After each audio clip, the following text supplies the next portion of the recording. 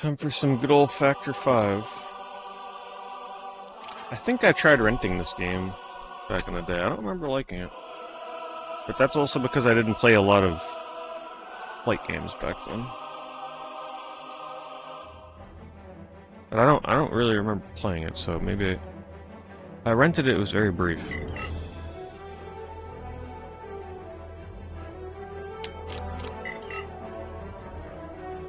Guess we'll just keep everything default.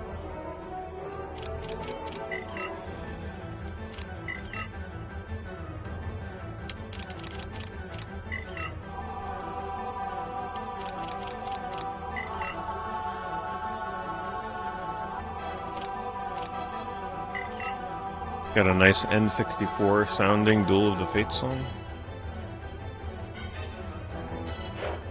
So it looks like somebody before me just played like 2 levels.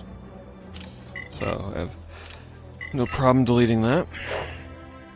Let's see, do we want Rumble Pack? Do I need the controller pack to save? I want Rumble Pack on, obviously, though.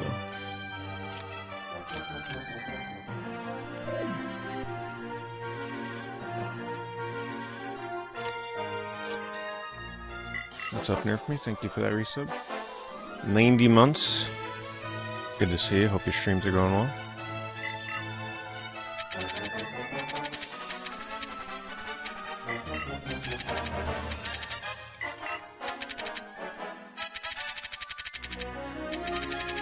How do we end it? We have to do 3 letters? Guess we do.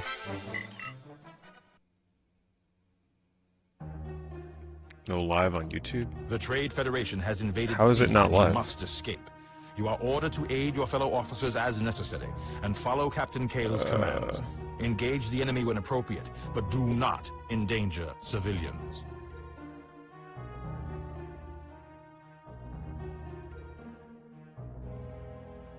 Should be live. Is this... Hold on, the visibility may be messed up. Oh, that's why it's unlisted. I don't know why I defaulted to that. The Trade Federation has invaded Theed, and you must escape. You are ordered to aid your fellow officers as necessary, and follow Captain Kale's commands. Engage the enemy when appropriate, but do not endanger civilians.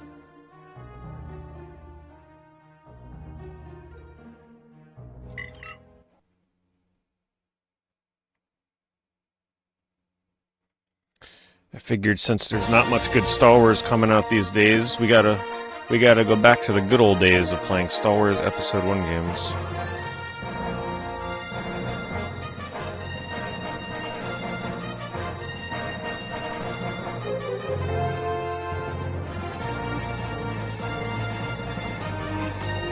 Back when the crawls used to make us feel something. Turmoils engulfed the Galactic Republic. Taxation of trade routes is in dispute, and the greedy Trade Federation has resorted to violence to resolve the matter. Acting on orders from a mysterious Sith Lord, the Trade Federation has sent an invasion force to the small world of Naboo. The Trade Federation's leaders hope to capture the peaceful planet and steal its resources before the Republic can respond to the crisis. As the Trade Federation marches on the Lieutenant Gavin Sykes and the volunteer members of the Royal Security Forces are Naboo's only hope.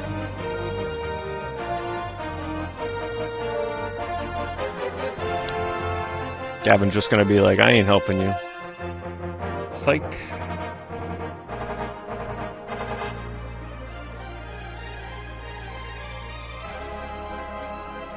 My god, does that sound like MIDI N64 music?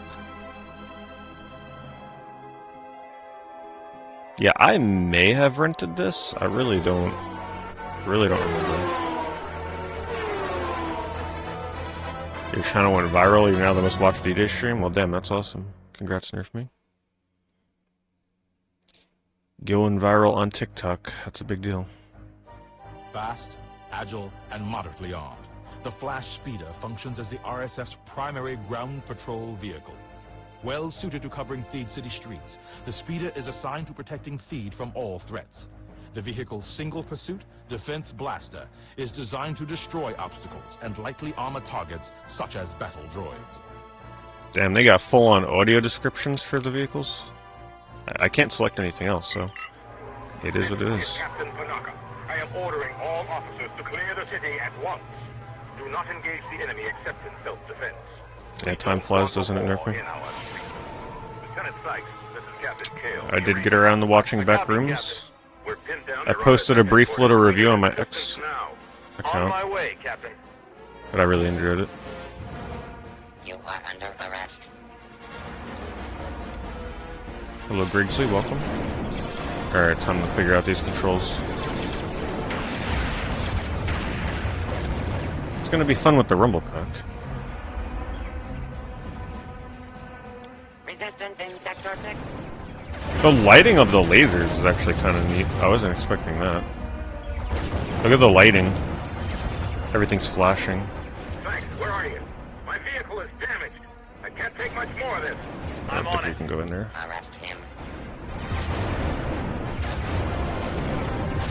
Well, it's a pretty small speeder. I beat Buck Bumble, yes.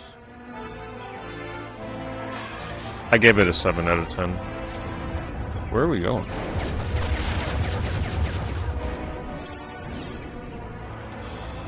Hello? Oh, I didn't see the light over there.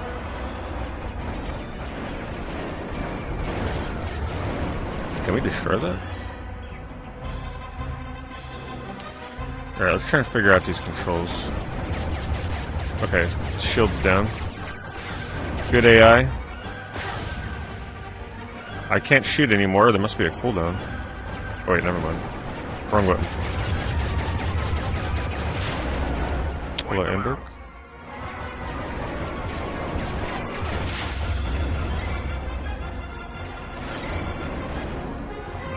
Do I have to kill everything? Thanks for the assist, Lieutenant. Now let's move out.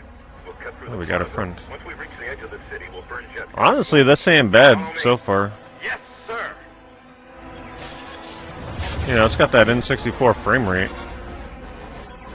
But it's got that Star Wars feel. This game feels more Star Wars than most recent Star Wars sources. I guess because of the music and the voice acting. Out here. Uh-oh.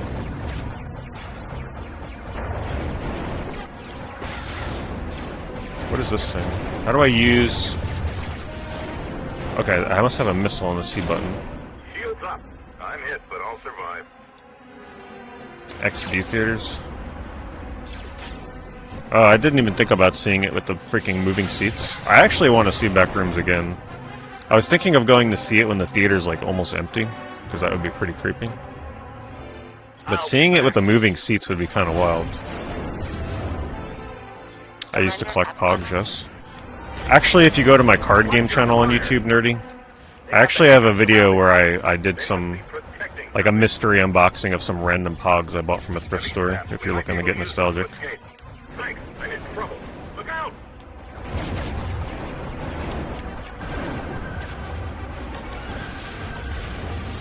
That's hard to aim. Oh, we got a battle tank. Got him. That's a cool explosion. The farmlands and head towards the swamp. Let's take those heavy stabs. Oh, thank you, Video Gamer. 600 stream watch streak. Video Gamer still has not lost it. It'll be a sad day if he ever loses it, though, to do some glitch or something. Let me tell you. Appreciate it. Thanks so much, Video Gamer. It's just a random Padme Amidala. Because why not?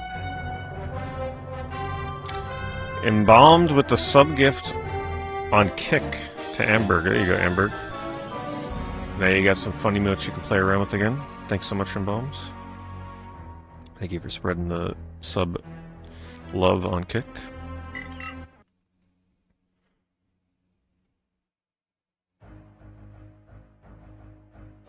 A modified version of the standard recon stat, the heavy stat supports laser cannons and powerful... I love their attention to Unlike detail the with armored vehicle, telling you the it's vehicle you're typically about to used use. explore dangerous areas, Makes or it feel mount more retreating enemy forces. Less immersive. agile than the generic stat, the heavy stat has difficulty traveling over some terrain, including rivers.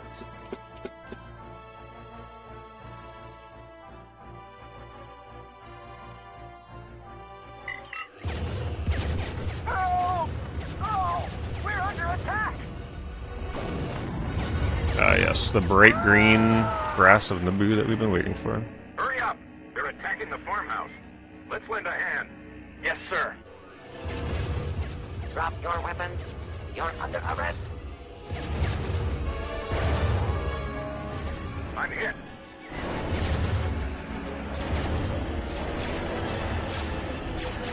This actually looks pretty cool. Roger, roger. Roger, roger. Let me just test my missile real quick. Okay.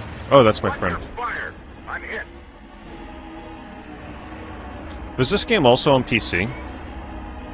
Because I know console-wise this was only on N64.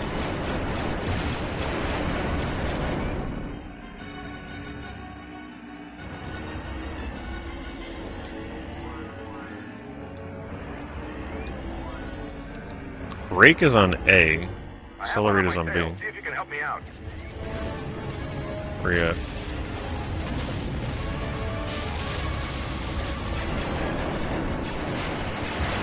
Good job.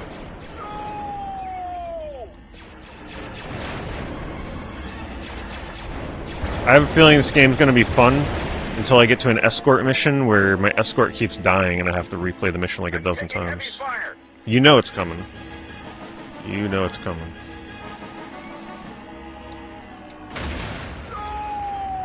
Did I just kill my friend? Because that was a green icon. Where is he?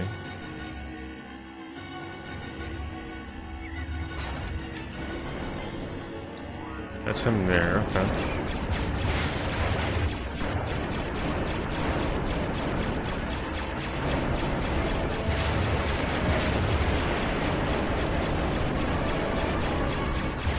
Thanks for the assist.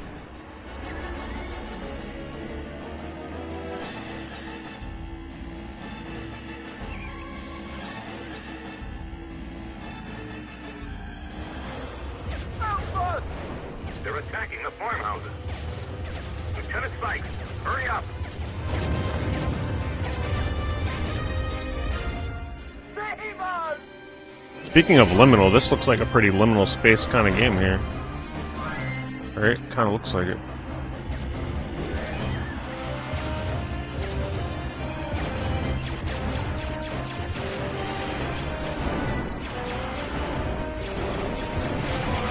Lieutenant Sykes, incoming snap! Protect this area. Oh, what was that? I hit into him, maybe jump.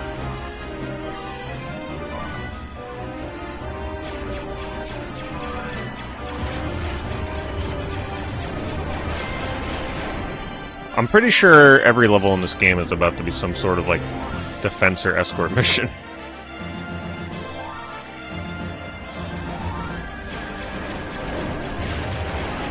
The heck is that?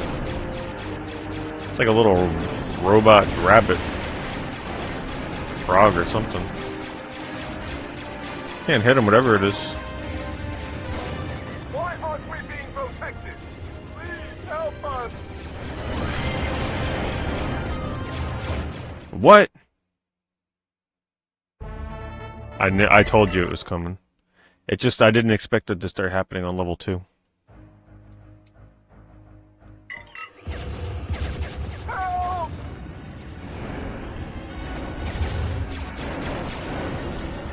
I'm still trying to get around why the B button is accelerate and A is brake. It's just like throwing me off so hard. Roger, roger. Help!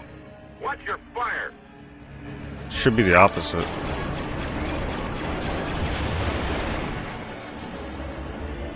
So I keep braking instead of accelerating sometimes. I have one on my tail. See if you can help me out.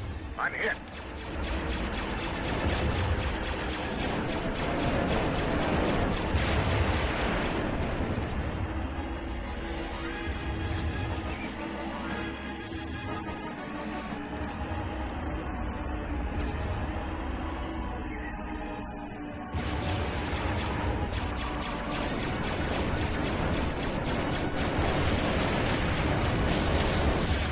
Good job. No! Get the friendly fire. It's dizzying.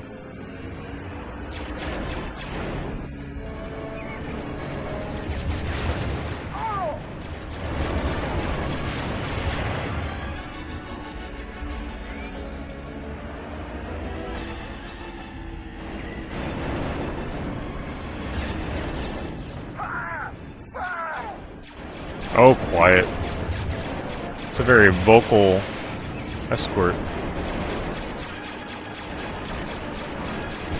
Thanks for the assist. I love how they're just going after him the entire time and just ignoring me.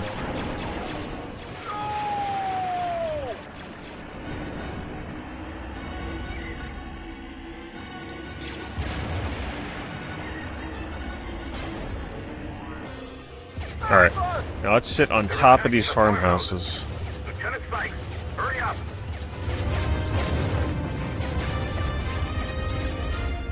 Save us!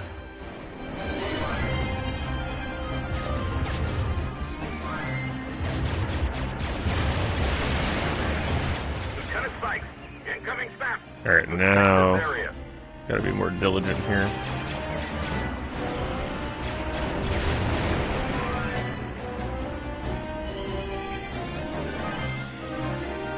I like the MIDI music in this game though, it's kinda sounds so nostalgic.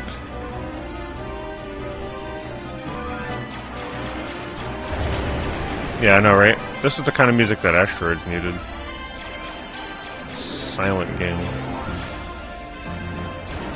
Come on. Let me get in there before they destroy it.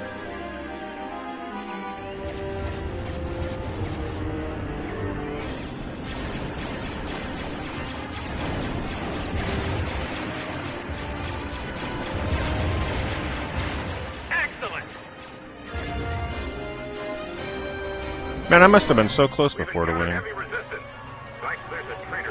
I haven't played Battle Engine yet. Once we find them.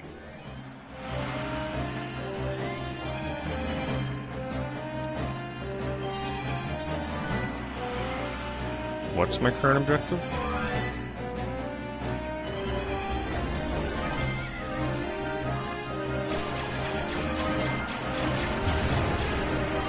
Hello, GG's. Keep your eyes open and your head up, Lieutenant. Watch my back and provide cover.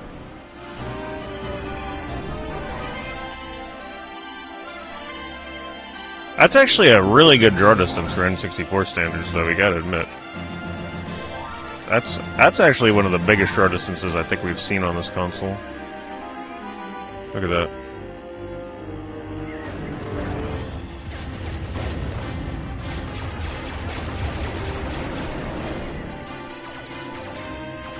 Look out! Incoming AAT!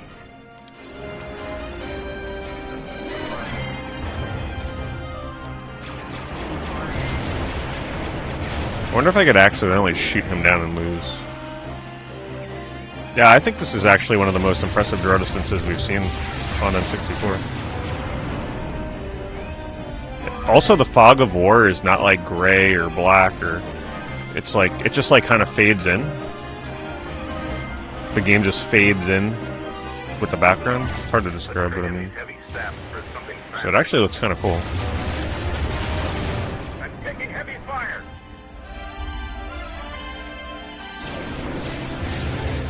I can't take another direct hit. Are you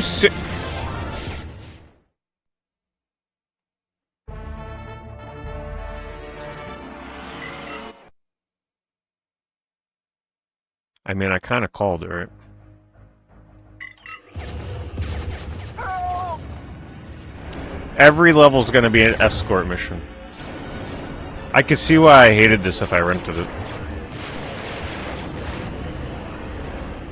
Roger, roger. Roger, roger. Get the friendly fire! I'm hit. I wish I could see a health bar on my teammate or something. That would be nice. No checkpoint. No nothing. It's a long mission. Is there a way I can swap? Accelerate? Seriously? Guess not. That's just driving me mad. First game I've ever played where B is accelerate and A is brake. I have one on my tail. See if you can help me out.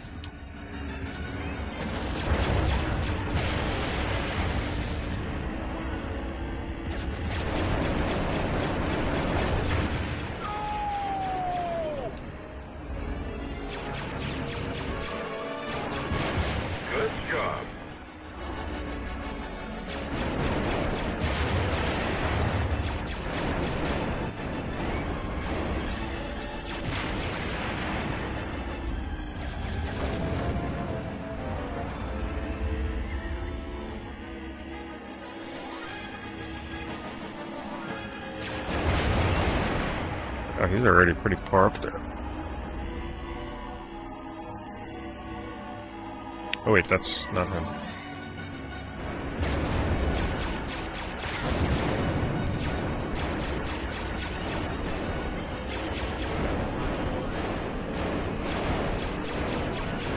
Can we get a better angle so I don't hit the ground?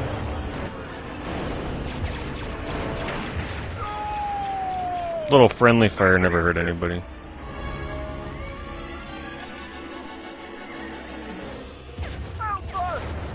They're attacking the farmhouses. Lieutenant Sykes, hurry up!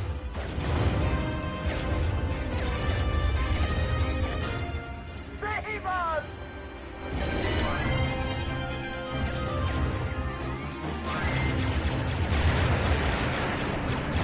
Lieutenant Sykes, incoming SAP.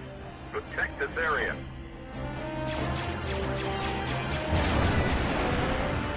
Okay, I'm not even going to go for the faraway ones. We're going to stay really close.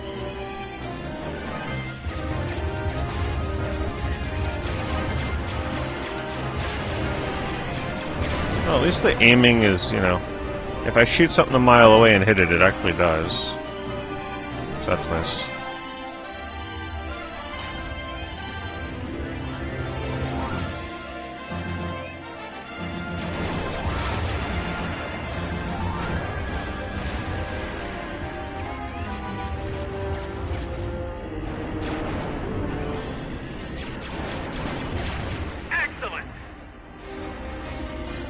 Okay, we're good to move. Alright. Wish it was a checkpoint. Sykes, there's a trader village in the swamp. They'll help us once we find them. I guarantee you that tank that killed my teammate last time, I guarantee that's like the final thing in the mission. And it killed me right at the end.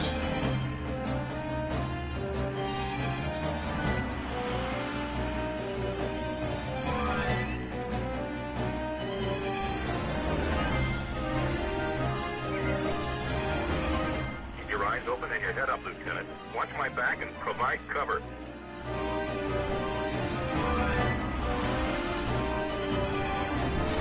Whoops. Okay, let's intercept these.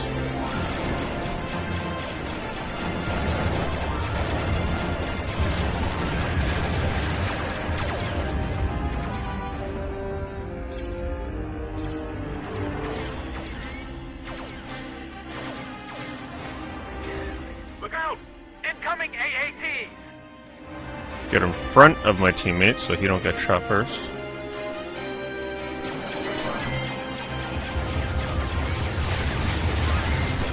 Okay, yeah, you definitely want to hit them with a missile.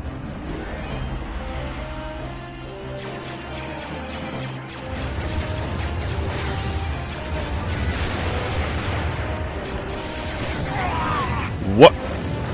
That was me this time? Oh, I have life. Okay, I was about to say. Goodness. Trade in these heavy staffs for something faster. Oh my god, that's my teammate up there. What are you doing? Wait for me. Get it out of the way. Let me take the hits. Oh my god.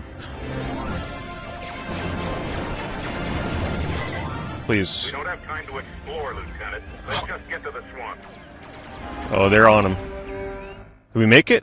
Oh. The Naboo RSF cruiser functions as a tree. Oh, we get to choose if I want a different... Oh boy, The what? Naboo Why do I RSF feel like if I cruiser choose this thing, I'm functions just as a gonna... training vehicle for He's gonna potential die. N1 pilots. Its weapons, shields, and other equipment are significantly less powerful than those aboard the N1. However, the cruiser is still among the most formidable vehicles in the Naboo arsenal. What can go wrong?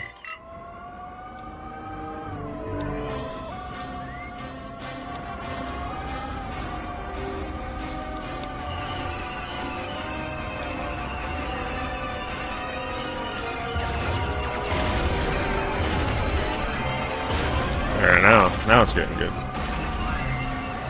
As long as my teammate can't freaking die anymore. Oh, that was him right there. See, I knew I was right near the end last time. I love how they make me switch into that for literally like 5 seconds of gameplay.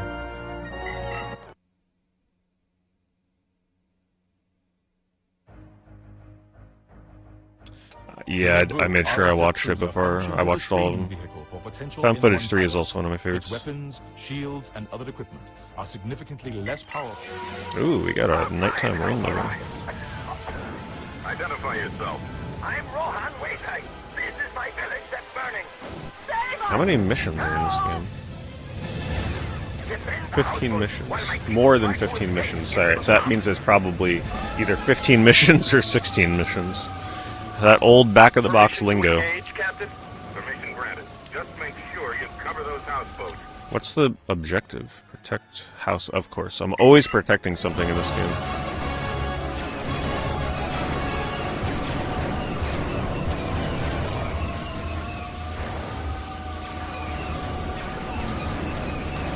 I just love the sound effect of the lasers on these things.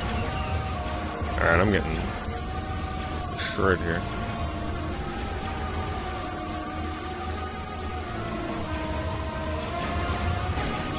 It's hard to tell what one's what here.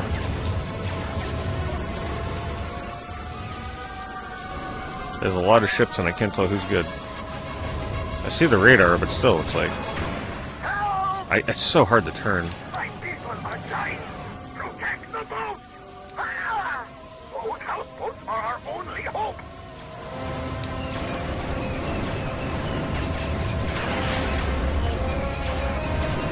Excellent.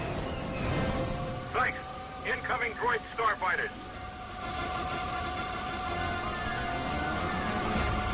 Horror Month definitely won't be in November. Or you mean the Star Wars game? I'll figure something out. I'll probably just have to stream it, like, late at night or something. It's not going to conflict with the horror games.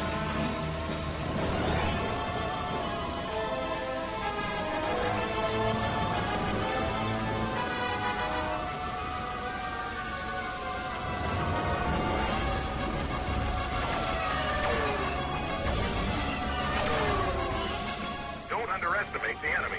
Hit them fast and hard. Is that a good guy? I can't... No, that's not.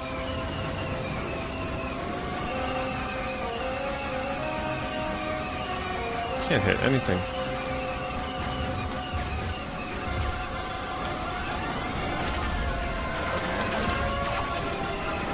See if I can hit him with a torpedo. Or just do that. They attacked us when we refused to surrender.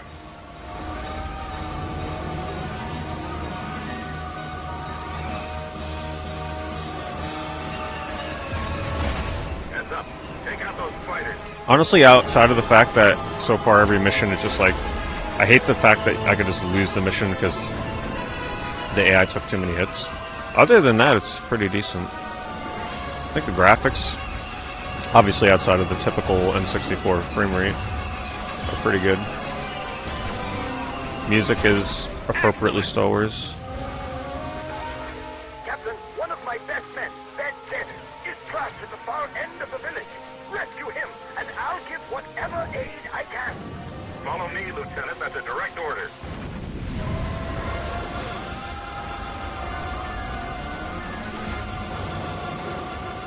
Hey! Captain Kale! Help me out here! Thanks. That must be Devis. Let's pull him out of that kooky trap. Yes, sir! Can't wait until we get the actual yellow starfighter. Captain, droid starfighters are in the area!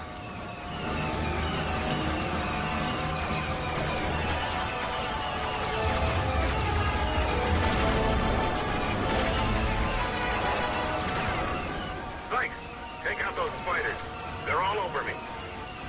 Oof, that was close. Trying to catch him. Got him. Yeah, no, isn't it nice to play a video game that has music? Unlike Asteroids, that game would have been so much better. Factor 5, yeah. You can count on pretty much most of the flight games being from them for Star Wars. I don't remember this one getting that much praise, though. I guess because it was Episode 1 and it was pretty much a requirement to hate anything Episode 1 back in the day. It's all yours. This game did do something really funny, though, at the start. When the N64 logo appears, it drops on Jar Jar Binks and kills him. I thought that was pretty funny commentary. It was though the developers were saying, listen, we understand. No Jar Jar.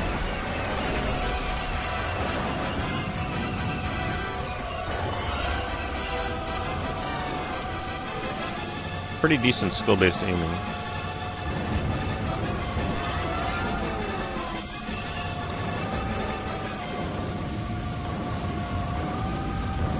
Where is he?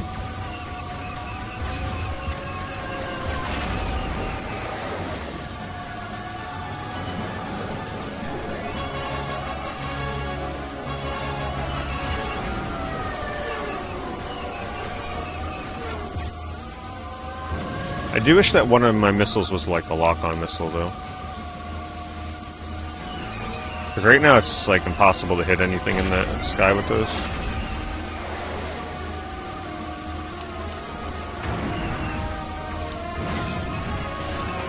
Ooh, I'm almost dead. One more hit, I think I'm gone. Good work, Captain. You and your lieutenant are well trained. Thank you. Now, how can we help you? Whatever gets recommended to me while I don't really like focus We're on just simple traders. one or two in particular. It's just whatever's in my subscription feed or like my recommended feed. Maybe he can provide some assistance. Excellent. Can you give me the coordinates? I'll do better than that. I'm sending Zed with you. Can we please just end the mission?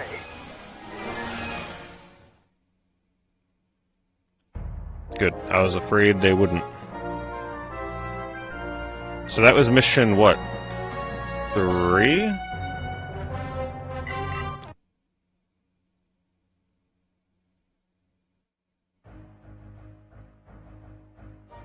Fast, agile, and moderately armed, the Flash Speeder functions as the RSF's prime... Sir, we're closing in Hello, on our J-Stu. smuggler friend. I doubt he'll be happy to see us. I agree. Stay alert. I'm picking up droid starfighters on my sensors. I'm hit! Captain, my fighter is damaged. Head to the next security hangar. You'll find a speeder there.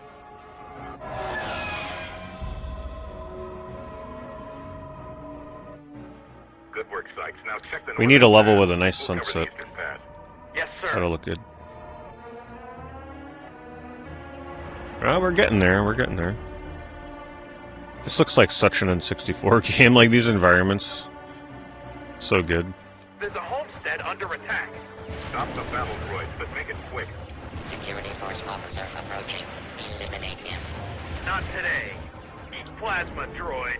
You're done for, bolt brain. You're blaster fodder.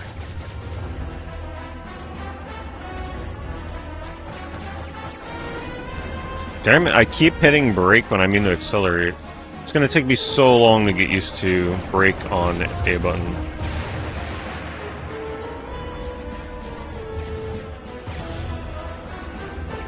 Look at that, when you fire one laser, you can see the light traveling with it. That got him. Look, see? It's pretty cool.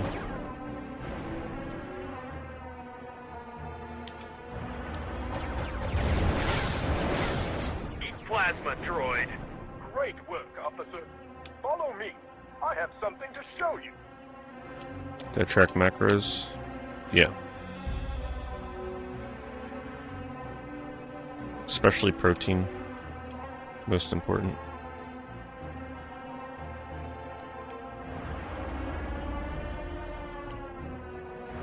Can't get over that. There we go. You're under arrest. Help! These levels remind me of like Smuggler's Run. Oh, sorry. I think I just blew that guy up. I love that you can at least kill friendlies though and get away with it. Requesting permission to rescue those civilians. You can't fight them all. Move on. Oh, I might be dead. Orders. I might be dead. Alright, they're telling me to move on. Fine, they can die. I don't want to die. Is there no healing drops anywhere in this? How do you get health back? I've got missiles equipped, and if I press down on the C button, they fire, but I don't think they lock on. Unless I gotta hold it. Captain, I spotted a cargo vessel. It's under attack. Make contact, Sykes. Then lend a hand. Yet another escort. Surprise, surprise. Don't get in any trouble until we show up. No promises. Sykes out. Cargo craft, this is Lieutenant Sykes. What's your situation? What's it look like? We're pinned down. But you got 100% everything in the game to unlock the Darth Maul level? All power has been routed to the deflector shield. I'll lend a hand. Oh yeah, I played Star Wars Arcade. It's like one of my favorite 32X games. Definitely one of my favorite Star Wars games. I think we can handle it now. I'll scout ahead. That is like such a Star Wars feeling game. It's also fairly hard too. At least the later levels. Hey, Naboo boy. Tanks are up ahead. I'm hit, but I'll survive. Yeah, I'm about to die. We're pinned down. I spent too much time fighting stuff earlier when I shouldn't have been. I keep forgetting they give me lives. Oh shoot, we got a freaking escort guy that's dying. Rear shield's down. I'm coming. He's totally dead. This cargo ship will never survive. Oh god. You can't leave the things you're protecting for a second in this game.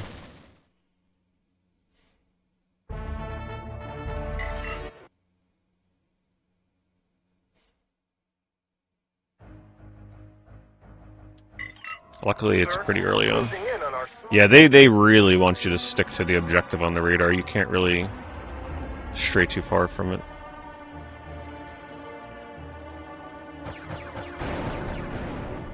There's a homestead under attack. Stop the battle droids, but make it quick. Security force officer approaching. Eliminate him. I like the laser trajectory on You're this done for, vehicle. full-brain. Eat plasma droid. Leading the shots with this just feels so much better.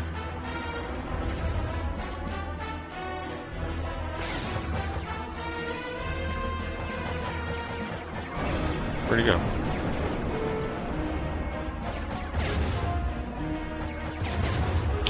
Man, this droid is so trolly. That got him. Hello, Alcia.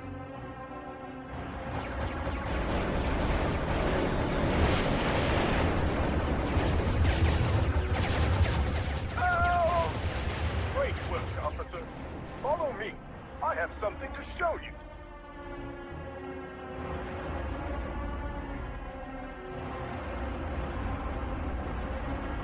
See, that's what I was talking about. I was saying how like this game got. I don't think I heard anything good about this game back in the day, but I was saying because pretty much anything Episode 1 was automatically hated. Didn't matter if it was actually decent. Like people, it was like a rule that you had to hate Episode 1 stuff back then. I feel like we were misled about this game. It isn't much, but I hope it helps. Oh, thank you. I'm not sure what the heck that is. First secret. Yeah, the only thing I feel like that was universally praised was Episode 1 Racer. I don't think anybody hated that game.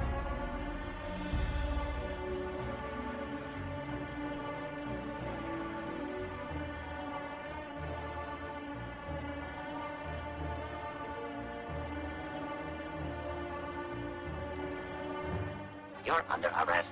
Help! Yeah, so we gotta immediately abandon. You probably unlock a secret here if you stick around and protect them. But we gotta go protect that ship. Captain, requesting permission to rescue those civilians. You can't fight them all. Move So- on. You definitely get a reward if you save them.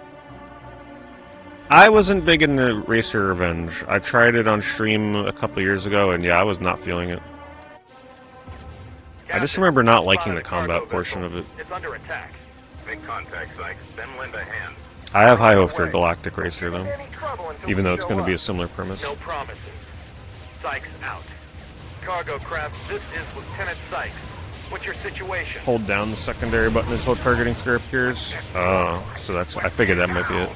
We've lost our main engines and our repulsors are failing. All power has been routed to the deflector shield. Thanks. I think we can handle it now. I'll scout ahead. Wait, seriously? All I had to do is destroy that tank? There's no way. Oh god. Okay. At least they give you lives. Hey, Naboo boy. Tanks are up ahead. I'm hit, but I'll survive. We're pinned down.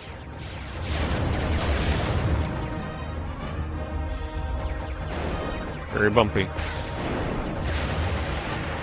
No! No, don't. Oh my god.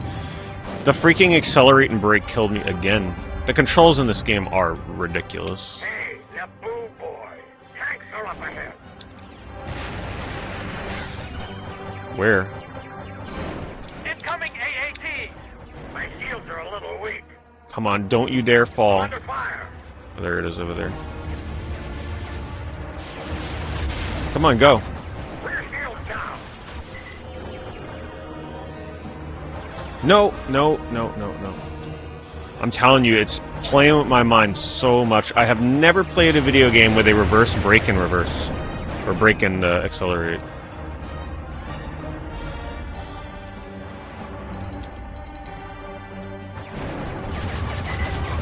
Ooh, I am out of missiles. Naboo boy. Tanks are up ahead.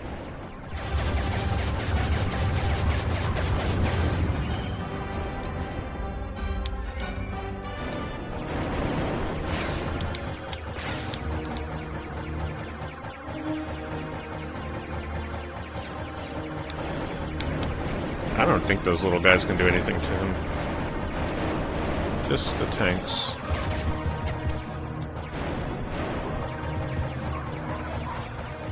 You're done for, bull brain. Hey, Oh Naboo no, boy. no. Come on, Tanks come on, are turn. up ahead. Turn, turn, turn.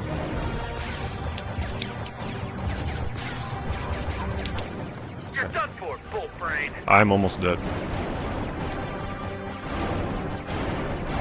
I don't know how many more lives I have, they don't show me.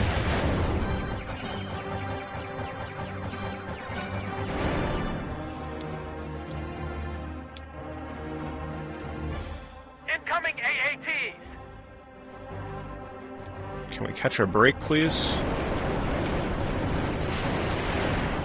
Hey, Naboo boy. Quiet. Tanks are up ahead.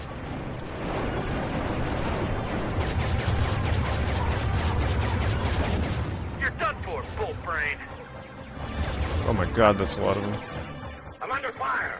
How? From Cargo what? ship will never survive. Oh, another tank. No, you gotta be kidding. The hull has been breached. Because I missed one tank?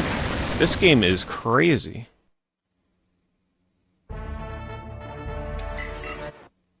I hate escort. I could see, like, if I rented this as a kid, I must have absolutely hated it. Because I can't stand escort missions. Closing in on our smuggler. Because that's all it's been so far. Escort missions.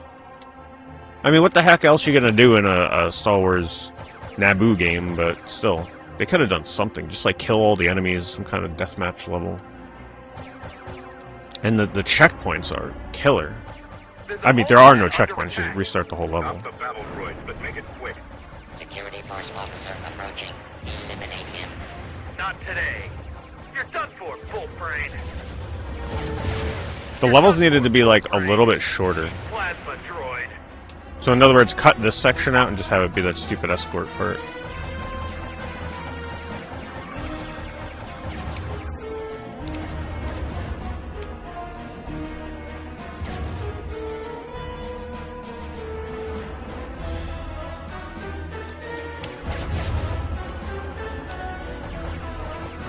Come on.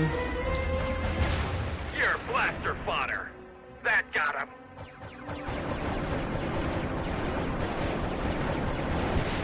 You're blaster fodder. Oh! Great work, officer. Follow me. I have something to show you.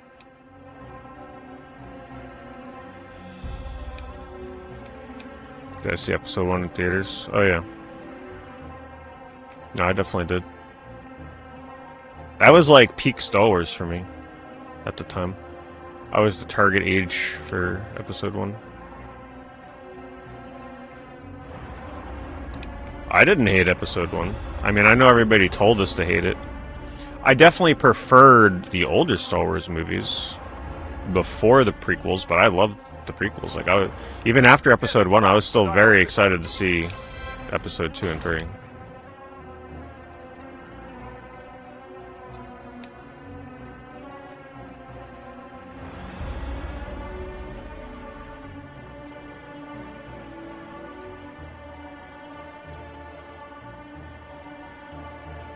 Yeah, and then I'm pretty convinced that Miyamoto just wants to keep pumping out Pikmin all the time. No F-Zero, You're under arrest. no Chibi Robo like everybody's asking for. He just loves his Pikmin too much. I think he, like, overestimates the demand for Pikmin games, though. They're fine once in a while, but we've been getting a lot of them. But that's he's biased. He says that's his favorite series, so makes sense.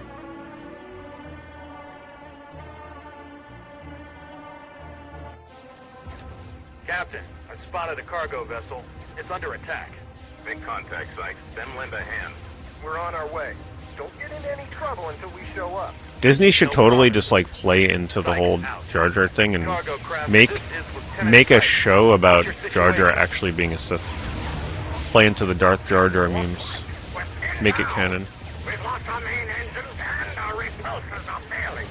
All power has been routed to the deflector shield. I'll lend a hand.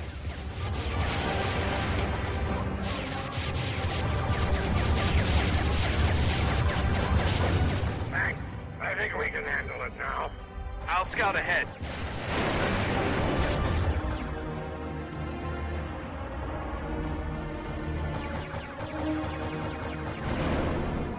They did that with a Lego special. Oh, did they really? That's funny. Hey, Naboo boy. Like a show? A Lego show? Or in one of the games? I forget. I think it was a book, was it? I think one of the official canon books had, like, Jar Jar after the prequels was just, like, a street performer or something super lame. And that was the canon. Something dumb.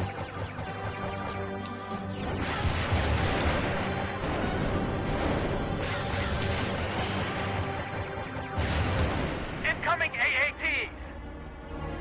What other counters? Yeah, it seems like it's a pretty... I mean, other than having to redo missions because every mission is a escort or defense mission. It's very impressive for an N64 game. The graphics are actually really good.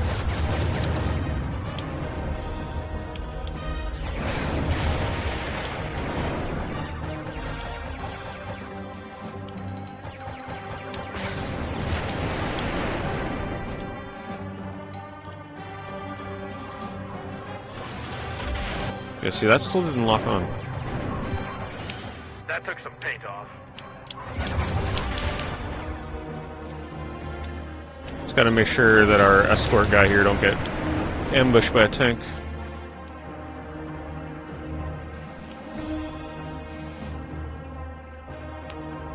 Nah, to go from a senator to being a street performer? Come on now. They did Jar Jar dirty.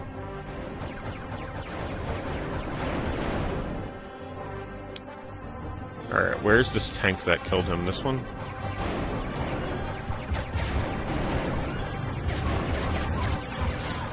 Hey, Naboo boy. Tanks are up ahead.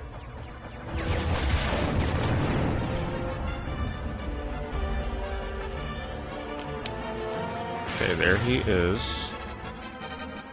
I must have been right at the end of the mission. Where are you going? I'm right next to you.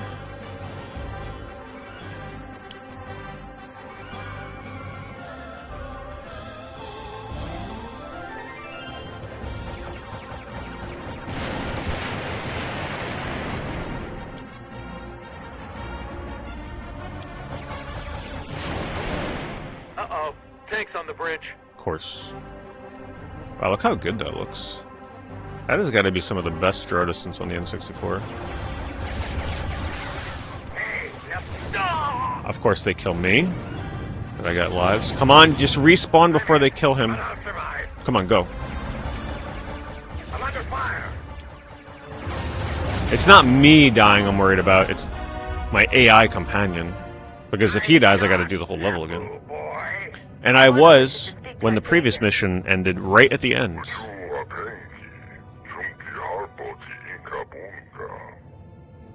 The Honorable Borbo the Hutt would like to thank you for all your help. I did play original Battlefront Online back in the day, but I'm looking for allies in the fight against... admittedly I didn't get into it that much. And I'll tell you why, because at the time it came out, I was still heavily into playing SOCOM games, and SOCOM games were all about like pinpoint precision.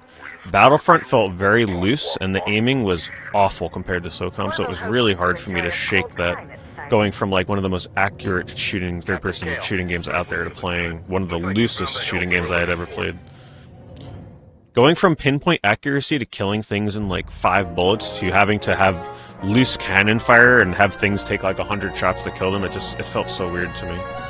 Otherwise, I probably would have really liked it.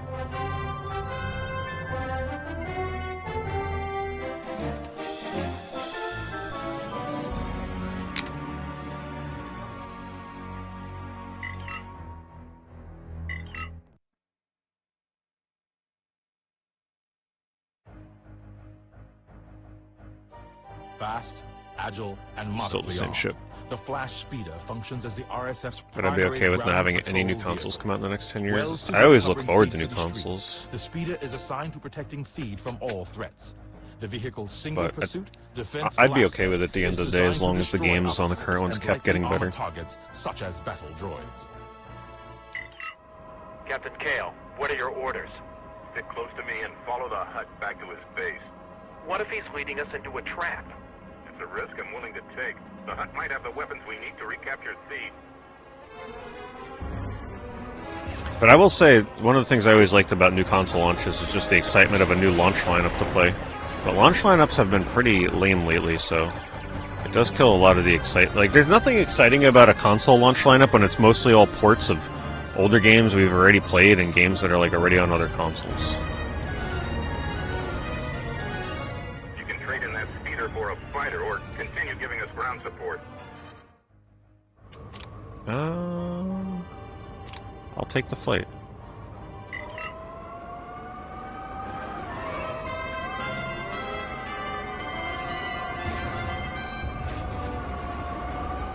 Gavin, this is Bed Hello, Mason. Captain Kale has ordered me to provide ground support.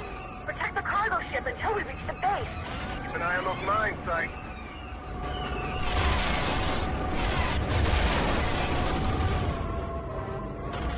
Great work. Let's get moving, Lieutenant. A year ago tomorrow was the Switch launch. Interesting. Watch those turrets.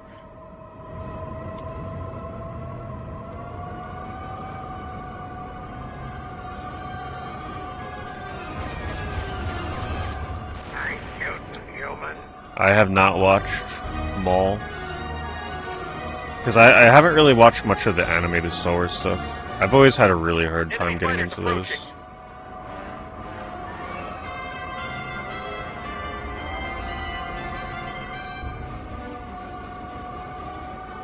And I'm pretty sure Keanu Reeves would do a good job with any role he was given in Star Wars. Our towers keep them protected.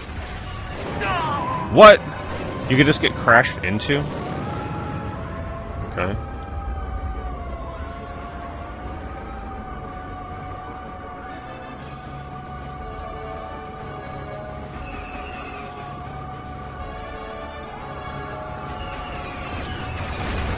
I still haven't figured out the lock-on shot. Okay, so that, like, locks me in place. Is there an alternate missile button?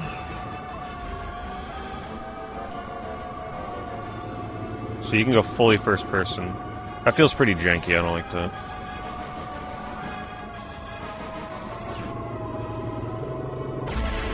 Well, I just flew into that.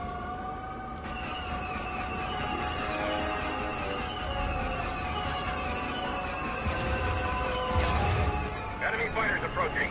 Gavin, you take them out. Everyone else, flight cover. The mountain textures are actually pretty decent.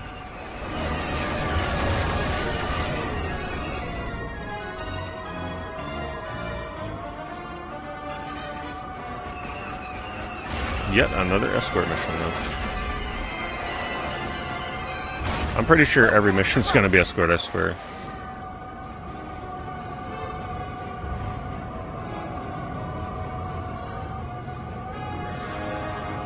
PS2 is definitely one of the best launch lineups. Even PS3 was fun, even though the launch was kind of disappointing. At least they had some exclusive games, like Resistance was a standout game. No problem, Ridge Gavin. Racer was good. Watch for ground forces. The Trade Federation. They've discovered the base. Incoming AAT.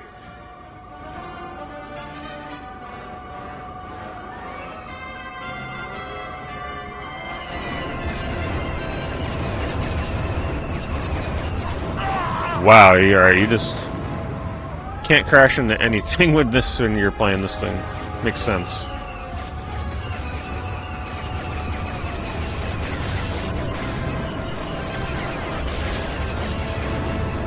Maybe I gotta unlock homing missiles. Now where's the base? Says you have to equip all missiles to hold down as soon as you get close. Yeah, I don't know how you equip the missiles. I'll have to figure that out. Thanks. Pick your targets and go. Torco power. Don't worry, we're almost home.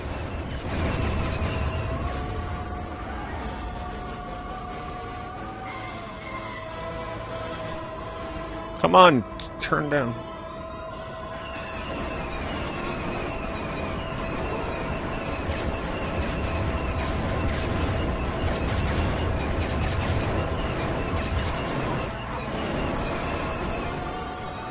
You can stream 360 games? Did they just announce that or something? If you can't stream Sonic 06, then I don't care.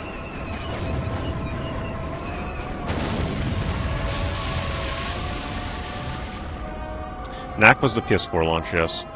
Knack was one of the sole reasons the PS4 launch was fun. I need to play Knack again. I'd play Knack way more often if the game wasn't so long. It's not a game you can beat in one sitting. It's more like a 1.5 sitting game. It's pretty lengthy. Where is this ship? And also the story sucks in Knack. Knack's story is so boring. None of the characters are likable. Even Knack himself is not super likable, I'm gonna be honest. Good work, Sykes. Adela, the Trade Federation has been neutralized. Not quite. I intercepted a transmission. They've called for reinforcements. We'll need to make a quick exit. Keep clearing a path to the factory. Yes, sir. I saw that Lego theft stuff getting recommended to me in my video feed, but I didn't watch it. Don't underestimate the enemy. Correct, but watch the collateral. Something about some guys stealing $250,000 worth of Legos from someone and selling it at their store or something like that. Sounds like a fascinating story if it's true.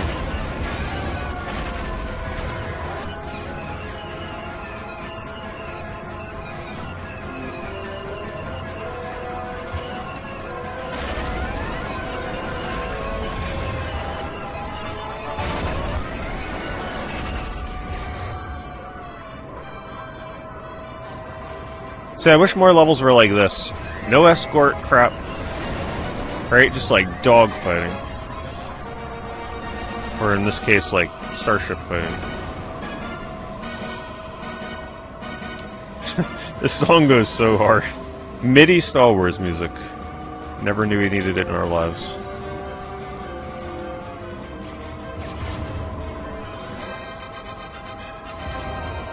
It's hard for me to see the enemies. I'm even looking at the radar.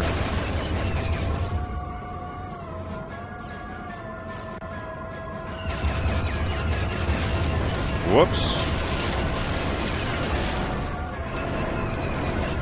Crash.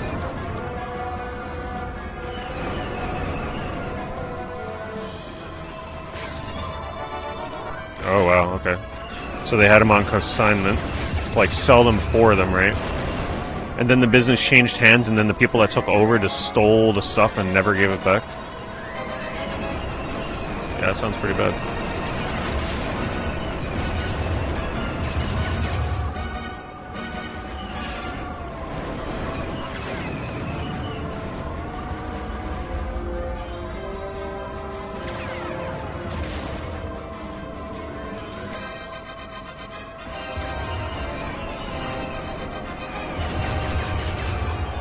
Are you kidding me? I didn't hit the building. Oh, man. And that's game over. Because, like, every death was a crash. Whatever, at least that mission's fun. Wait, is it? Excuse me? Why did it boot me to the main menu? Okay, I thought it had like a life system, maybe. Now that Borvo...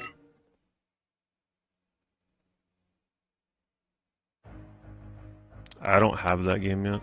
Fast, I don't think. agile, and moderately armed. Maybe I should stick with the ground speeder, I don't know.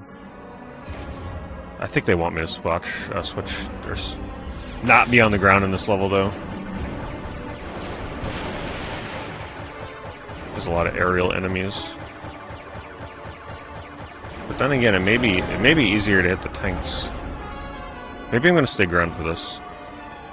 You can trade in that speeder for a fighter or continue giving us ground support. Because if I don't give them air support, they'll probably take out the flying enemies for me. Gavin, this is Vet Devin. Captain Kale has ordered me to provide air support. Protect the cargo ship until we Yeah, reach see, the base. now Keep an eye on those they mines, give air Frank. support instead of me.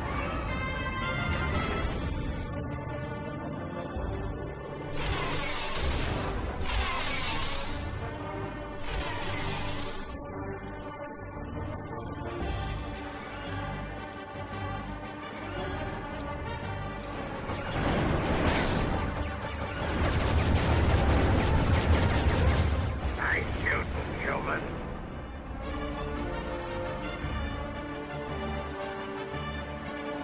I'm losing my shields. I'm no good to you up here, Gavin. Take out those turrets. You blew it, psych!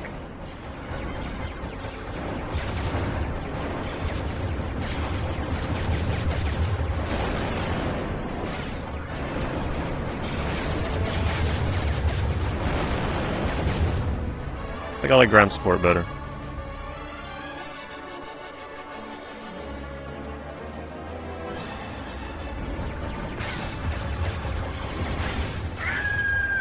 Where's my cover? Help me out here. We're gonna crash. What? Alright, I guess I gotta go air support. I was just doing my thing, taking out turrets on the ground, and they'd go and die. Alright. Well, yeah, Fast, agile, and moderately Carl armed. Jobs got The sued Flash by Speeder Billy Mitchell. functions as the RSF's And then he primary tried to ground control counter-sue vehicle. Billy Mitchell and Well lost. suited to covering Thieves City streets, the Speeder is Not assigned lost, to but like he was protecting denied or thieves from all whatever. threats. The vehicle's single He definitely got Captain Kale. destroyed in that case. Stick close to me and follow the hut back to his base. What if he's leading us into a trap? It's a risk I'm willing to take. The hut might have the weapons we need to recapture Thieves.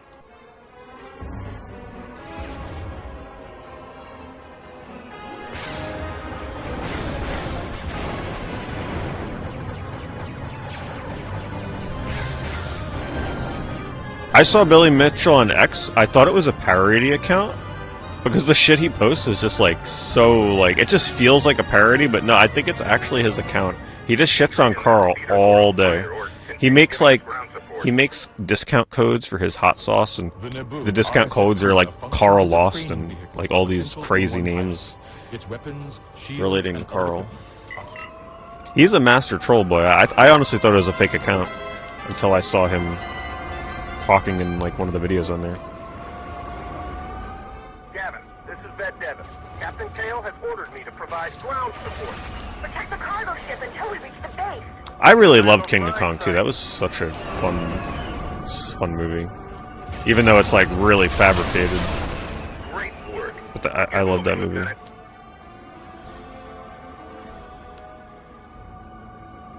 Watch those turrets.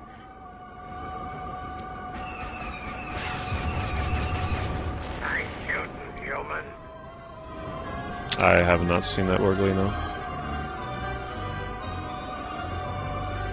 Holy Bandit. Remember your objectives. There's no room for hotshots here. Stay in formation.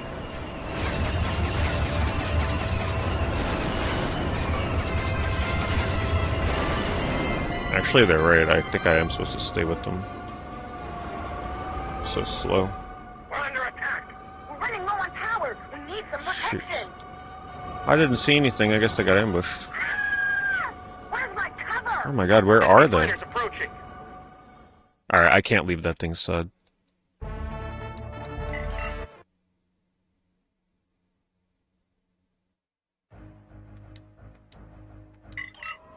Captain Kale, what are your orders? Stick close to me and follow the HUD.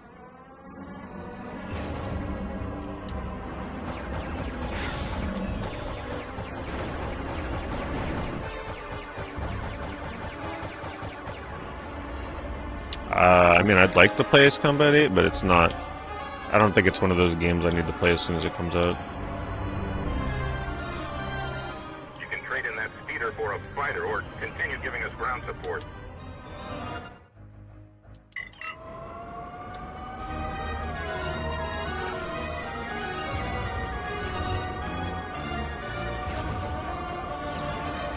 Gavin, this is Bed Devin. Captain Kale has ordered me to provide ground support. Protect the cargo ship until we reach the base. Keep an eye on those mine sites. See if I can get the mines out of the way. Or the AI can just do it for me. Great work. Let's get moving, Lieutenant.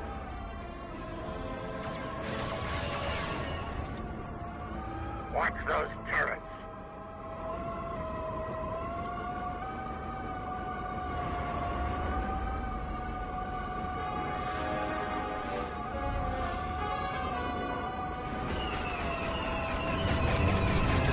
Nice shooting, human. I don't know what I was getting hung up on so hard back here that it cost me the level. Approaching.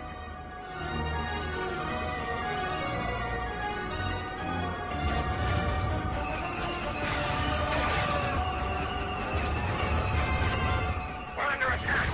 We're running low on power. We need some protection.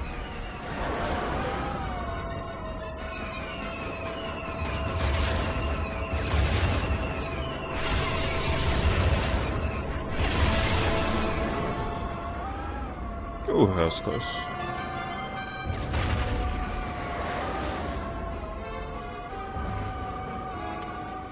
Enemy fighters approaching. Gavin, you take them out. Everyone else, flank cover. Yeah, I watched that one too, Life 2.0. I think it used to be on Netflix. That was a wild documentary. Yeah, people that are like addicted to Half-Life and live inside of Half-Life. I mean, not Half-Life, Second Life. The people that like used to sell, you know, they still do it, but back then it was still pretty unheard of. But selling stuff in Second Life to like make that their real full-time job. And then the people that like fall in love in Second Life and have relationships in the game. It was a very interesting documentary.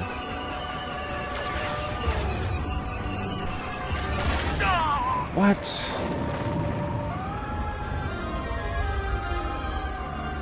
All I had to do was just not crash into that building and I would have been done with this level already.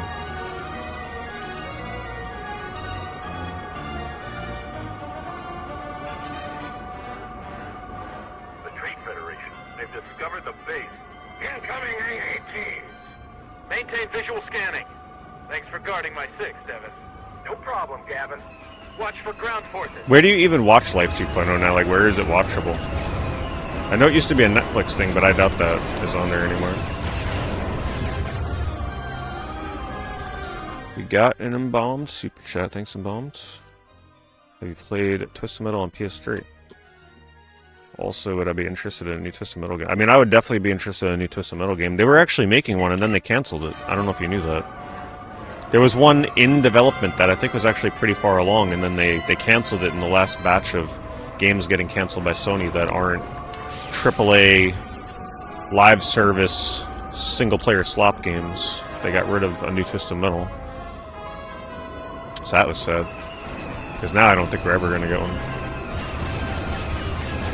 But yeah, I played Twisted Metal on PS3 a lot, actually. Oh my god. I streamed that game quite a bit too when it came out. I was actually ranked for the first day or two when that game launched. I was ranked #1 in the world for kills. I grinded the hell out of that game for the launch. Well, that was easier than hurting Shax. Yeah, they had a leaderboard for like who had the most kills in the game, and I was top of the world leaderboard. It only lasted a couple days, Don't worry, we're almost home. but I was up there. I used to play as a... I forget what the vehicle was called. It was like a hearse, and the special would shoot out a... maybe someone remembers the name of the vehicle. It was a hearse, and it would shoot out a casket as the special. And that thing would pretty much one-shot almost anybody you hit with it, but it was like a really good, like, crazy skill shot. I mained that vehicle and just grinded kills. It was fun.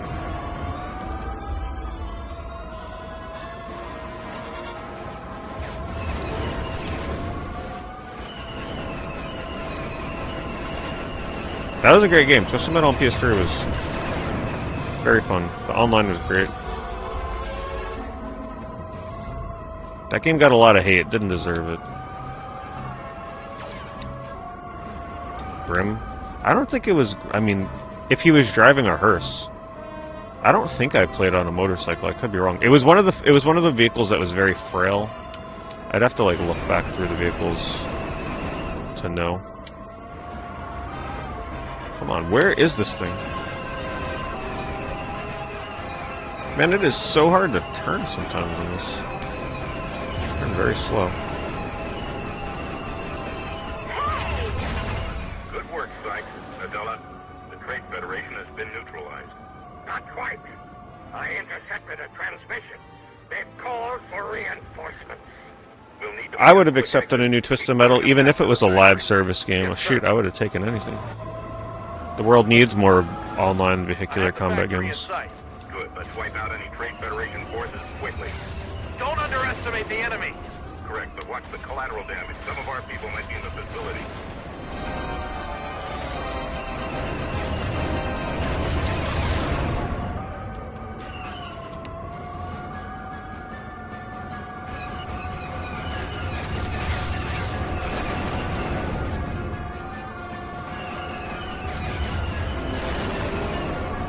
June 16th, by the way.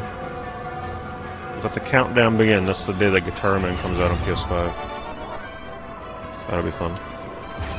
Sadly, though, I think it's just one of those ones that doesn't have trophies. It's not going to have the rewind feature to, like, practice the levels. I think it's just going to be a straight, normal... I could be wrong. It might be one of those enhanced ports that has trophies and, like, the rewind feature. I'm hoping it is. Also, I'm not sure if it's confirmed, but I'm not sure if that's going to be viable on day one. You might need to have premium service. I really hope that's not the case. The Premium Plus? PlayStation Plus? If that's the case, I might have to get like 1 month of it. Just so I can play that game. Well, that might have been what they were working on with Twisted Metal until they canceled it.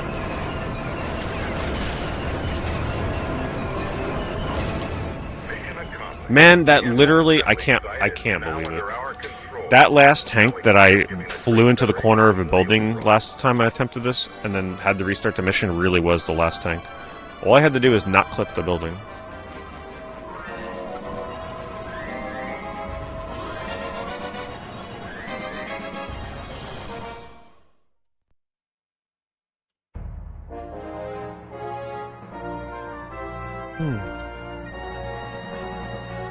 I doubt anybody would do that, Warbley. Oh.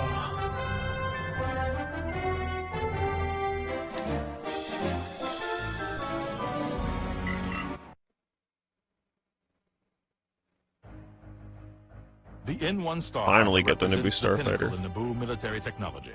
Armed with twin laser cannons and proton torpedoes, the agile N1 is designed for patrol and escort missions. Deflector shields protect the pilot, while an onboard astromech aids in navigation and repairs.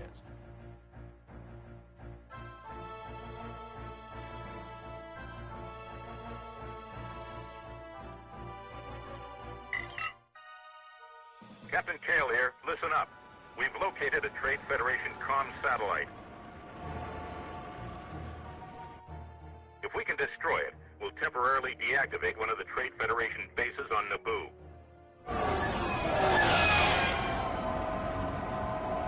Wow, space level. It looks shielded, but take a few pot shots anyway. It's well defended, sir. There may be shield projectors protecting it. Check your sensors, Sykes. There should be a shield projector displayed. Find and destroy it. On my way. There's the enemy. Right on schedule.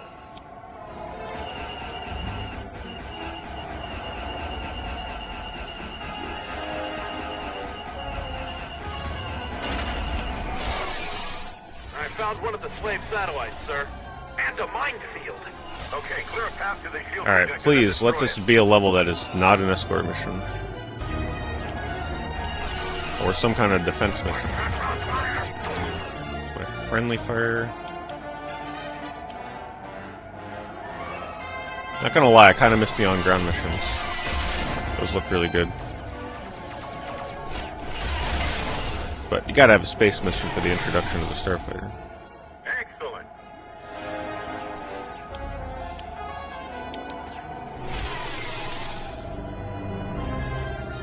Where are like on my radar? They should be right in front of me.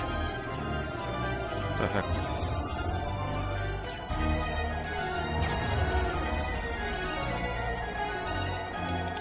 Oh yeah, I love the compressed MIDI music on here. Where is this thing? There it is.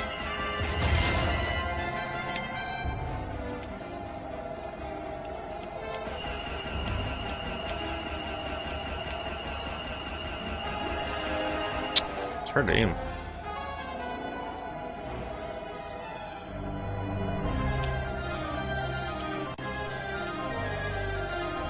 It's just like, I don't know what happens to the controls, it just completely flips out. Where is this thing? Hello? It should be like right in front of me.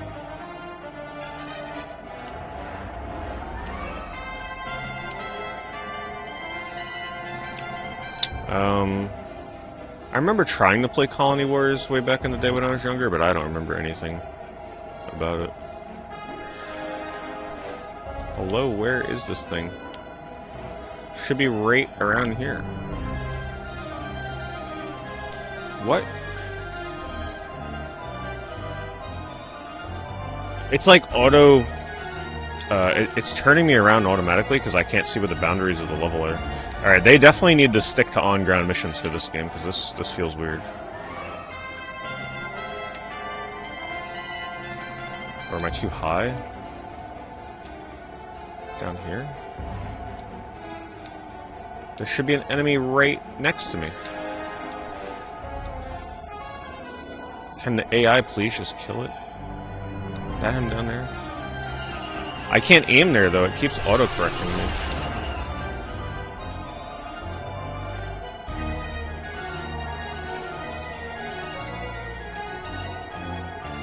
There's apparently an enemy right... Oh, do I have to destroy that thing? Alright, hold on. Maybe that's what it is. I thought I had to protect that.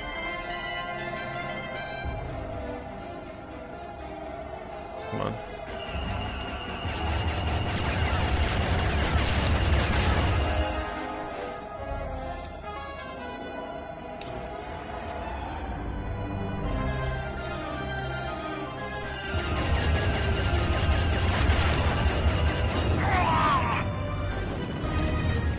So desperate, I'm just kamikazing into it. Nice work. Man, oh man. The shields on the comsat have weakened. Now we know how to destroy its defenses. Find the rest of the slave satellites and destroy them.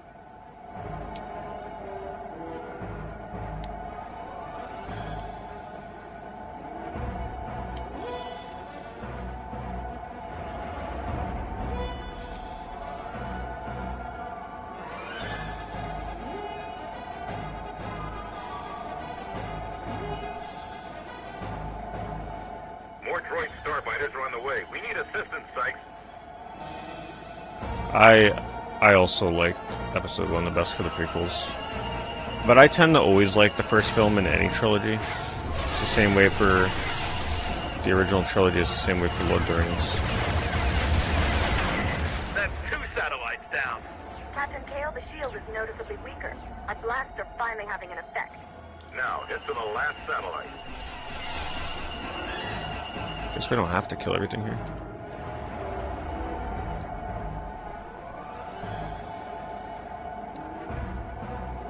Yeah. Yeah, no, I played a lot of N64 when I was younger, luckily. A lot of single player, a lot of multiplayer. Played it the way it was intended. N64 is not an easy console to go back to if you did not grow up playing it when it came out. If you didn't play this when it was new, it's probably one of the hardest consoles for people to go back and try and appreciate now.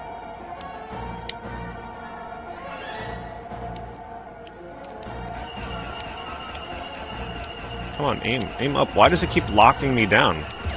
And the controls here are so weird. You see what it's doing with the camera, right? I have no problem admitting that the N64 definitely rides on nostalgia way more than other retro consoles. Alright, let's do that. Because the visuals can be a little hard for people to accept with how much fog there is.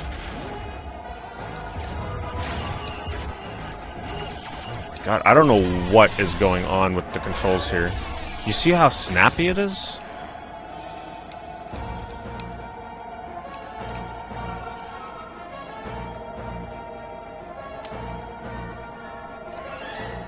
Not a fan of the space levels. Trade Federation scum. My droid is damaged. Well, at least when I die, I get all my That's the missiles. last one, sir. The shield is dropped. The comsat is vulnerable. Okay, move in and destroy that thing.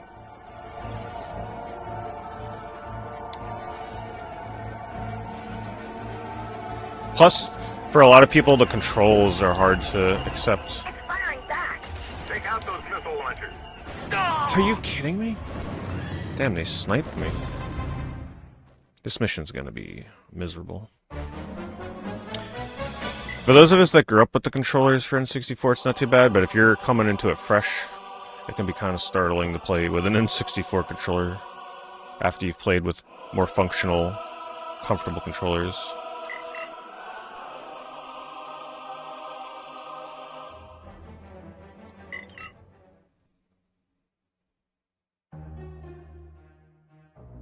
Volvo and Captain Kale plan to...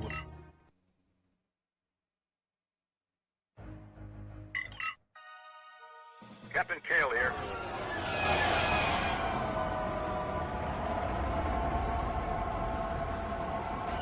It looks shielded, but take a few pot shots anyway. It's well Well, defended, sir. I plan on playing the Onimusha demo. Probably not until I get my air conditioner hooked up in here, though, because I have to play it on the PS5. And playing that on hot days is just not a good idea. The enemy. Right on. It's only a half-an-hour demo. But I feel like I need to try it because I need to know if the combat in that game is going to be for me or not. How much it relies on Dark Souls combat. How was it for those of you that played it? Does it feel like a Dark Souls game? I found one of the slave satellites, sir. And a minefield. Okay, clear a path to the shield projector, then destroy it.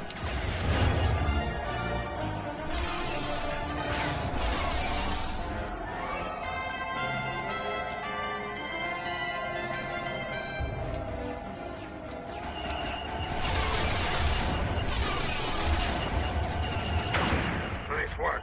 The shield's on the Playing combat Sonic equation. Unleashed on your I know how iPad? to destroy its defense. What, are you streaming your Find a Series X to your resistance iPad or satellite something? and destroy them. I'm using the 8-bit Doge N64 controller, so it pretty much feels like I'm using a Switch Pro controller for the most part.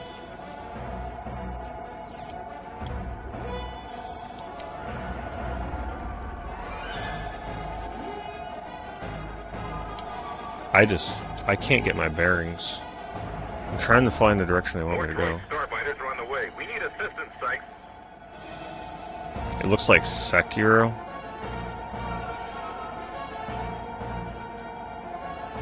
I don't know if I'm gonna like that. Does it play like a Souls-like, is all I need to know.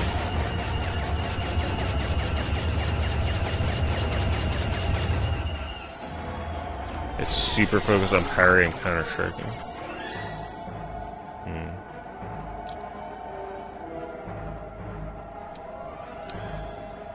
Does not play like Sekiro. Okay. Yeah, I'll just try it myself. That's 2 satellites down. Captain Kale, the I like that the game is linear, though. Our blasts are finally having an effect. Linear. I'm alright with it being challenging as long as it... As long as you can get away with some hacking and slashing and not having to parry every damn thing.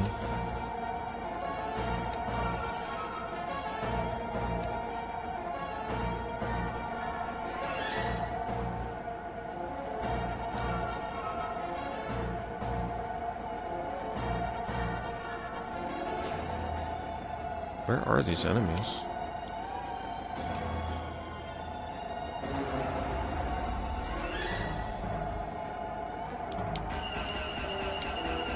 I don't know why it does that with the camera, I just don't get it. I try and aim up and you see what it's doing. That was alright sarcasm. I had to go quick because I did it before I went to see Backrooms. So I pretty much finished leg day and then went to go see Backrooms.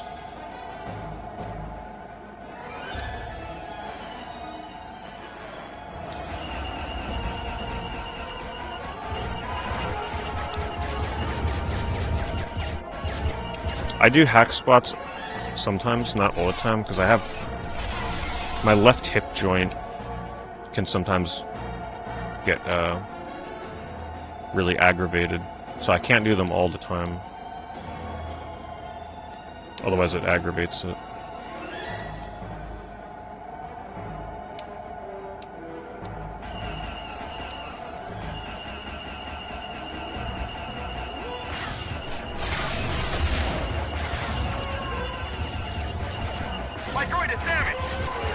I always do leg press, but hack squat is a lot harder on my hips.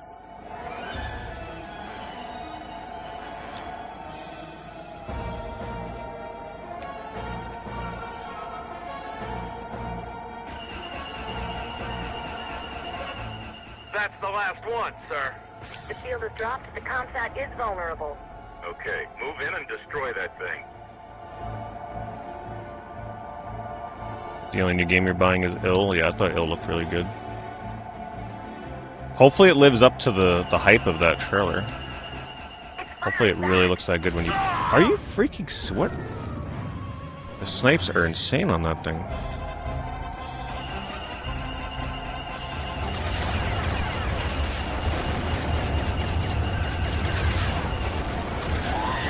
Wow. I lost my droid. Oh my god.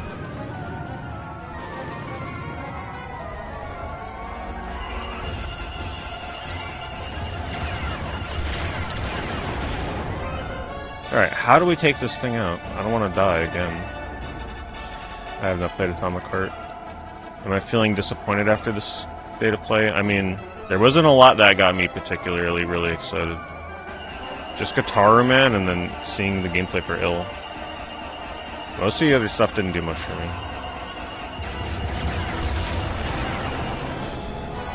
Don't forget, that was supposed to be our E3 from PlayStation.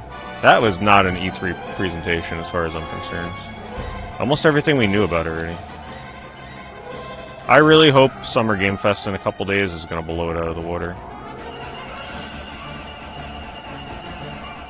This thing can sure take a beating. Hit it hard! Ooh, finally. Good work, people. We just put a Trade Federation base to sleep. No, Rayman didn't even do much for me because Rayman Legends... I'm not into Rayman Legends as some people are. I enjoyed playing Rayman Legends when it first came out. But by the time they came out with the second one, I was very tired of that formula. I'm just very biased. I want a 3D platformer Rayman. I don't want more side-scrolling Rayman. And it's yet again another remake. Like, it would have been nice to be a brand new game. I'm not even sure that's going to be a day one for me, to be honest.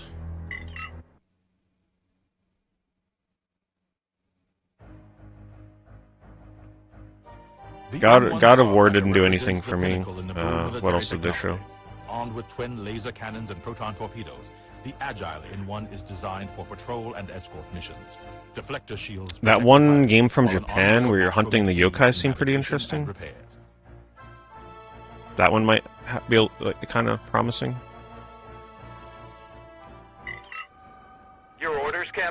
With the Trade Federation's comweb down, we have a short time to attack a sleeping base and capture it. I'm not particularly the biggest fan of the art style in it, though. I think the flow of combat looked cool, but I don't like really the character art. Anything and everything that belongs to the Trade Federation.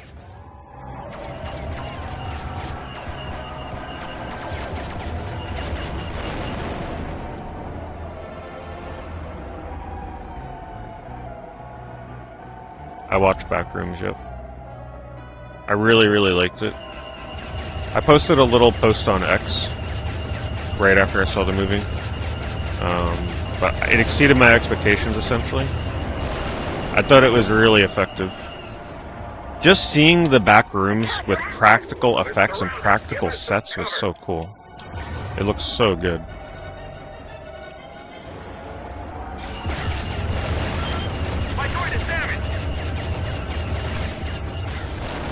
I want to see it again in the theaters, and I don't normally go to see movies twice, but I want to see that one again.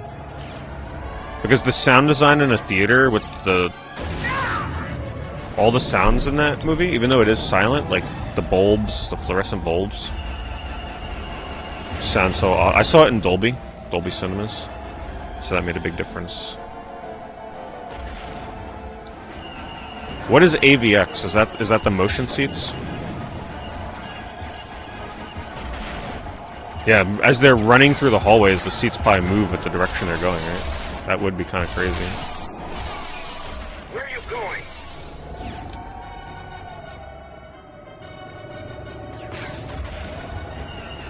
Where are you going? Okay, people, we don't have much time. Let's go. Yes, sir. Stay close. It was just so refreshing to see a horror movie that didn't rely too much on the typical conventions of most horror movies with jump scares and, well, honestly, constant jump scares. Damn, this is brutal. Your targets and go. Missions are definitely getting harder.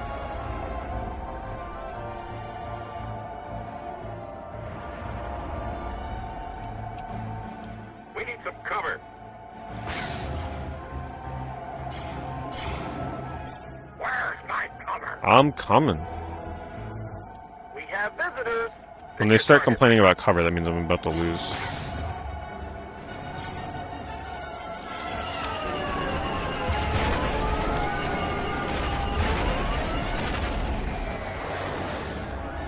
Obsession is good, but man, I think Backrooms is way better. They're both very different movies, but Backrooms is one of the best horror movies I've seen in theaters in years. But you gotta be into it, right? Like, if you're not into slow burn horror with liminal spaces, probably not gonna be for you. But I enjoyed it.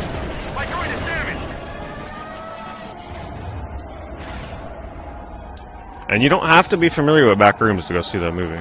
I watched all of his series on YouTube before going to see it, though. I made sure to finish all of them. I don't feel like you need to really watch those. You'll get a little bit more out of it, especially certain story aspects. But you really don't have to go watch the YouTube stuff first. If anything, not watching it may make the movie more enjoyable for some people, because you'll have no idea what to expect.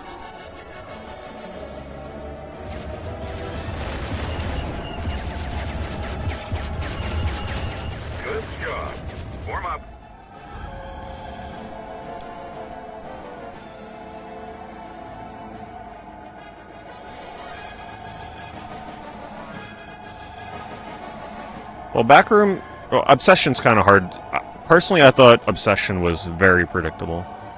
Like, I saw what was happening in that movie a mile away.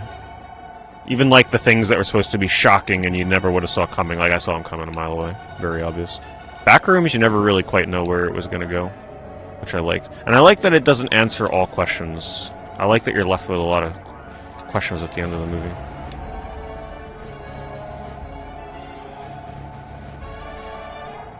Yes, I actually watched Vivarium a couple weeks ago. I actually really liked that movie. That is a movie that you think you might know what's going to happen. You have no idea what's about to happen in Vivarium. That is That movie has some crazy stuff in it. I enjoyed it though. Yeah, if you like Backrooms, you should watch Vivarium. Incoming! Watch out! I believe it's on Tubi.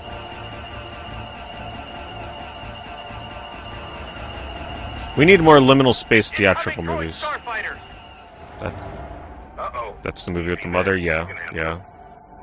The mother, like the husband and wife, they move into a new house.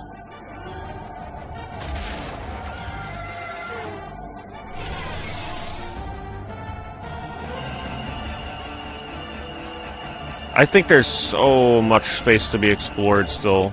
No pun intended, with like the liminal horror. There's so few theatrical, like large budget liminal horror movies. It's crazy. Yeah, there's a lot of fan projects online, but in terms of something with a budget, very few.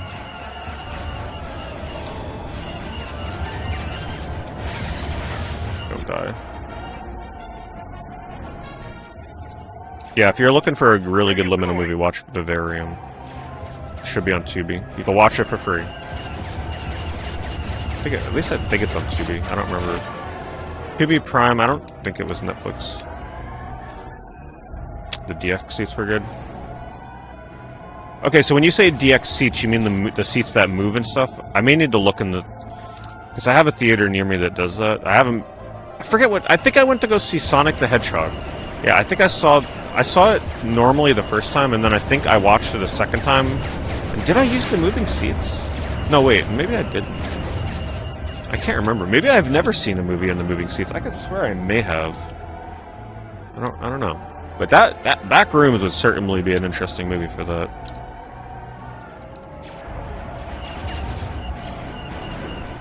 Oh my god.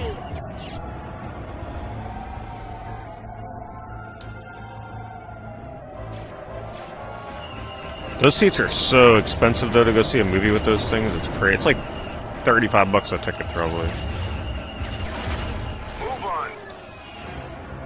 I like AMC because Tuesdays and Wednesdays, most of the movies you can see for half price. The tickets are literally like $8. Unless you're seeing like a premium format.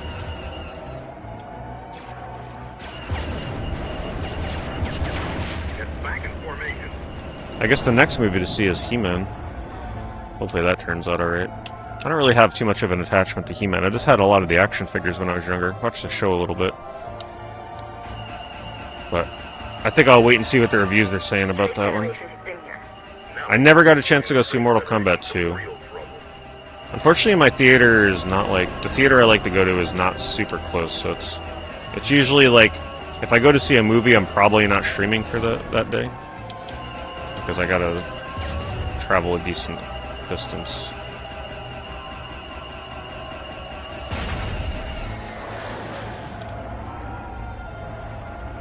How do I... Where'd my team go? Hopefully I'm going the right way.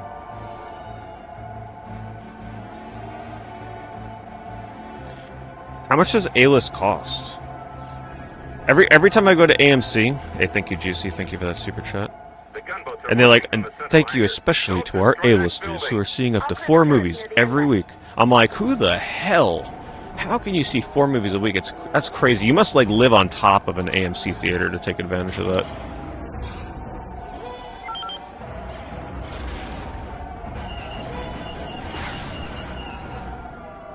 $28 a month. I mean, if you're going to see 4 movies a month, then yeah, that's definitely worth it. I thought they had a yearly subscription that they made you do. I'm definitely dead, by the way. I need some cover. How the heck am I supposed to take all this out? These missions are definitely getting harder. My fighter's taking heavy damage.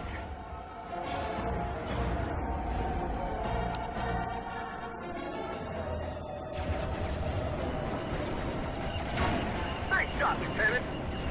I look forward to Kane's movies that come after Backrooms. Like, I'd be okay if he just does a bunch of Backroom stuff. But man, if he ever does something like fully original outside of Backrooms, you know it's going to be crazy. Hopefully. You're at the movies minimum 4 times a week. Are there really that many movies to watch? Like, what are you seeing? Are you rewatching movies? It doesn't include Fathom events, so you can't go see those weird like re-releases. There's no way I would ever do A-list then, because that would be the only thing that would drive me to the theater 4 times a week.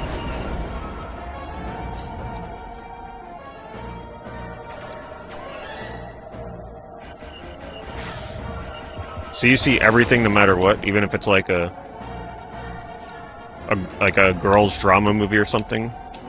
So nothing's out of bounds, right? No matter what it is, you'll go see it. I guess it makes sense if you have the A-list. Might as well.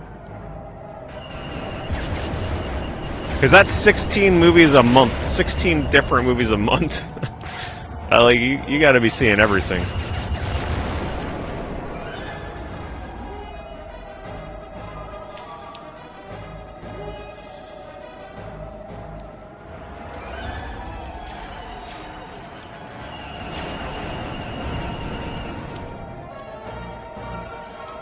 $32 movies. I didn't even know 32 movies were coming out in theaters. That's crazy. What the hell what 32 movies came out?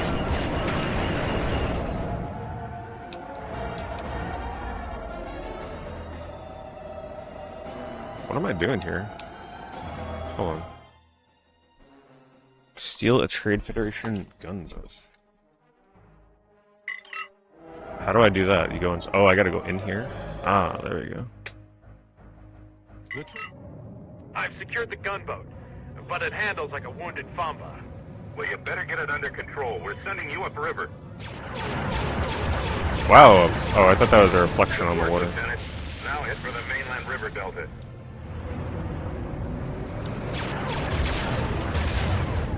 We have visitors. Keep going. The Trade Federation will think you're Please in end the way mission. of Please escaping. end it. They Please shouldn't end it. follow.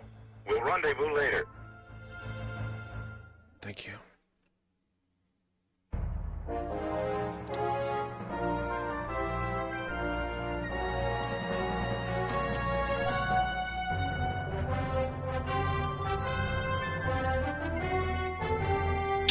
It's a pretty good game, other than how terrible it feels when you get to the end of a mission and you die and have to redo the whole mission. Other than that, it's pretty good. Sometimes the aiming can be a little weird in the flying segments. I think when given the choice, I'm going to always go for a ground vehicle. They just control better. A drama called Blue Heron.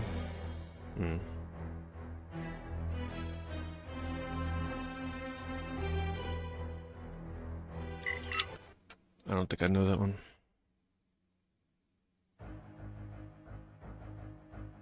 The Trade Federation Yeah, episode 1 games definitely aged better with time, I think. The vehicle's powerful engines propel it through the dangerous waterways, while the twin laser cannons and rotating turret destroy any opposition. No. The boat's thick armor protects No, it from underwater Backrooms. obstacles Backrooms and is a movie. I mean, it's definitely not a typical Hollywood movie. Very unconventional from that aspect. The Trade Federation gunboat. Captain Kale, this is Lieutenant Sykes reporting in. I'm Ooh, on the night river level. and heading upstream. Good. Make your way up the river slowly. Watch for Trade I think I still got to Federation pick up mines and Mission other hazards. Impossible. Then report back in if you Luckily, I find think it's anything. cheap. Yes, sir.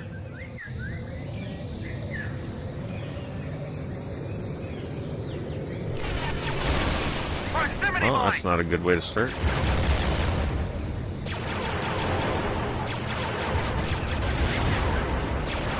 Look at the lighting on the missiles here. That's so cool. It lights up the night when you shoot the lasers. And this gunship sounds so loud.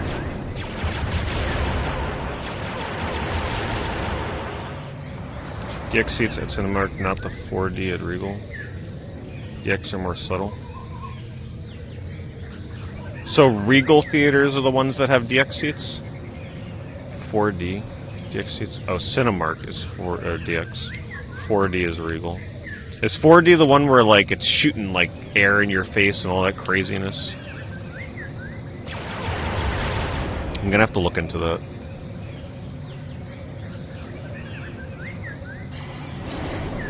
And then DX are just like light moving seats.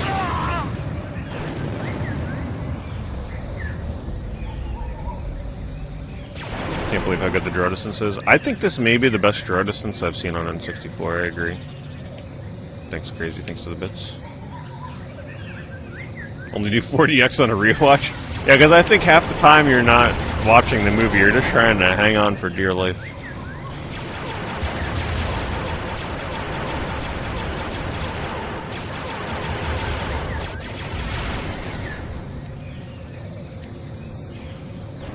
And there's a lot of running going on in back rooms, so I feel like that would be kind of cool.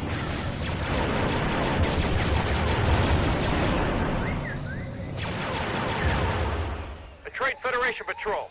I need backup. Lieutenant Sykes, calm down. Don't do anything stupid. I copy, sir. So is Blue Heron in theaters still? Or is it out of theaters?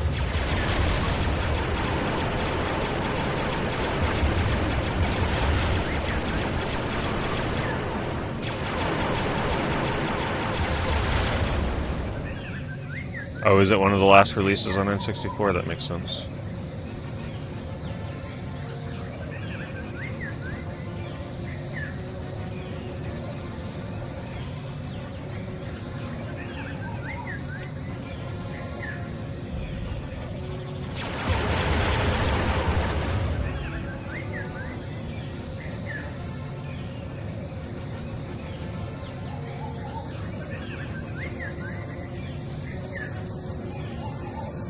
Man, this looks so good. For N64 standards.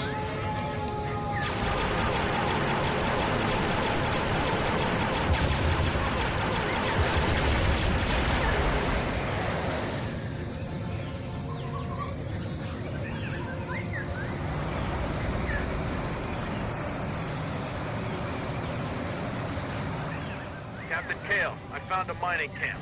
Duel of the Trade Fates. Federation is using You know things are getting serious when they break that song out. damage as you can and free the prisoners.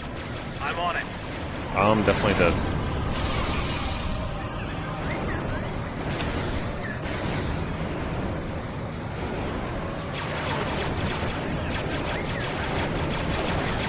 What is shooting me? Oh, I'm gonna have to aim up. That's not gonna be easy. The only thing I think this game needs is life pickups. Some kind of pickup system. Aiming up is very difficult. The power source.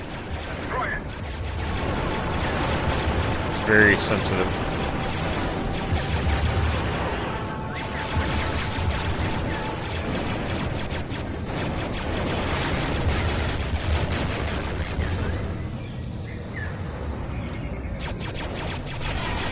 No!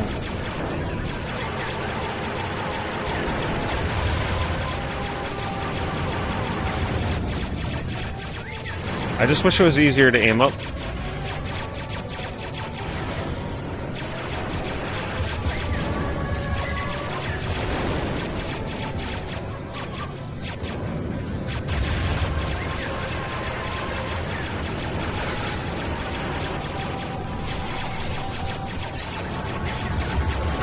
I don't know how I'm supposed to do this without getting hit. I have to stop to aim. Damn. Can't believe I ran out of 3 lives already.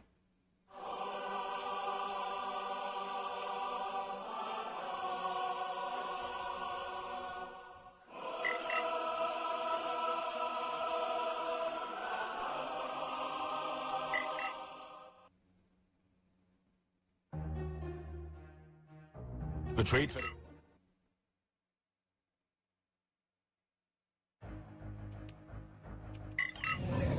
Captain Kale, this is Lieutenant...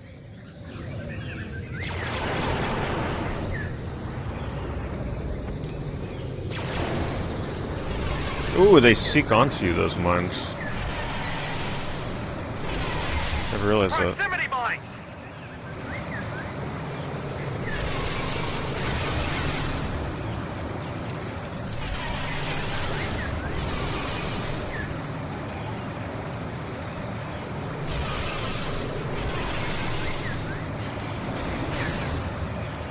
Don't gotta destroy anything here.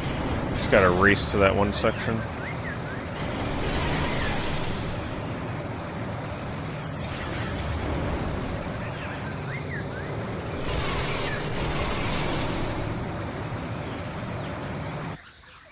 Trade Federation patrol. I need backup. Lieutenant Sykes, calm down. Don't do anything stupid. I copy, sir.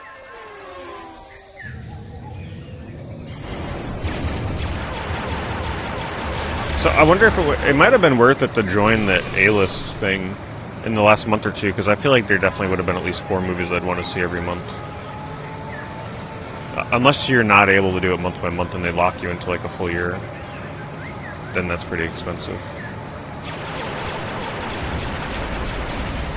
But I don't think there's many more movies I want to see coming up, so they lock you in the 4 months.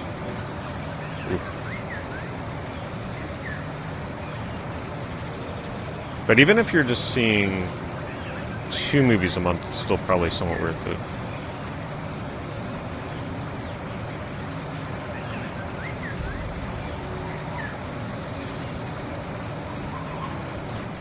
Captain Kale, I found a mining camp.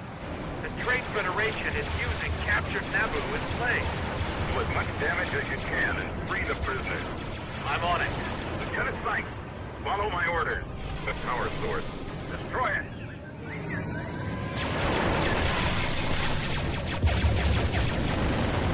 Okay, we're doing much better this time around.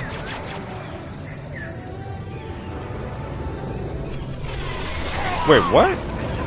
Damn.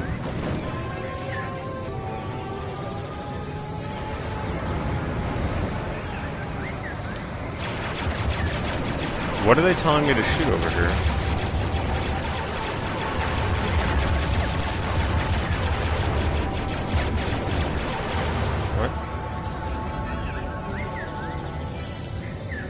They're telling me to still look over here.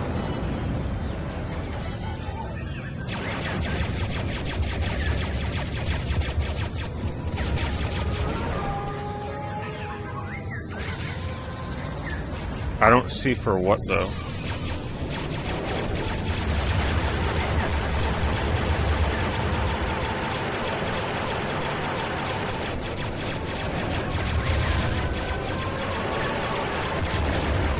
My mission objective is still showing me this. I have no idea.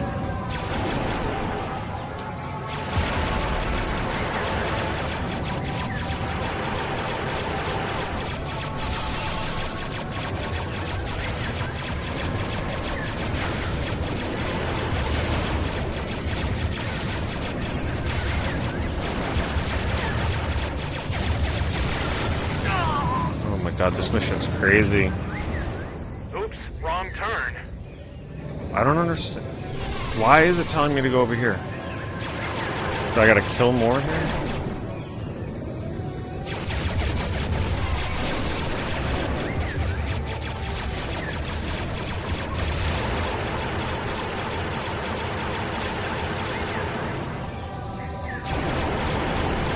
It's showing a red dot here, but I killed the turret. Oh, I had to shoot that thing one more time. Okay, weird.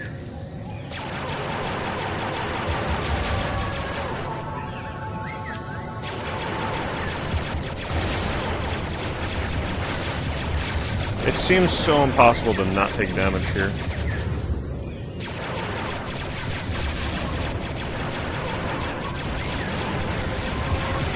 I'm dead.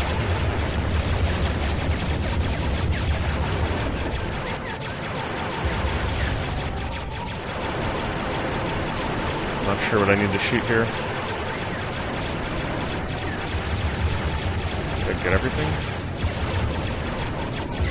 There we go. It was that thing I had to shoot. It's hard to know what you gotta shoot. But there are a lot of civilians that still need right. Man, I was once again so close to beating this the last time I attempted The hut it. has prepped some transports. We're on our way. Yes, sir.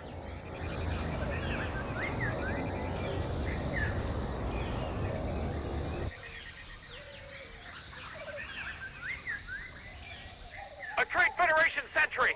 He'll warn the camp. Oh, it's not over?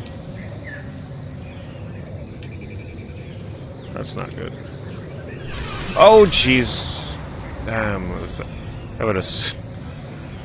They would have killed me with that. I can't believe this mission's still going. What the heck?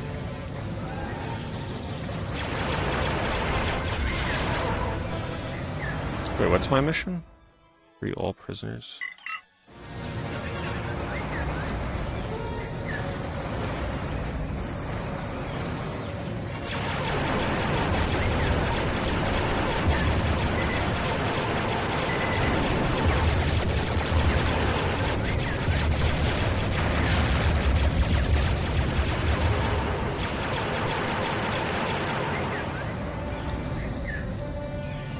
You remember being stuck on this stage for a while? I could see it. It's very easy to die. The turrets just lock right onto you. Yeah, I mean, what are you supposed to do?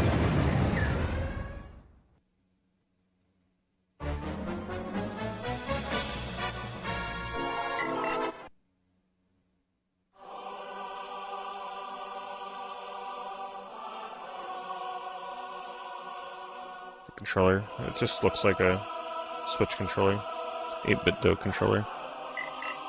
Alright, well I can tell that we've just found the most annoying mission in the game. This could be the make or break for this game.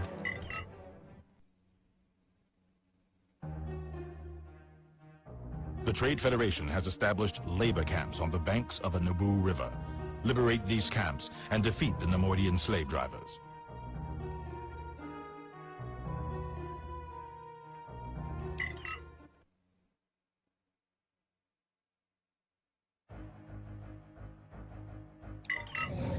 Captain Kale, this is Lieutenant...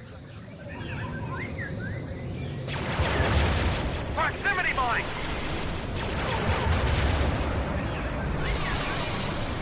I will say I was also, like, more interested in Odyssey. That trailer that they showed in the theaters that was like a preview of the movie for like 5 minutes seemed pretty cool. But I will say that last trailer that they released, I think it killed a little bit of my hype.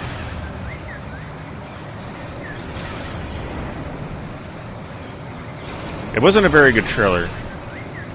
But I guess, you know, maybe they're not revealing too much.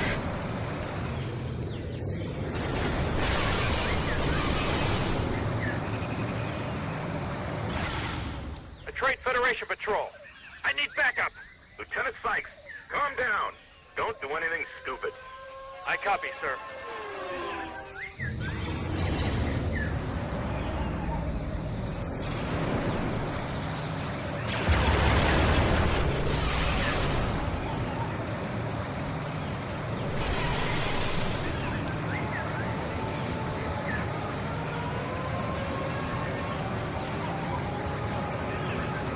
I can understand the language thing, though, because at the end of the day, you have to make it appealing to the masses, and you can't be using, like, ancient dialogue. That's gonna alienate a lot of modern moviegoers, so I understand that. As long as they ain't talking with too much slang.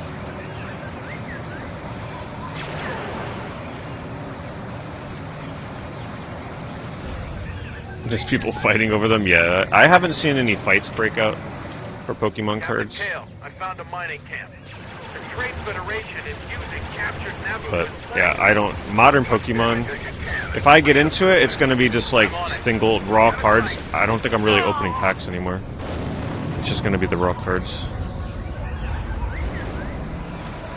Unless, because Pokemon is opening up a new printing facility.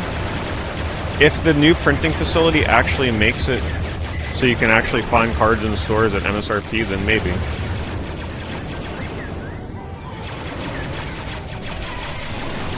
God, this level's gonna drive me crazy. We're gonna be here a while, I hate to tell you guys. I could already tell.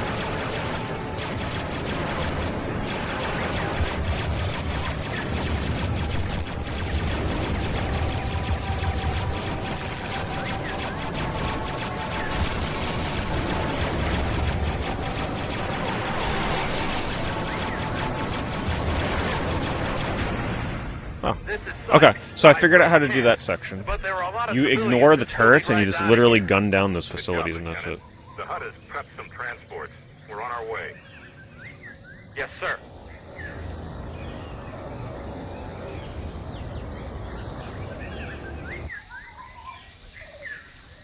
Yeah, and honestly, I was in a Walmart or a Target, I forget which, and there were some packs, some blister packs, but I just left them here. I was looking for those for so long that by the time I finally found them, I just didn't even care anymore. I'm really enjoying what I'm doing with Pokemon right now. Like, I'm just focusing on vintage. I went to a card show recently and had a lot of fun there. I like just looking for the things that I enjoy. The modern stuff, I just ignore it.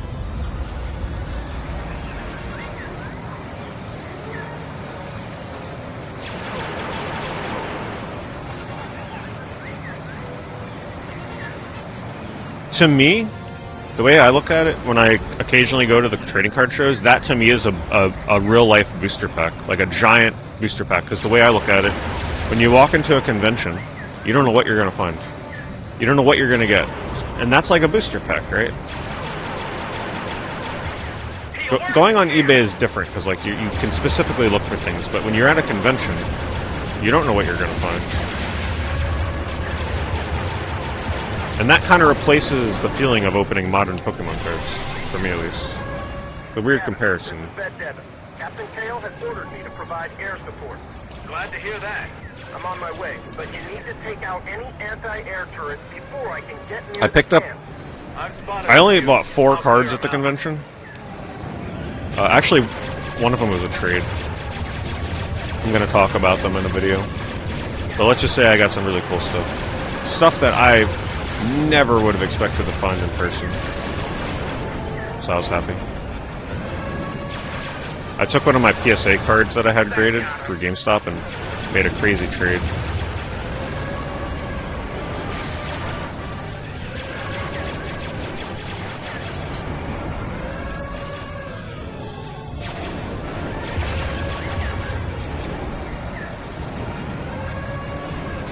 Man, this level is insane. How am I gonna beat this?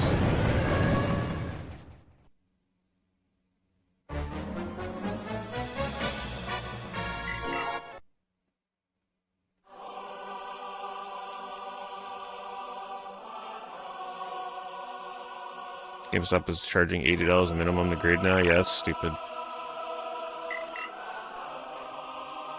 Honestly, I think I'm completely done grading with PSA. I took a shot with it. Definitely didn't go according to plan. I think I'm all in on CGC and Tag. I think I'm gonna give Tag a chance. Their capacity right now is also so high that they had to remove the low tier submissions. But they're really like, their submissions are up 800%. The Trade Federation They're growing exponentially right now. This is Lieutenant Sykes reporting in. I'm on the river.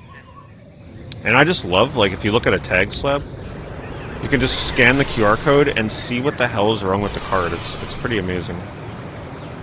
The only thing I didn't like about them was the fragility of the slabs, but I know they keep improving it as time goes on.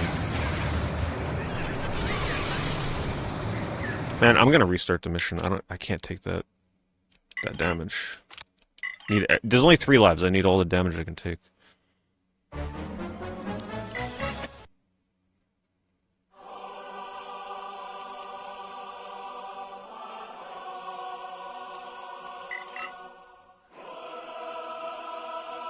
Plus, I think for the purpose of making content on YouTube, it's a lot more fun instead of showing a PSA grade and like showing the grade and being like, wait, why did this get an 8?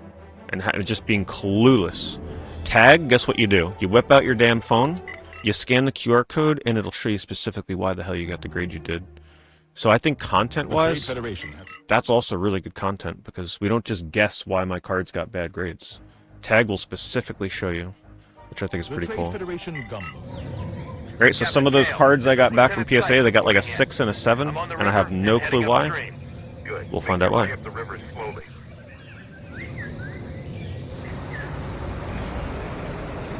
The only problem is you can't submit to Tag right now. They're at capacity. Alright, we can't go. We have to take these stupid things out. This level sucks.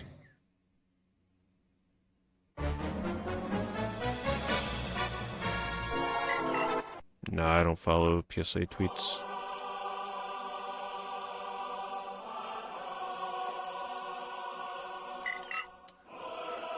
I think there's also so much conflict of interest with PSA.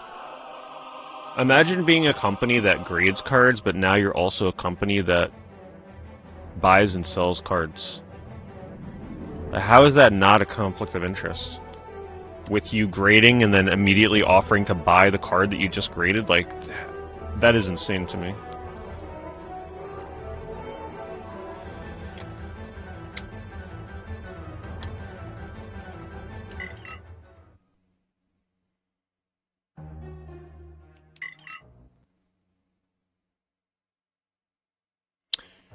Yeah, huge conflict. If your friend is making a business for tag slabs to be held in. Has been designed to explore and Oh, does he do the thing where he makes like AI? I've seen it before, where it's like an AI background for the cards because it's completely see-through. Like it'll extend the art of the card. I think that stuff looks so cool. If that's what you mean. I will eventually need guards for tag slabs, so Make your way up the river slowly. I'll have to look into it. Watch for Trade Federation mines and other hazards. Then report back in if you find anything. Yes, sir. Well, I don't. That's because most people that are in the Pokemon, you know, they do just flip cards. But here's the thing with Pokemon: the hobby has gotten so crazy that it's really almost not feasible to be into Pokemon cards unless you're also selling Pokemon cards to pay for buying Pokemon cards. If that makes sense, because they're just—it's so insane that trying to do it without supplementing some form of the income back into the hobby is like, it's rough. So if you do a grading submission and you get back like 10 cards, it's a pretty good idea to like try and sell at least a couple of them to pay for the grading submission. Because grading is very expensive.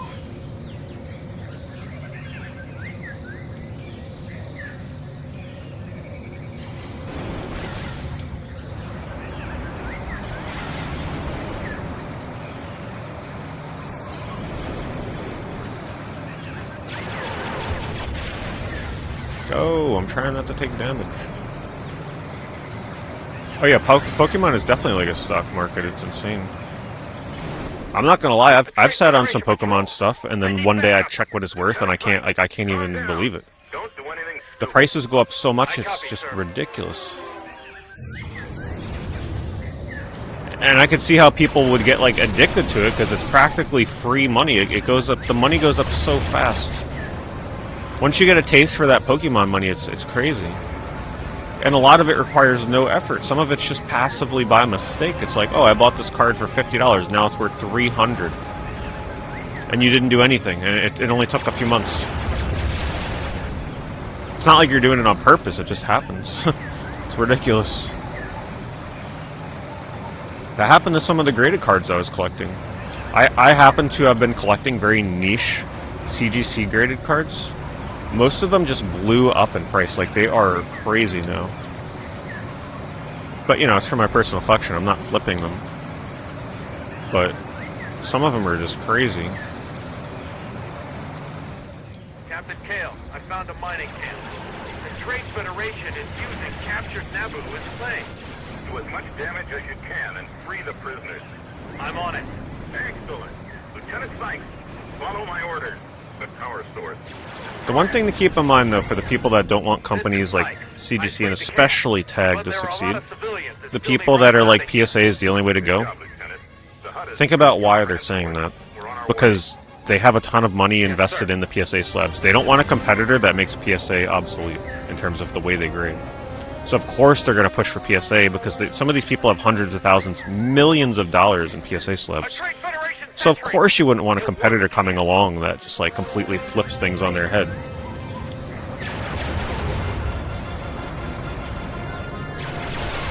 Damn, that mine gets me every time. Alright, I haven't lost a life yet. Let's take this nice and slow. This is definitely a slow level. Gotta go slow. Unless there's a turret. No! Are you freaking... How did that not kill that thing? Yeah, oh yeah. It kills me to see what Pokemon 151 is going for, because that's what got me back into Pokemon cards. I was walking... I bought UPCs, not UPCs, ETB boxes from GameStop for like $50 each. Actually, maybe even a little cheaper than that. They had like buy like 4 of them, and I don't know. There was like a way that you save money. I forget how it was, but it came out to be like $180 for 4 ETBs. Those are the only ones I really ever opened.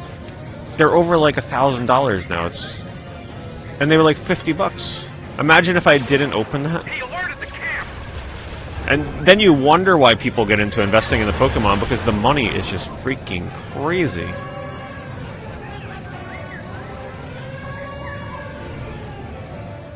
He alerted the camp!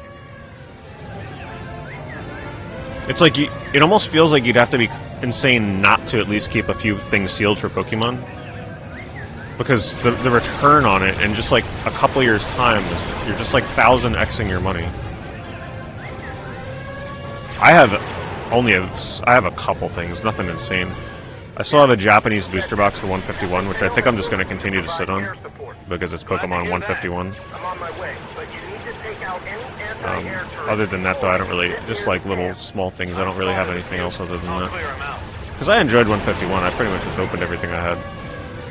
151 was awesome.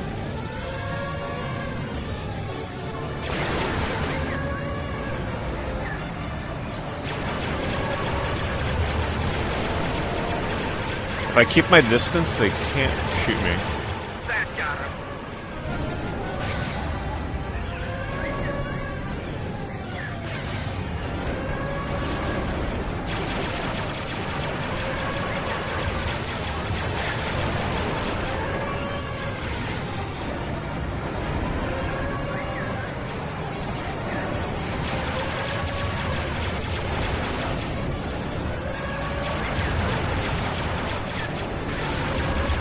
Oh shit, you can go into that. I think I have 1 life left here. Two lives? I'm not sure. They don't tell me. 1 life? Or do I still have 1 more after this?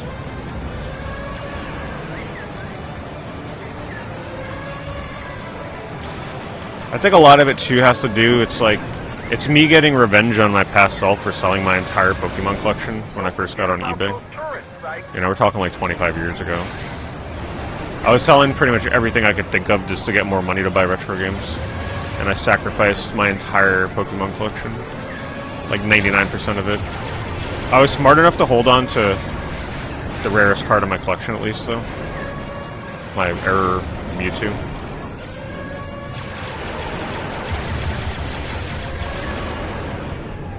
But yeah, it still hurts. I sold my Charizard on eBay for like $25, because that's all it was worth back then. Excellent. Come on! Please don't let that be my last life. Oh my god. And I'm trying to be careful. This level's stupid.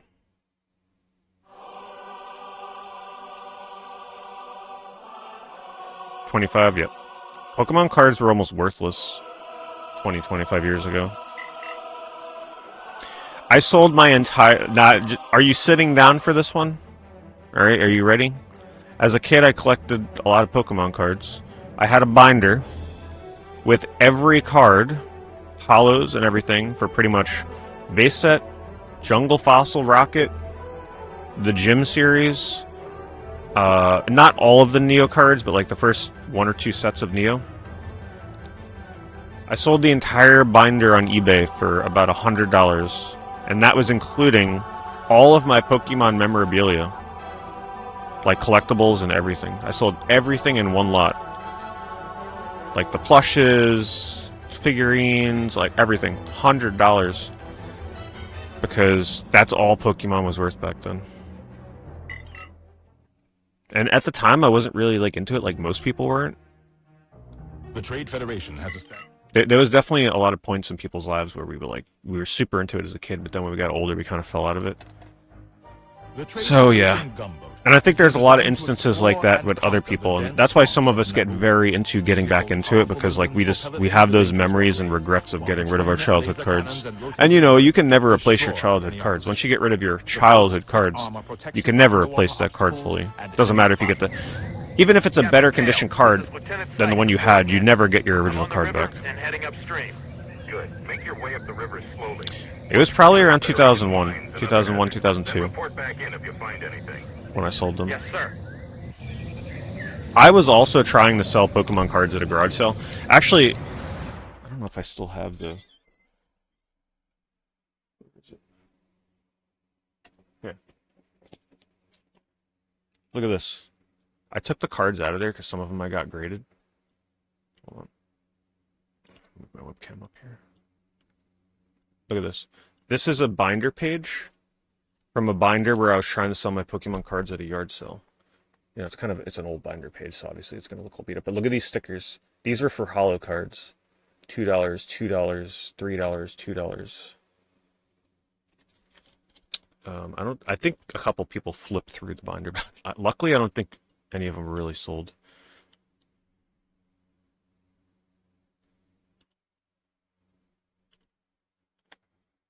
And I took a lot of those cards that were in those binder pages and got them graded. Some of them actually got pretty decent grades. Sadly, the only cards that... Actually, you know what the funny thing is? Most of the collection that I saved were my Japanese cards. Some, like the Japanese holos, because those were so worthless. They weren't even worth selling on eBay at the time. I didn't even deem them worthy of selling because they were so valueless.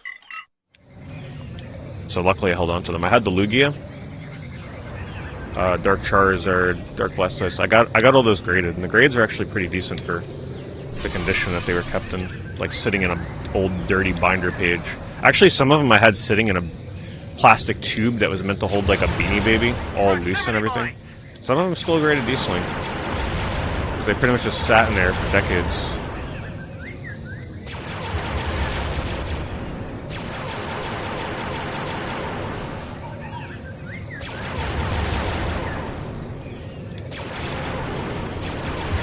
All I'll say is if you're someone that is still sitting on your Pokemon collection, your cards, and you know they're worth something, but you haven't really looked into it, you could potentially be sitting on a fortune.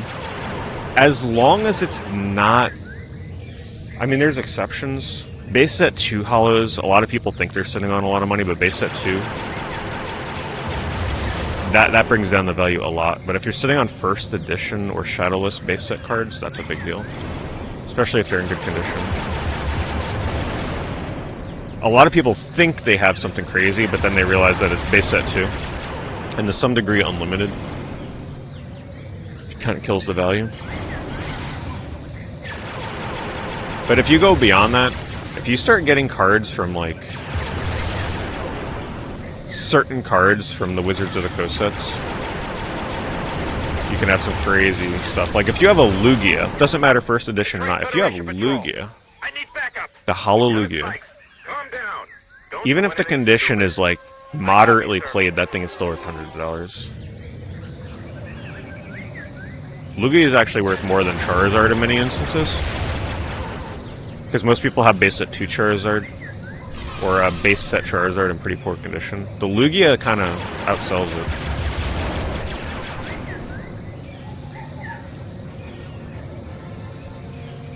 Yeah, and if you had E-Series cards, like, man, those have blown up recently. Even the non-holos are insane.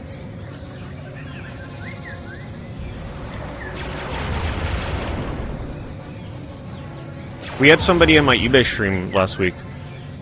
They said they just discovered their Pokemon collection and they were flipping through it and they had E-Series cards, like reverses and everything. They said they went through like a portion of it and already added up to over $1,000 of cards. I'm sure they have way more. I'm sure they have way more than that. But they had some pretty cool stuff.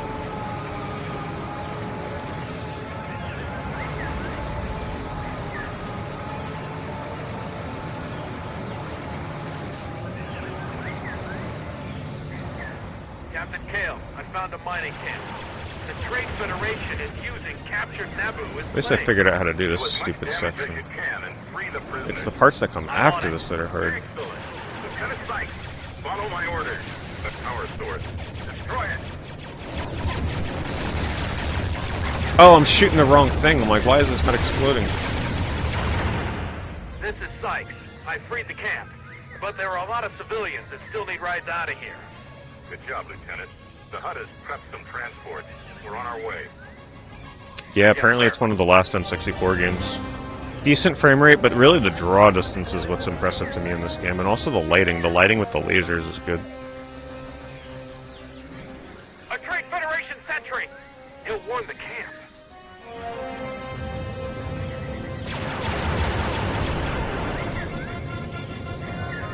Wait, shoot the mine. There we go. No free damage that time.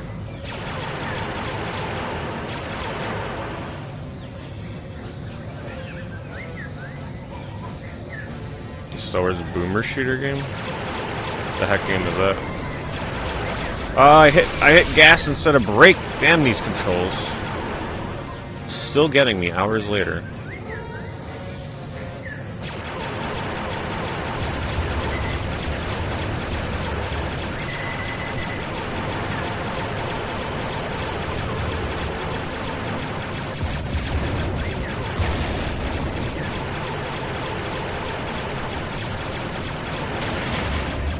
He alerted the camp!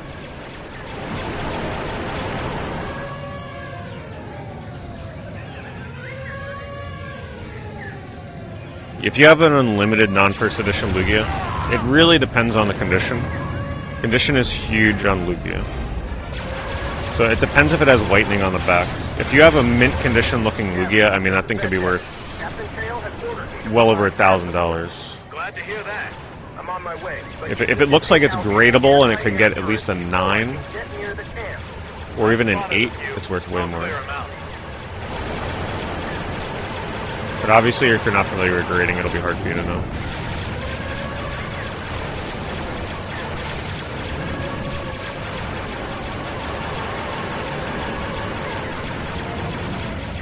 That got him.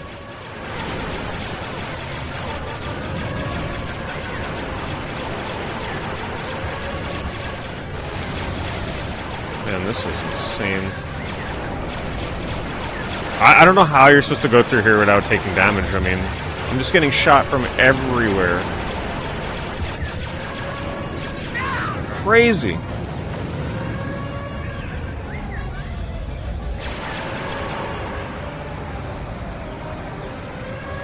How many lives do I have left? Is that the last one?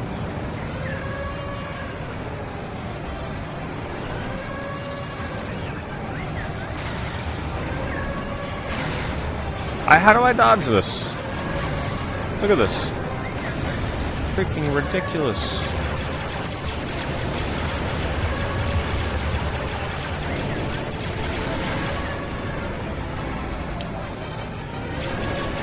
Don't forget about those turret sites. I'm trying. Oh my god. Excellent. Jeez. And there's probably one more turret left I gotta destroy. How do you beat this level? This is crazy. Even if you survive with all your lives, like I did until the last section, there's a bajillion things shooting at you. You can't take everything out or dodge everything. This feels like the level where everybody broke out their freaking Game Sharks.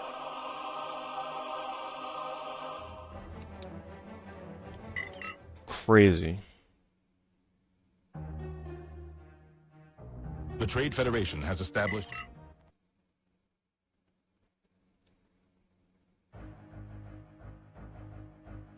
The Trade Federation gunboat has been designed... Well, I like this game other than scenarios like this where the missions are 15 minutes and they, like, it gets so ridiculously hard. Proximity mine.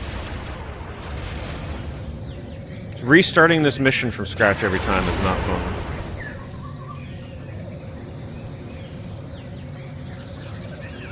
Other than that, I mean, it would be a pretty great game, but some of these missions are ridiculous. This one, the other ones were tolerable. This one's on a whole nother level. I mean, I'm taking my time. I'm not rushing. I'm going as careful as I possibly can. I'm cutting out the fluff, too, where, like, I'm not doing things I don't have to do. Like, I know exactly what I gotta do, what I got a gun for. I still am dying.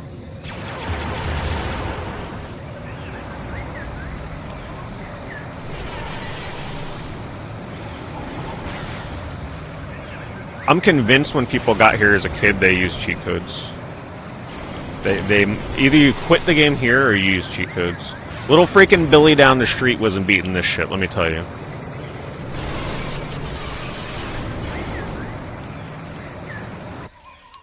Trade Federation patrol. I need backup. Lieutenant Sykes. Yeah, Tips and Tricks calm down. magazine, exactly. Don't do anything stupid. I copy, sir. Like, I am honed in right now, and this, I can't do it.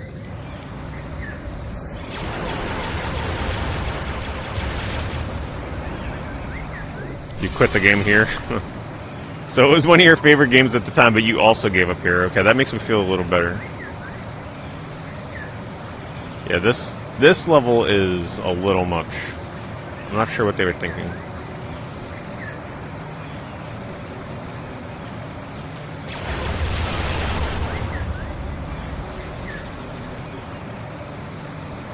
If there's a code to give you, like, extra lives, that would solve the problem. That's all I need is more lives, because 3 lives is not enough. Oh yeah, imagine this game having waves style waves. That would be wild.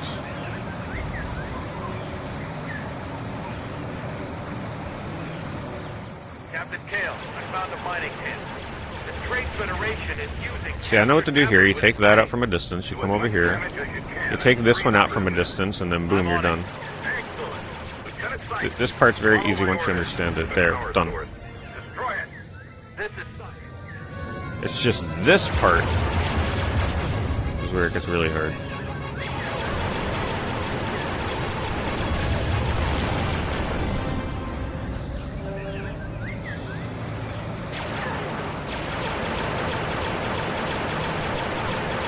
There's a mine here.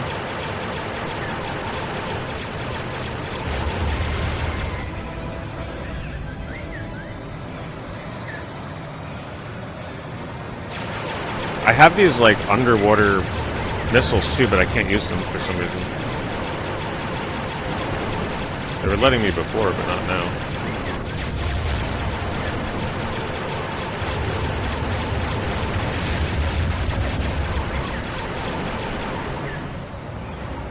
He alerted the camp! Alright, here we go. Here's where things get real. Oh, the freaking proxy mine. Gavin, this is Bed Devin. Captain Kale has ordered me to provide air support. Glad to hear that. I'm on See, my at way. least I can need snipe. to take out Maybe I just gotta go anti-air so turrets before I slow can get near the camp. I've spotted a and few. try and snipe I'll as clear far them as out. soon as they spawn into the game. Nope, wait, turn around, turn around.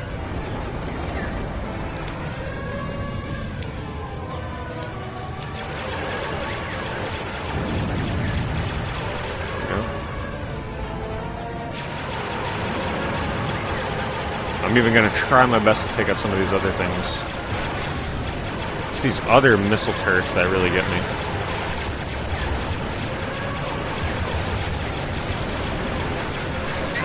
What?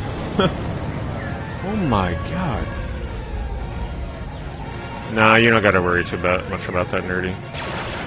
You can get insurance on them, but like the chances of them getting destroyed or never sent back have got to be like 0.1% chance. That's even lower. You'll be fine. Got him.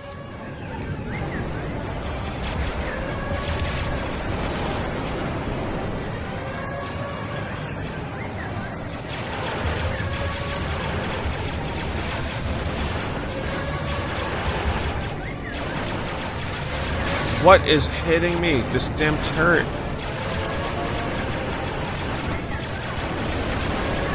See, and then I take the time to take the turret out, and then I take more damage.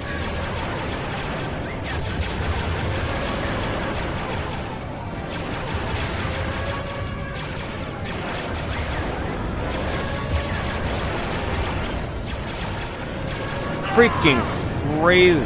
I don't think I'm beating this level. I don't think I'm beating it.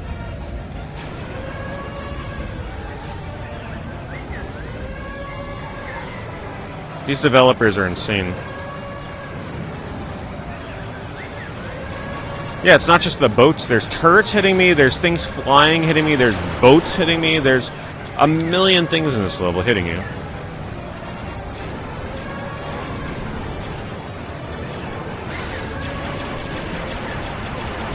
You can't possibly shoot everything. And you have to stop to aim. Excellent. Yeah, alright. Now please, let this be the last one. I'm I was so close every time. I was literally one turret away every time from winning. My attack run. Please end it. Attack run? Just end it. That got him. We're done here. Oh, thank God. Transport should be on the way. Boy, good luck with that level. If you play this, From Adela. you gotta crawl through that section. And even still, you'll take hits. I'll get this convoy to the ruins. Let's Best move. way to store graded cards. I got it. I'm on my way. Most people store them in briefcases if you are really concerned about them. Some kind of secure box. And then put a plastic sleeve around the case of the card. Oh my God.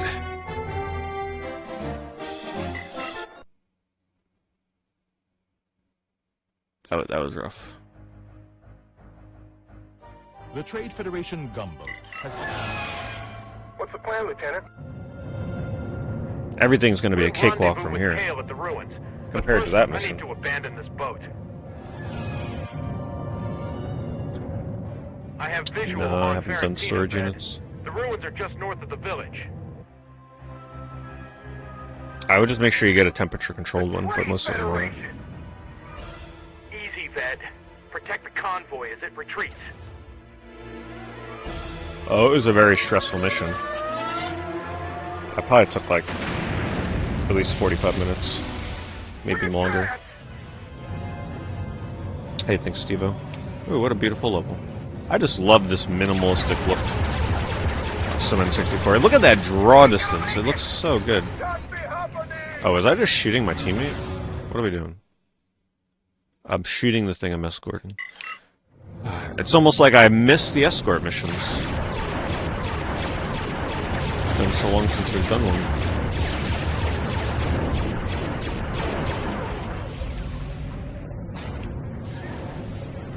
I should probably restart the level. Because I shot that thing and probably got it down to no life. There's no health bar on them, so you have to guess.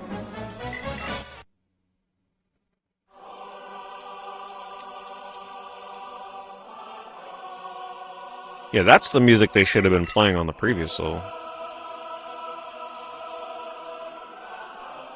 7. So that's like, we're halfway through the game, I think. I think there's supposed to be like at least 15 missions.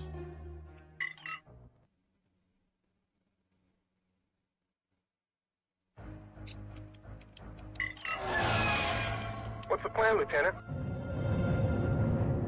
We'll rendezvous with We'll Kale probably at the have to... ruins. But first, I need to abandon this boat. You know, I'll make it as far as I feel like I can, but we'll probably have to pick up the last I have missions in visual a on Valentina second bed. variety stream or The ruins something. are just north of Like the I did with village. Buck Bumble. Because if there's more difficult levels, I don't... Plus, I'm not going to be able to stream that one. Trade Federation. I don't think I'll be able to do it. Easy, Ved. I'd rather, like, Convoy as it retreats. not get super frustrated with a game and come back to it with second wind, you know? It's a great looking level.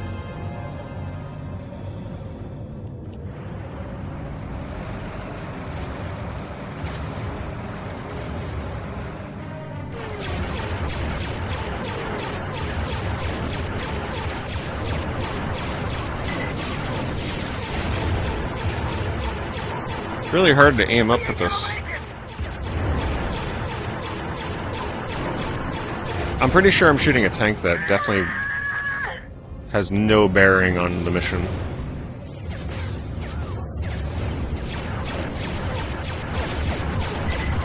I don't know why I have these missiles that don't work. Can't use them.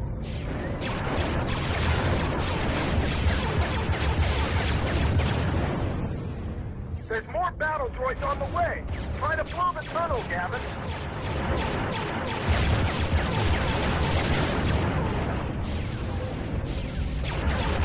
Oh, what can I get here?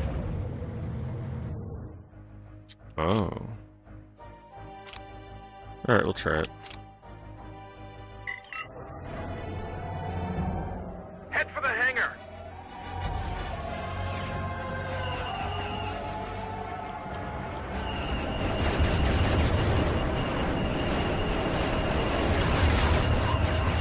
Ah, man. Reinforcements nearing the village. Blow the tunnel. What tunnel?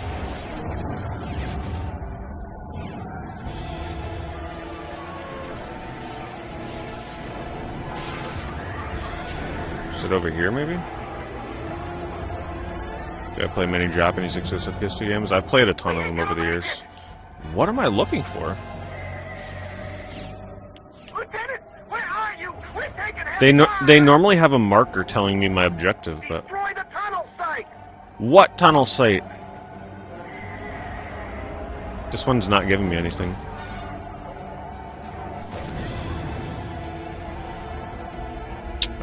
Yeah, I've streamed a lot of Japanese PS2 games. Site, head towards the rendezvous. Alright, now they're showing me. I don't know why they didn't before.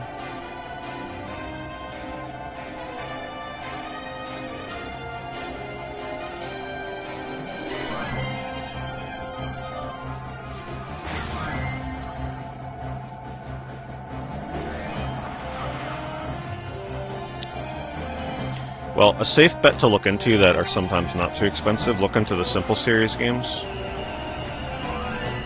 There's a lot of really fun exclusives on the Simple Series games. Enemy fighters approaching. Watch your Really fire. weird, wacky games. They're always a safe bet. Oh, that's my freaking teammates. Where are you? We're taking heavy fire.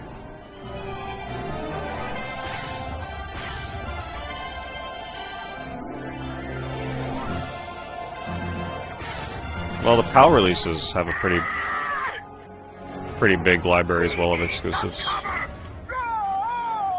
But a lot of them were ports of the Japanese games, though. My droid is damaged. God, these missions are getting ridiculous.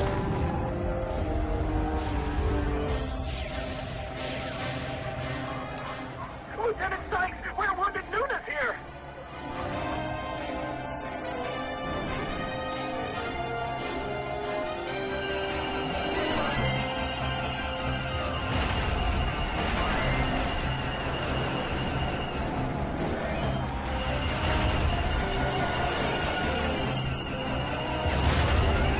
Definitely the best looking level.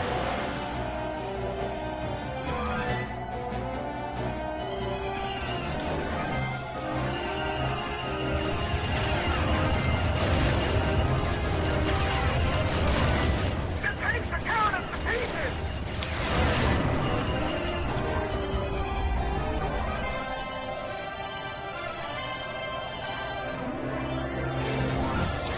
Gotta go further.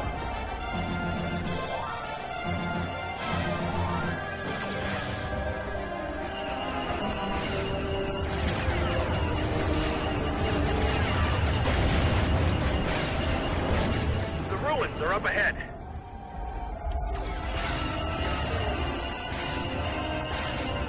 My droid is damaged. I keep getting hit. I lost my droid. There's so many enemies.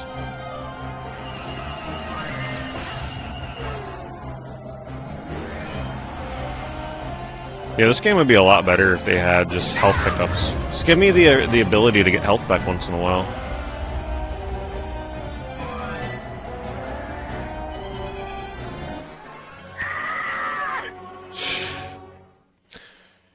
Man, you better love escort missions to play this game. Let me tell you.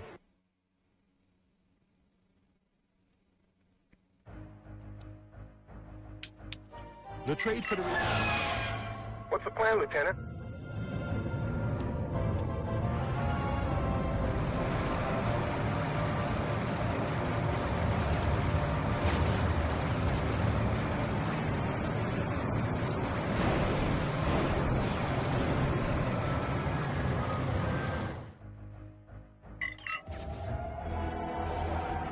Head for the hangar. I don't know what tunnel they're talking about though here. We need some cover.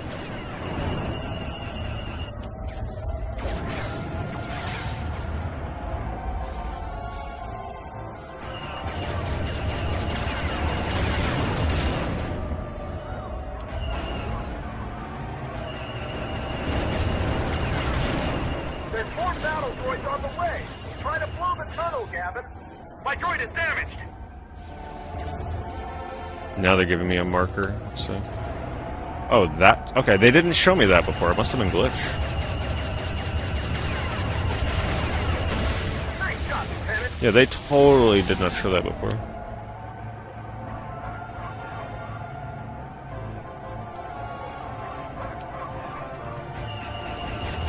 You guys heard them, right? They were saying, destroy the tunnel. I'm like, where? Because it wasn't shown on the marker.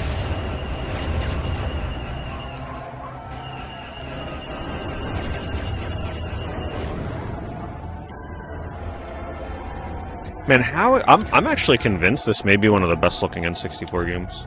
This level here has me convinced. There are not many games on this console that have this draw distance, this frame rate, and decent textures. It's actually very impressive.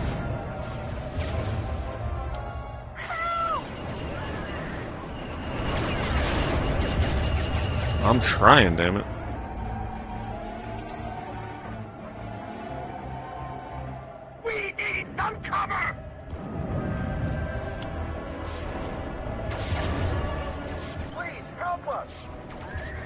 Freaking trying.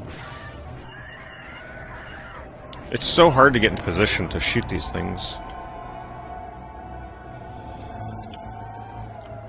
We need to reach the ruins.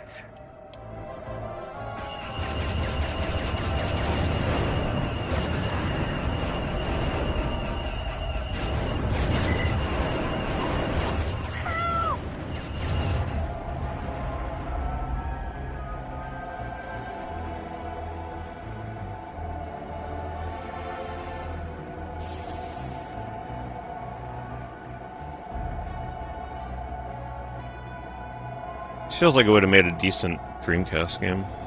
Dreamcast would have cleaned this up quite a bit. Dead ahead.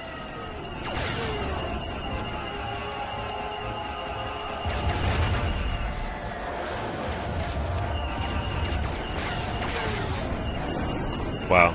At least that didn't crash. If I was in the other flying vehicle, it would have crashed. This one has like some armor.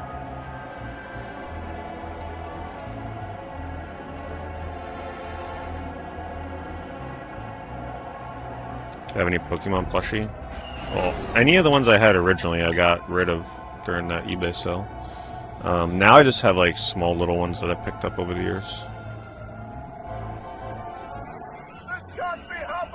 I used to have a tradition where anytime I went to the Nintendo World, I would pick up a new Pokemon plush. I lost my droid. But that was only for a few years.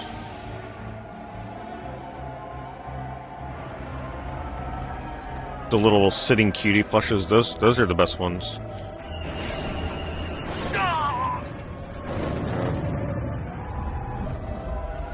Does this look better than Conquer? I think this game, because of the draw distance, is one of the most technically impressive games on this console. We ain't gonna make it! Lieutenant, where are you? We're taking heavy fire!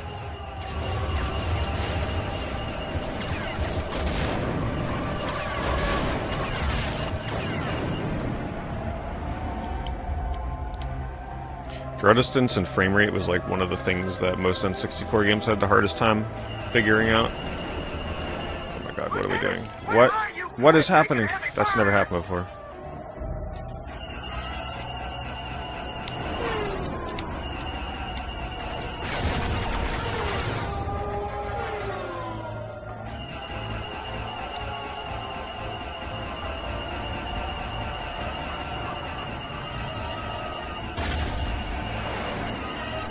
No, this is...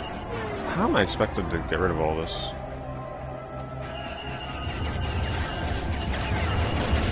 The ruins are up ahead. My droid is damaged. Look at this! I lost So my many droid. enemies. Raise up. Can we get an easy level for once? Like, come on. This is getting out of hand.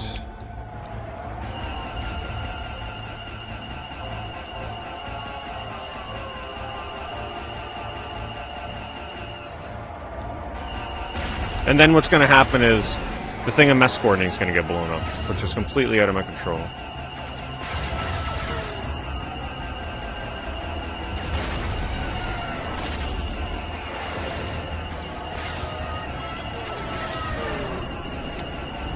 How am I expected to shoot all these?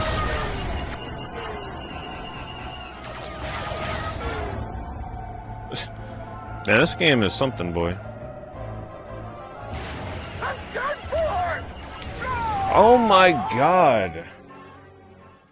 I mean, I am trying my best to shoot these freaking things. And that's probably the end of the level. This game would be so much better if they just eased up on the difficulty of these missions.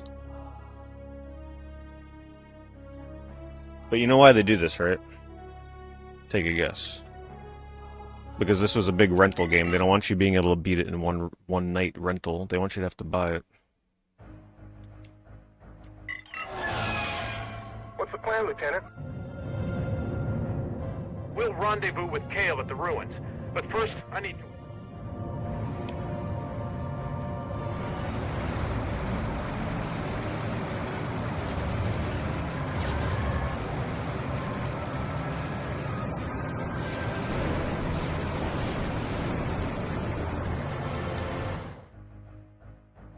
Hidden The N1 shield starfighter upgrades. represents the pinnacle in Naboo military technology. Is that what that thing is that I found in that one level? What does the shield upgrade do? I really don't want to have to go back and replay levels though. Head for the hangar!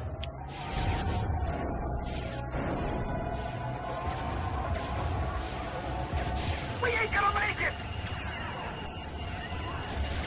Shark me happening! Nice shot, Lieutenant!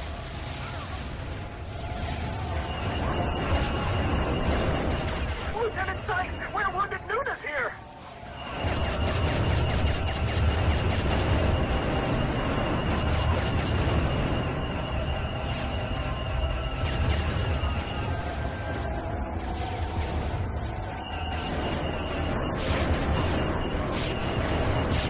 The tanks are tearing us to pieces! Ah!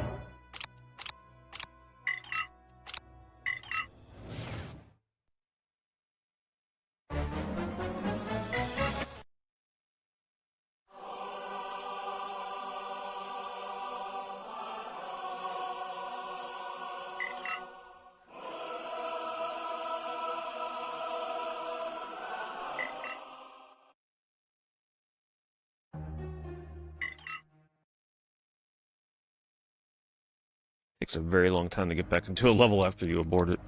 I wish there was just a level retry What's the option. plan, Lieutenant?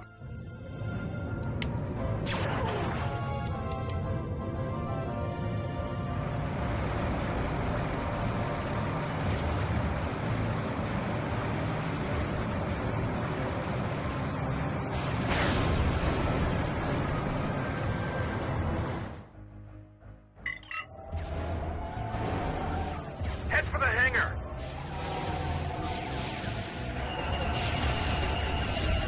We ain't gonna make it!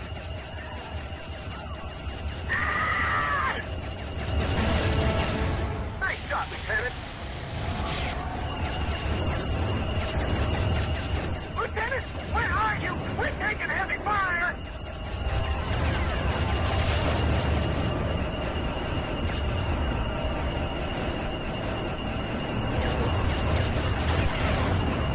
Trying to fire like one missile per tank.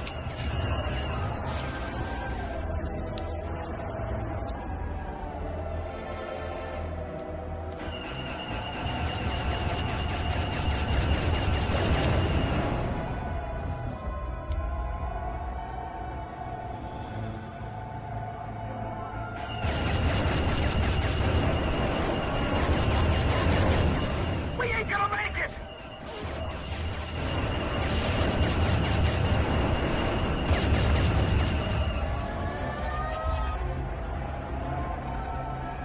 If I just had one more life, it'd be a lot easier. Well, not in this level. The lives aren't the problem. It's really the escort. The escorts keep dying. Help us!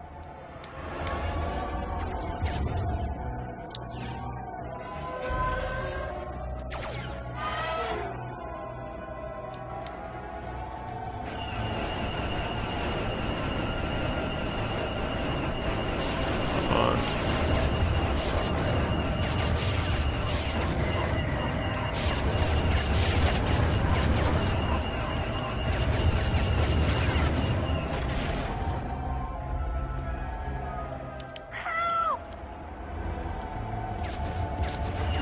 We ain't gonna make it!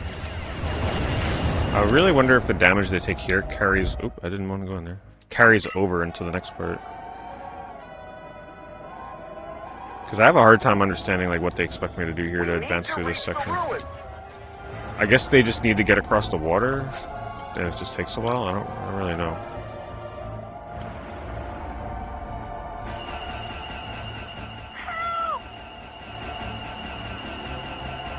I need backup here. It's just too much for me to do. I need AI with me.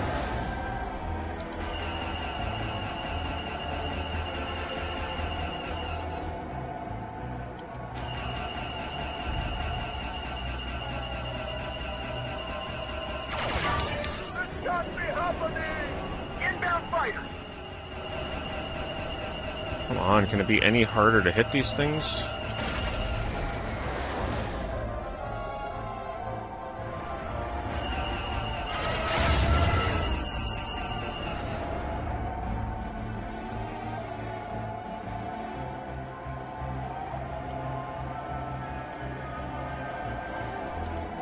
I have a feeling this is where I keep losing is probably the end of the level too.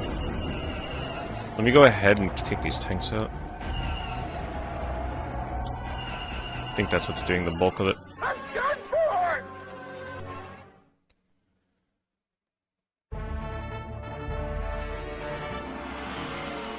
You better have some patience for this game. Just a warning. Just a warning.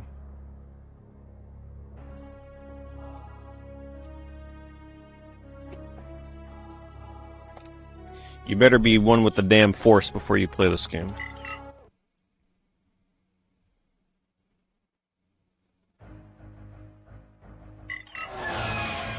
What's the plan, Lieutenant?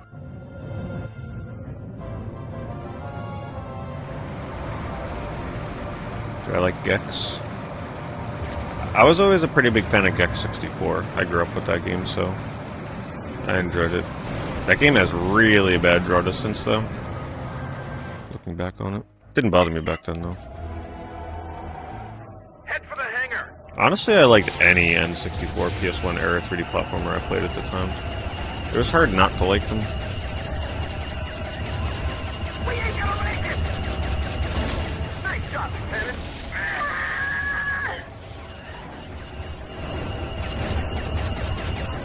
Lieutenant, where are you? We're taking heavy fire! We need some cover!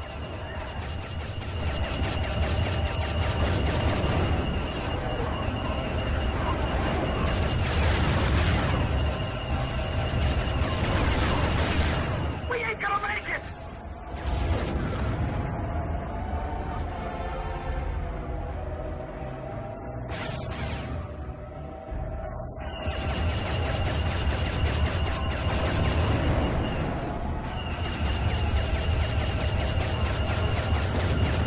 Am I just waiting for them to cross the water? What are they doing?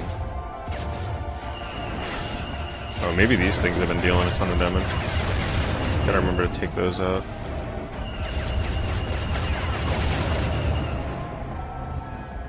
I think I just gotta wait for them to get out of the water.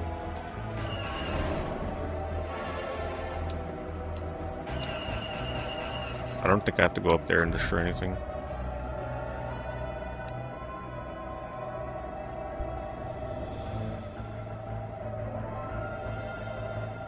This game I played, but the reviews considered to be bad.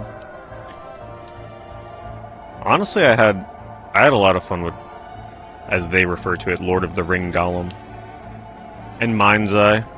Those are probably the two games I had the most fun with, and also Quiet Man. I had a lot of fun with all three of those games.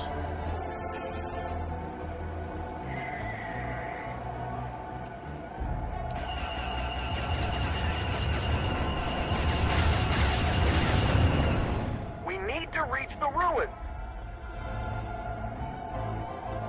They were good streaming games. That's what's most important to me. Especially Mind's Eye. And Gollum. Those are really great because nobody wants to play them themselves, but it's really fun to watch somebody suffer to play them. I want to do another playthrough of Gollum soon.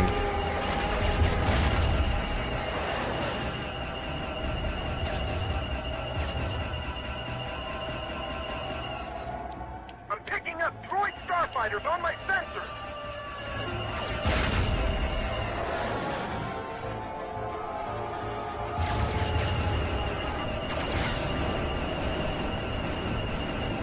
And the great thing about games like Mind's Eye and Golem, is every time you play it, you never know what glitches you're gonna get. It's just fun. It's just fun to see what stupid glitches you're gonna get for your playthrough. I had some hilarious ones on both games.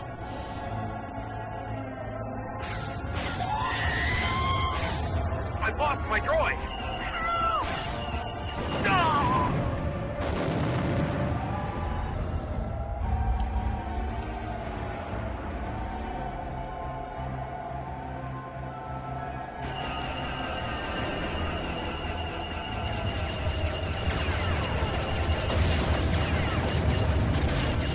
The tanks are tearing us to pieces!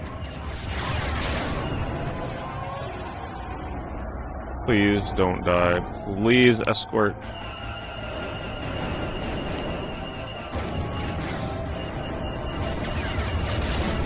The ruins are up ahead. Alright, here's where I keep dying.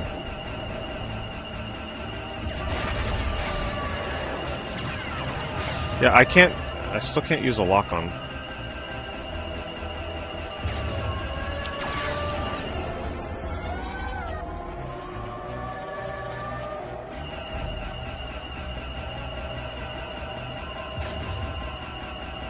Look at how many enemies. My droid is damaged! How am I supposed to do... How am I supposed to defend against I this? lost my droid!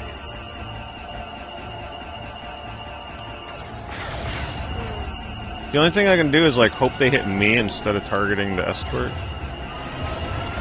Shoot me! No! I didn't actually mean it. I'm done for! Just hang in there. I feel like the end of the level is right up here. We need some cover! Shut up! Just hang in there. Please. Oh my god, look at how many there are. Get around the corner, damn it. Please, how long is this level?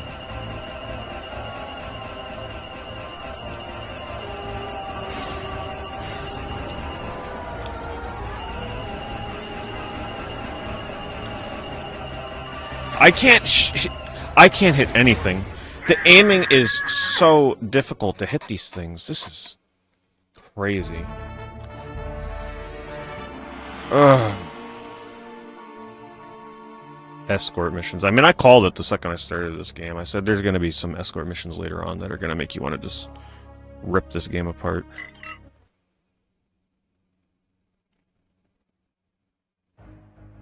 It's really a shame that this difficulty is ruining the game. What's the plan, Lieutenant? It wouldn't be bad if the missions weren't 15 minutes long, because then retrying wouldn't be a big deal.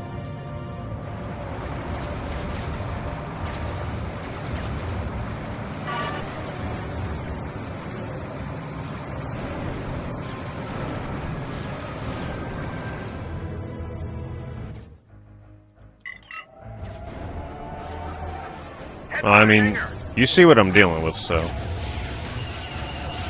it's not an easy game. We ain't gonna make it! It's all over! Nice shot!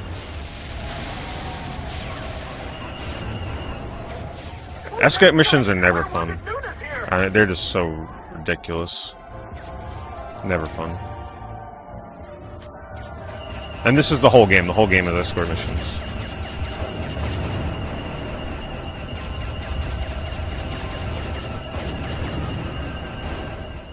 Nothing's worse than losing a level that's not even your doing. It's not the damage I'm taking.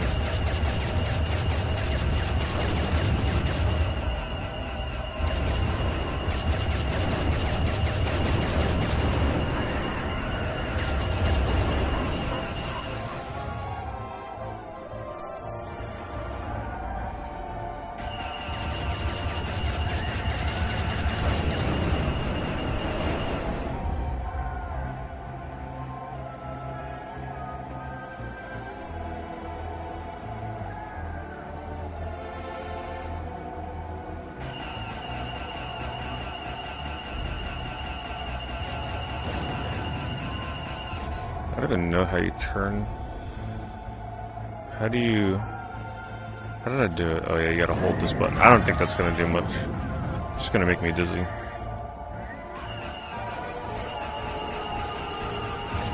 We need some cover! How do I get my camera back?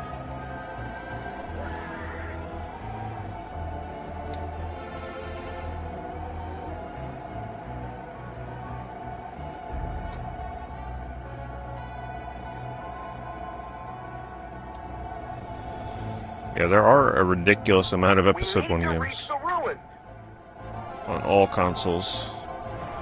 But the hype for it was real. The hype was over the top for sure. So they... marketing, video games, everything. Lieutenant, where are you? We're taking heavy fire!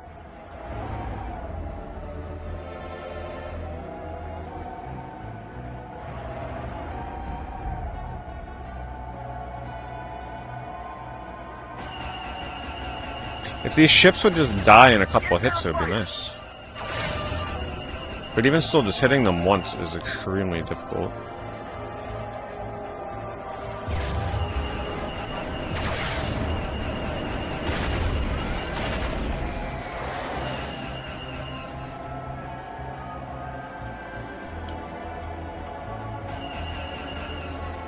I feel like this could be the nail in the coffin level, like the one that is like, alright, well, had fun with the game while it lasted.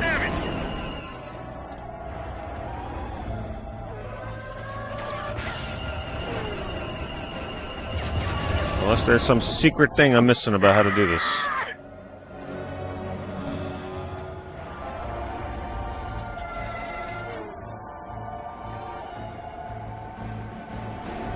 Of course they drove right into the tanks.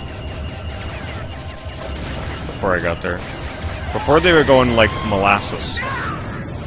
And now they're driving super fast. Lieutenant, where are you? We're taking heavy fire! They're dead.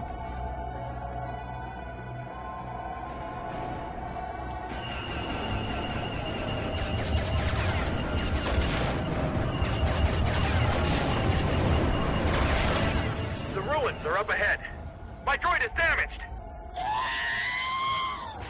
I've lost my droid! No! Yeah, as you can see, spinning don't do shit. It just got me killed. What's the point? We need some cover!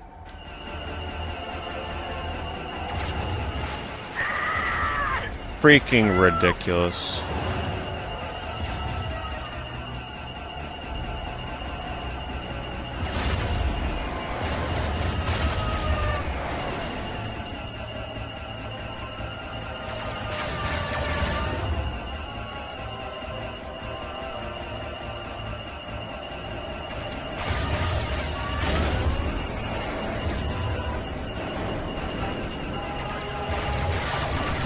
How am I expected to shoot all this?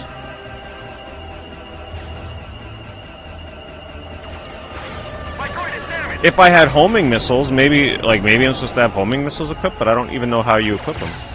There's no menu screen to do that. I don't even remember unlocking them. It's all over! I don't know if I could do this. I must be missing something.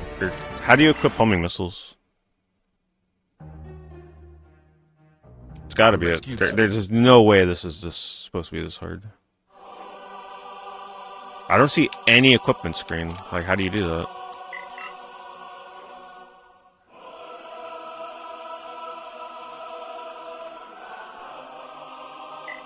There's no equipment screen.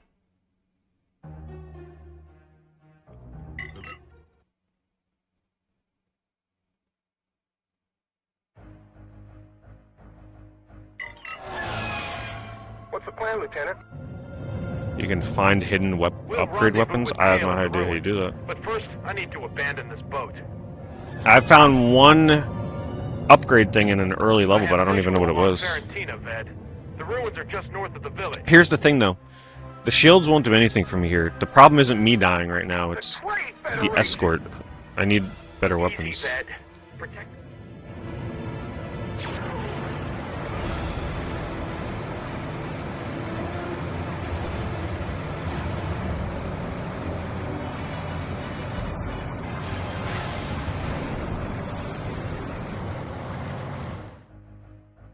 Maybe I should try this. The trade.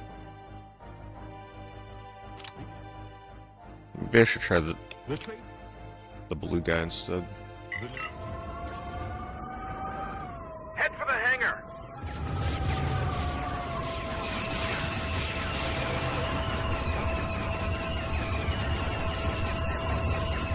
We ain't gonna make it. Nice shot, Lieutenant. This got me happening.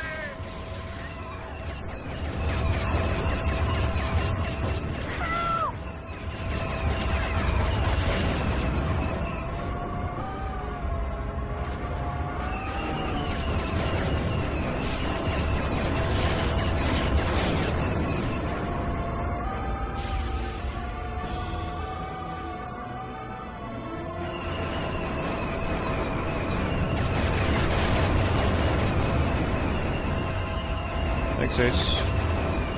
Thank you for the good luck recently. 92 months. Getting close to the 100.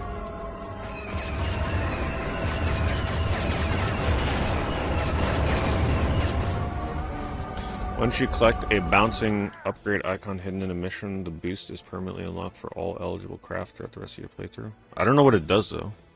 Does it just give me more health? I need to figure out how you upgrade weapons.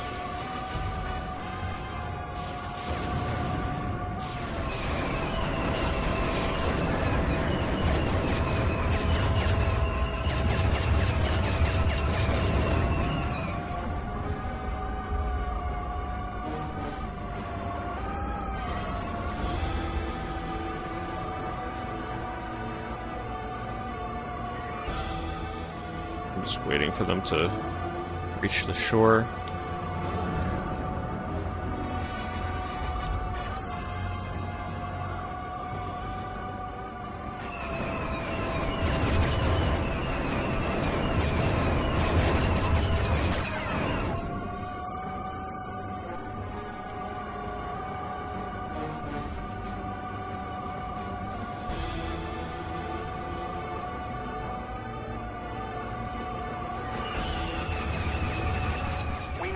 Reach the ruins.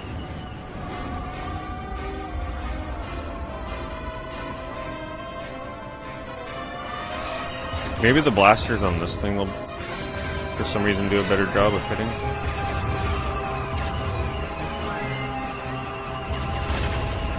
Feels like it may be doing a better job, I don't know. Maybe it's just in my head.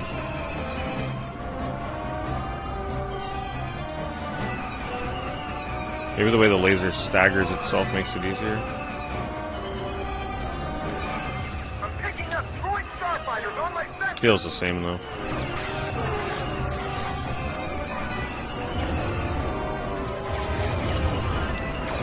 Yeah, that's pretty much the same. Lieutenant, where are you? Torpedoes still do We're taking nothing. heavy fire.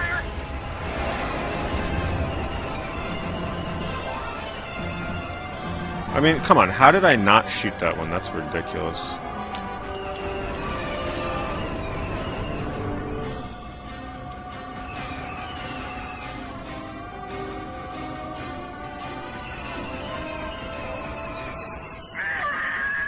I can't hit these things. Need some cover. No!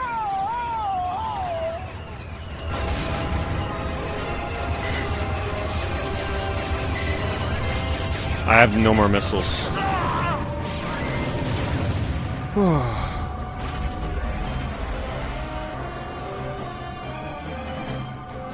We're dead.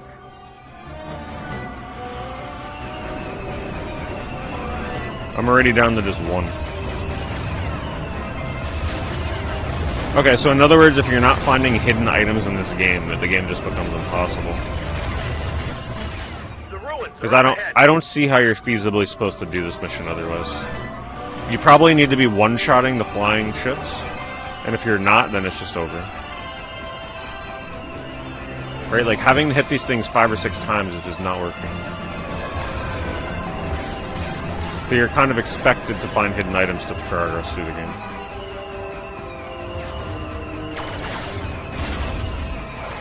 Lieutenant! Ah!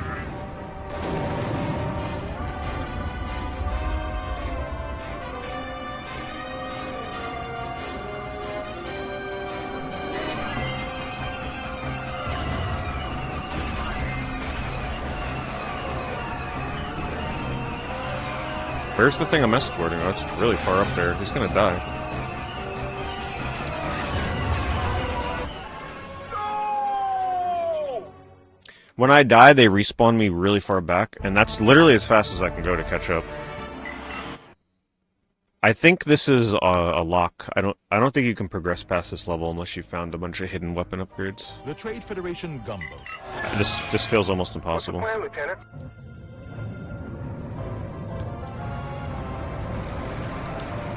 This is worse than the other level.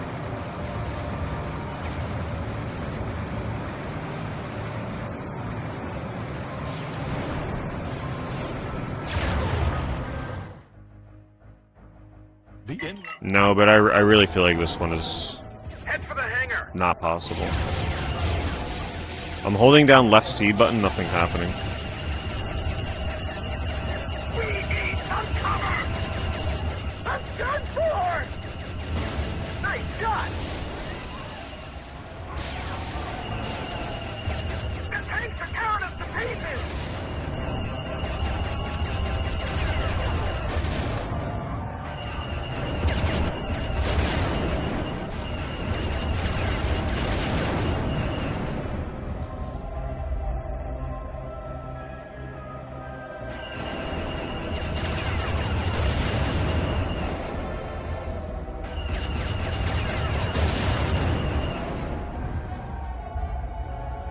What a boring mission. Because now, once I destroy all those tanks, I just gotta wait for the boats to catch up, which takes a few minutes.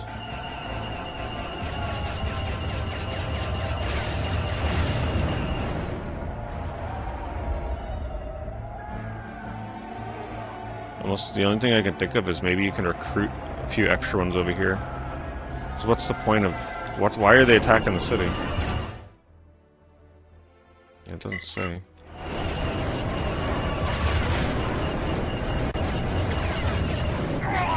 Gotta be kidding me.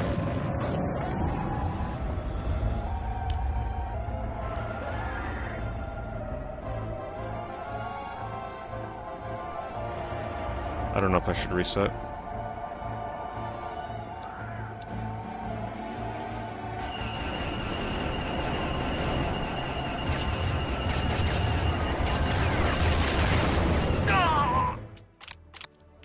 Losing my patience for this level.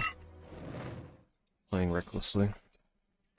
Why are they attacking the city and why is there a green dot there? Can I like rescue more so that I have a better chance of surviving?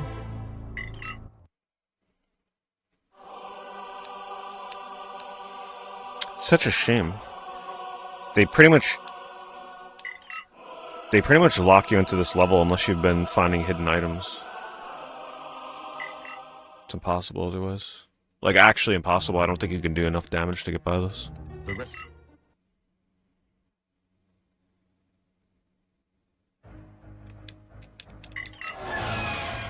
What's the plan, Lieutenant?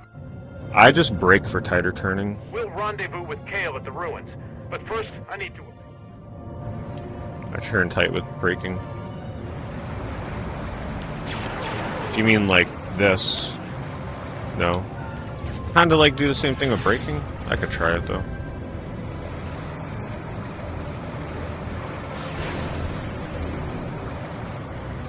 That's still not gonna fix the problem though, I don't think. The N1 stop. Problem is I just Head for can't the hangar. kill the ships fast enough. We ain't gonna make it. Nice shot. Lieutenant Sykes, we're wounded students here. We need some cover.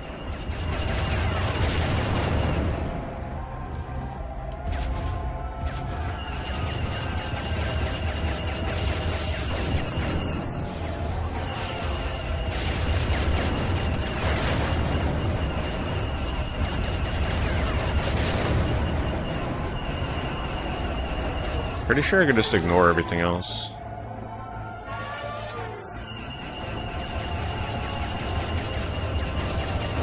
Wait, I wonder if I can go ahead and shoot things ahead of time here. I wonder if I could take out the tanks before my boats catch up. I just want to see what happens. They might die if I get too far away, though, because this isn't spawning any enemies. See what happens.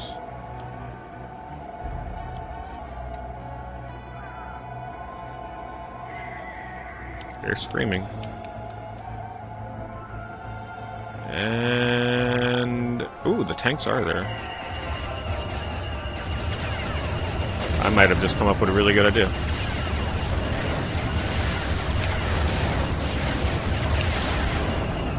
I just gotta kill this fast enough to get back to escort them through the tunnel.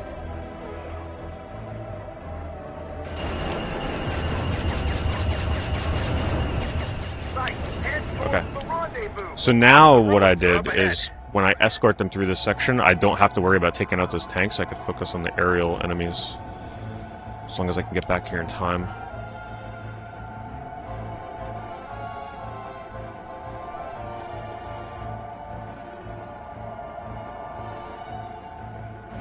It would be funny if I just glitched the game out and like despawned everything and now it won't spawn. Oh, there's 4 of them. Was there always 4? Wait, there's no enemy spawning. Please. Enemy fighters dead ahead. Darn. I was gonna say, imagine if I glitched the game. We need some cover. Alright, I could see how the quick turn could come into play. But at the same time, it's still gonna be very rough.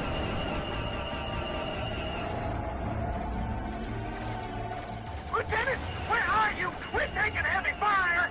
No! At least they won't get hung up now. There's gotta be... because the tanks won't be there, they'll just pass right through that area. We ain't gonna make it. It's all over. Yeah, because normally they'd stop here and keep backing up. Now we're down to 2 already. Freaking ridiculous how much damage I'm taking.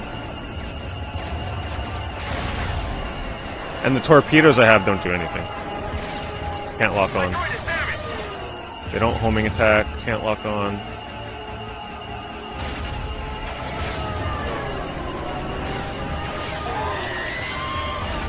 I lost my droid.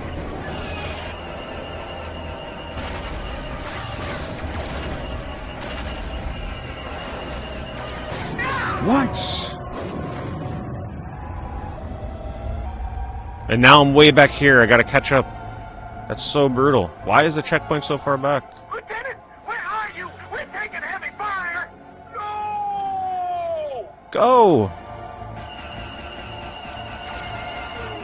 I can't go any faster. See how hard it is to hit one freaking ship? Absolutely ridiculous. Alright, I got 1 left. Come on, just survive, you bastard. Get around this corner. I don't know where the end is. Oh, it's so over.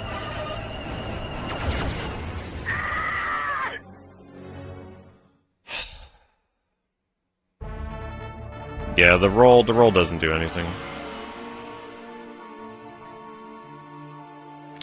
There's another ship that is virtually the same thing. No difference. Oh my god. The Trade Federation gunboat has been designed to... Worst level. Best looking level, worst level to play. I mean, this is unbearable.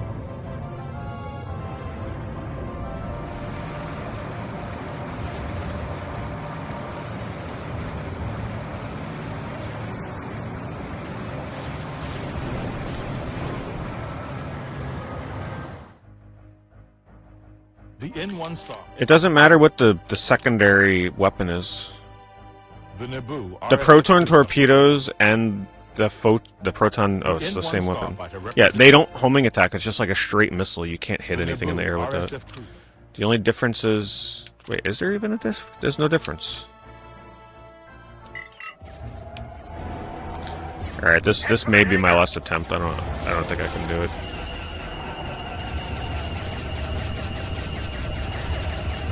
No, I tried the blue ship. It's pretty much the same thing. If anything, I think the blue ship handles colliding worse. With the Naboo starfighter, I don't immediately explode. The tanks are tearing us to pieces! We need some cover!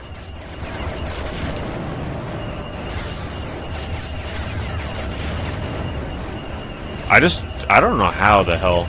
I think the only way people beat this level back in the day is if they actually found the weapon power-ups somehow.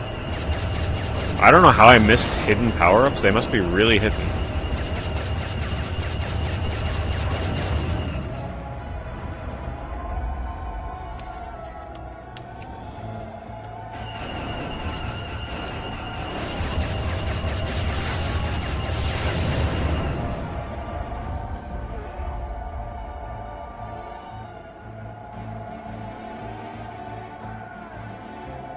You know, it makes me wonder if me not being in that area despawns all the enemies, and that would explain why they survive with 4 ships instead of the typical 3, because I despawn because I get so far away.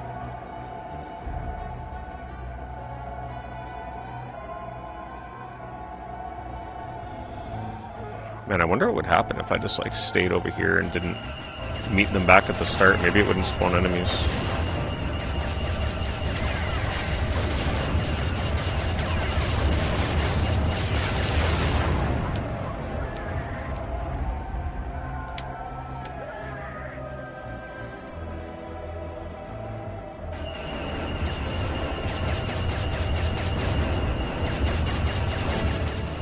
They're up ahead.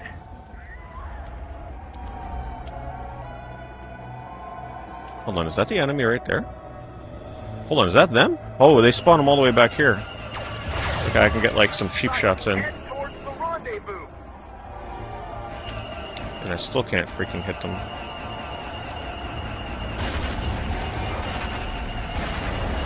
Well, this is definitely the method. If any of you play this game, you want to race ahead to the tanks, and then you can try and take out some of them from behind. You can take out the tanks ahead of time. Look at what I'm dealing with here.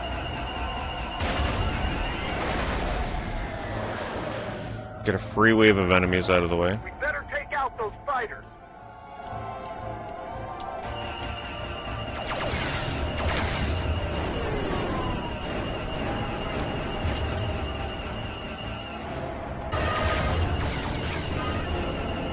This might make people dizzy watching this now.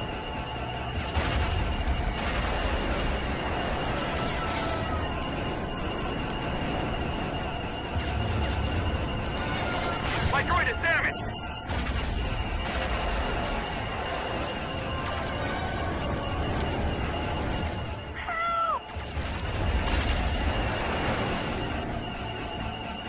Still got 4. This is the best opportunity I'm gonna have.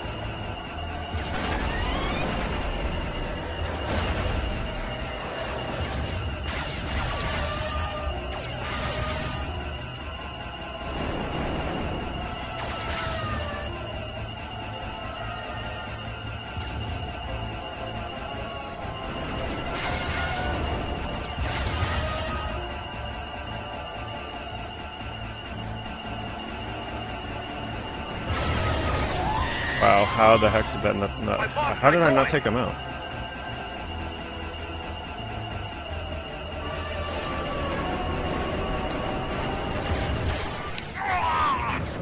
Please.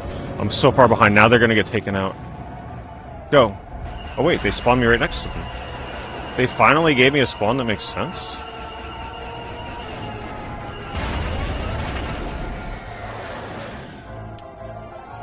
This could be the run, since they didn't screw me on the spawn. Look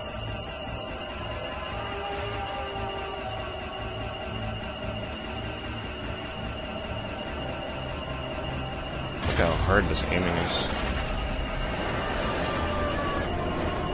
Believe me, try it yourself, you'll see exactly what I'm talking about.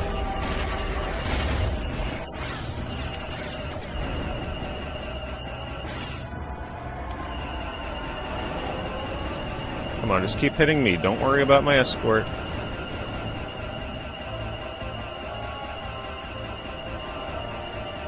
How much further do we gotta go? That's gotta be the end right there. As I predicted. We were always so close. Get in there, get in. We got 3 of them. Please, please let it be the end. How is this not the end? Please. Okay, that sounds good.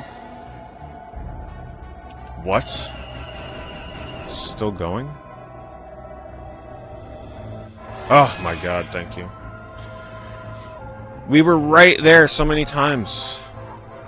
Alright, you're welcome, by the way, for those of you that decide to play this game. You now see the strat, what to do. Take out the tanks that are in the water area. Immediately bullet pathway yourself to the tanks in the canyon.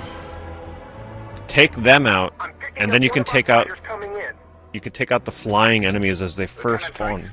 That made a huge difference. If I didn't figure that out, if I didn't think outside the box, I don't think I would ever beat this level. I'm not sure. I was separated from the Hutch transports, but I think he went down. I'm sorry. Well, that level took a lot out of me, I'm not gonna lie. I'm sure the captain survived. I feel like I've had the energy zapped out of me.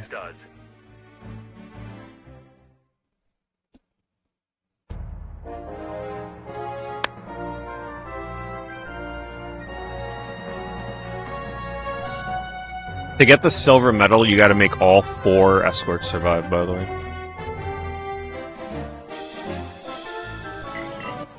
Whew.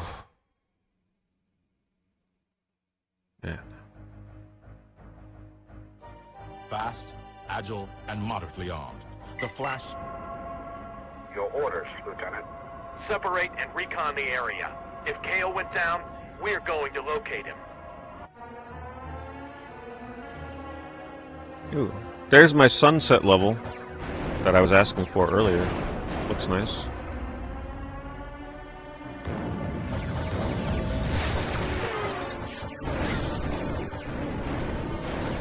Man, it looks so good. I love these kind of environments.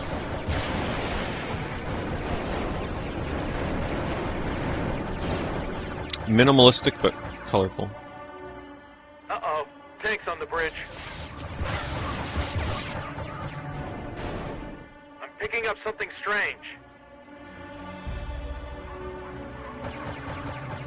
Is that Forbo's ship?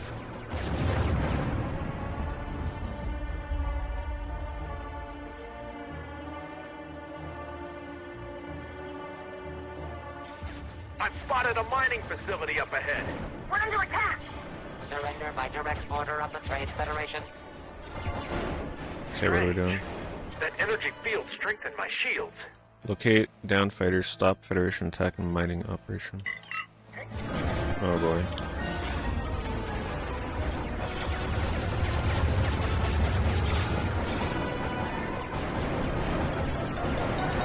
See, now this feels like a battle for Naboo. These kind of levels here feel more like Phantom Menace.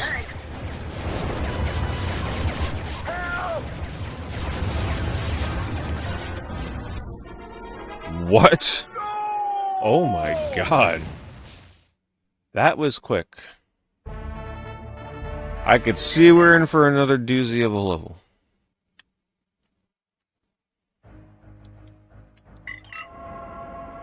Your orders, Lieutenant.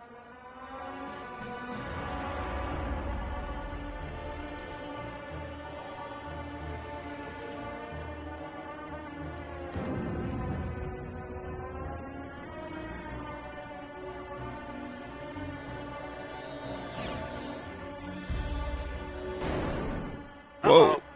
My god. Oh man.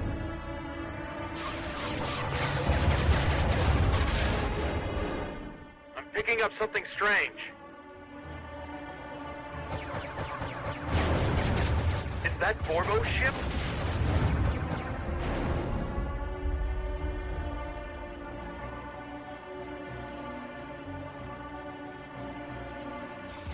I've spotted a mining facility up ahead. We're under attack! Surrender by direct order of the Trade Federation.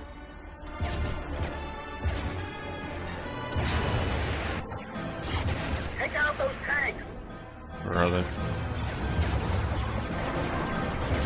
Yeah, and they ain't kidding. These tanks will destroy that thing real quick. Look how fast he is. Watch those tanks. Please, help us. I'm trying.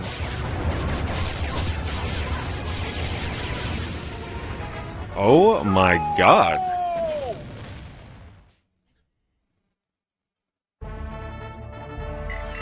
And you know what the best part is? Is the long run up to even get to this part of the level.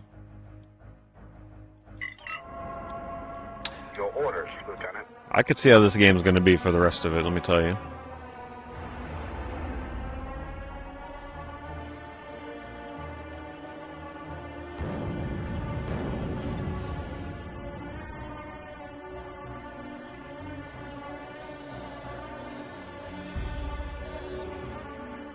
Uh-oh. Tanks on the bridge.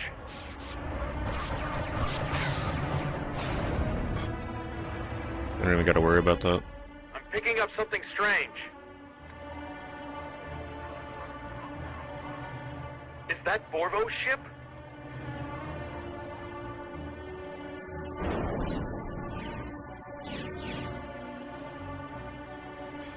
I've spotted a mining facility up ahead. Alright, if I can intercept the tanks Surrender by direct order of the ahead of Trade time. There they Federation. are. Take out those tanks.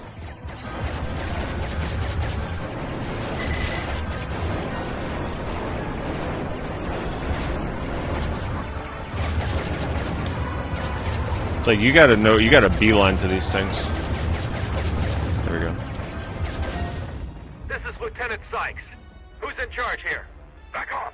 This is a legal operation. Where's Captain Kale? This base is With Captain programmed to defend Spinach. itself. This is your last warning. Not until I get some answers.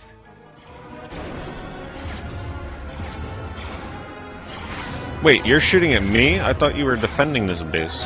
What the hell?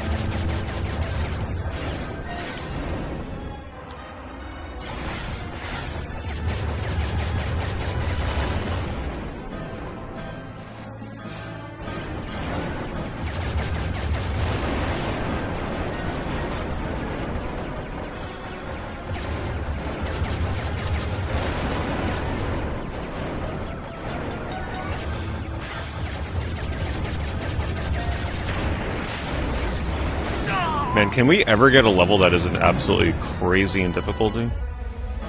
Be nice.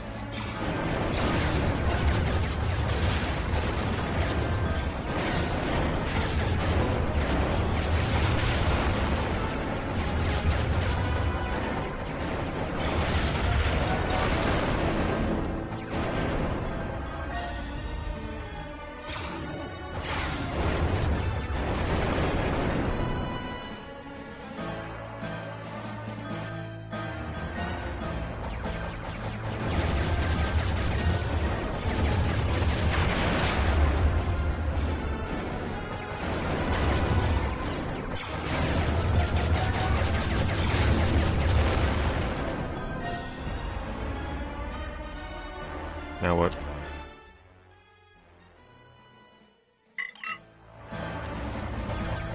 Sykes, the base is still operational, and Oh, we don't know why'd where they turn me Kale around? is yet.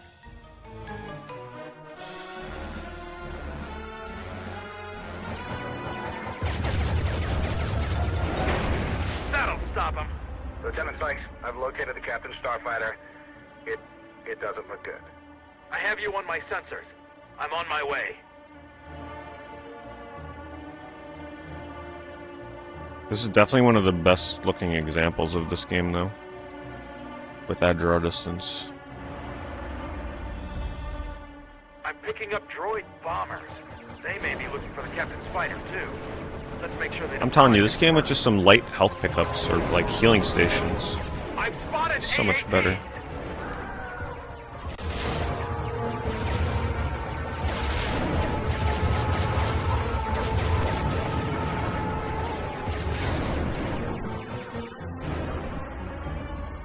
The Trade Federation is destroying the planet.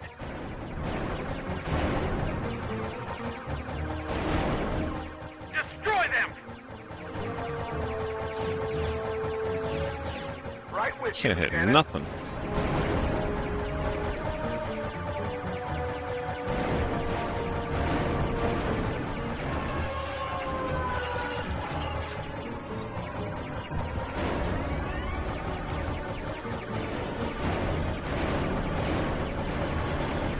You know what this environment reminds me of? Is like Final Fantasy XI.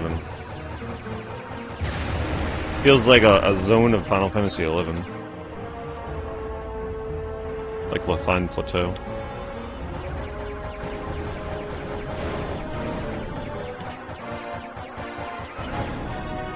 Did I do it? Captain Kale! No, I haven't done Are any you ROM all hack right, shit. I've been sir? interested in the Smash Remix game, though. The Hut betrayed us. And the rescued prisoners? He'll use them as slaves. Damn, so I finally beat a level after only a few tries. Nice. Good luck. We got off easy with that one. I'll need my N1 again. We're going after the Hut. We got off easy with that one.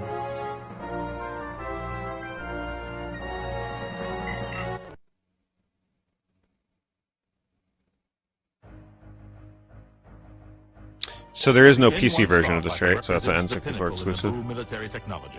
Armed with twin laser cannons and proton torpedoes, the agile N1 is designed for patrol and escort missions.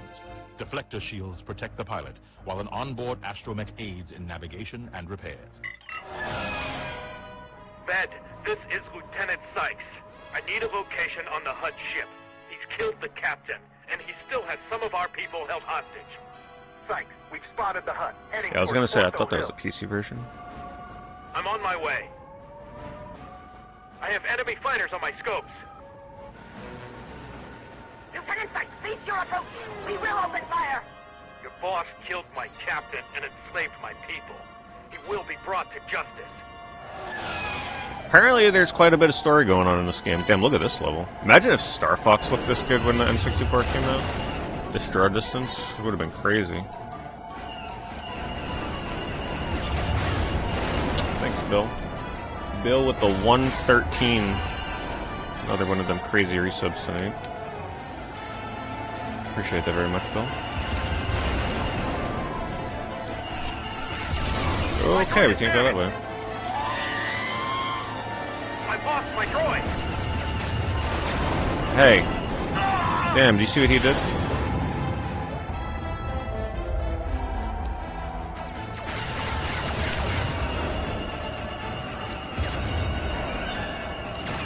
If I can hit her with a torpedo.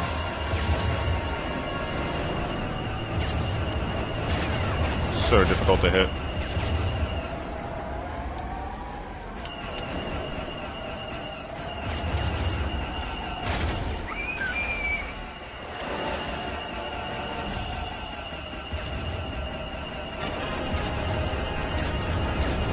Ooh, we're getting some good hits in. I wish more levels were like this, just some dog fighting.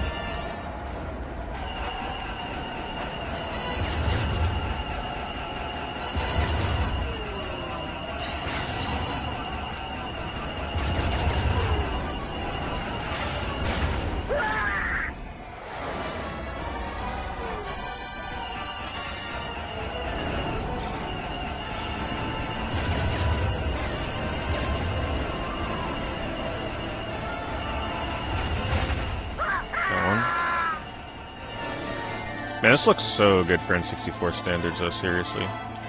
You can definitely tell it's a late-release game.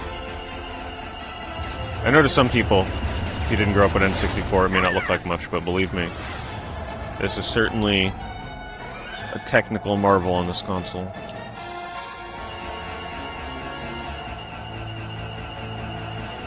Especially with how many enemies are on screen and how decently stable the frame rate is.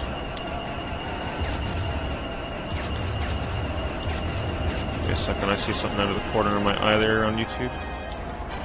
Give me one moment. No! Embalmed with another very generous super chat. Thanks, Embalmed. You've been trying to maintain a good gym routine, but these last couple of weeks going for at least 3 days a week just to begin has been a bit rough. Maybe adjust your approach. Any advice? If you've been going for a few weeks already, you definitely don't want to lose that momentum. You don't want to become the statistic of people that go to the gym and then give up. I think statistically, I remember looking this up, like after like 3 months, 60% of people quit. You don't want to be that. So you've been trying to go at least 3 days a week. Honestly, if you're feeling burnout right now, if you're not like feeling it, 3 days a week is plenty. You don't got to push for 4. If anything, you can do 2. As long as you're going. You don't got to be going for 4 or 5. Not everybody can do that. Go 2 days a week and just like stick with it. 2 days a week is the minimum though, for sure. If you're going 2 days a week, you got to do full body workout.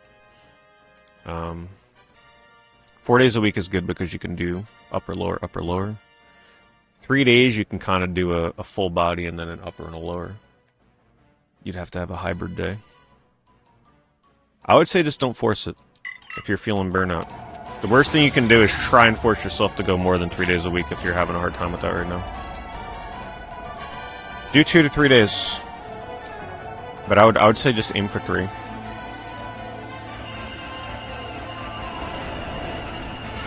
But what is it that is motivating you to not go? Like, is it because you're not seeing progress?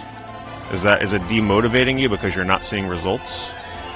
Is that what it is? You gotta let me know what you're focusing on there.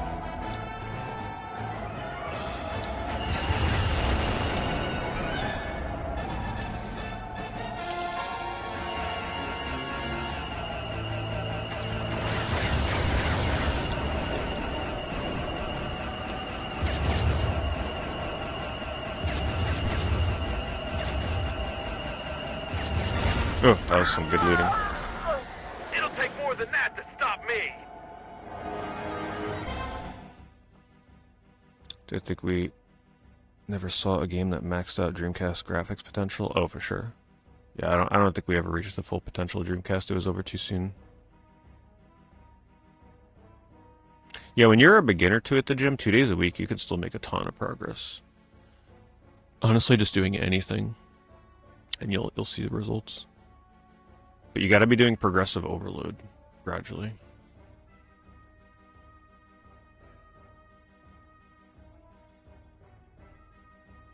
Expansion pack for this increased the resolution to 400 by 440.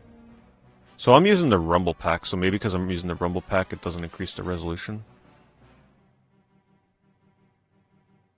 But I'm not sure. I think actually expansion pack I think comes built in with the analog ray. I switched between controller pack for saving and Rumble pack. I wish you could just have both at the same time. I think your burnout may be from being exhausted after work and a sleep schedule. Oh, that'll do it to you.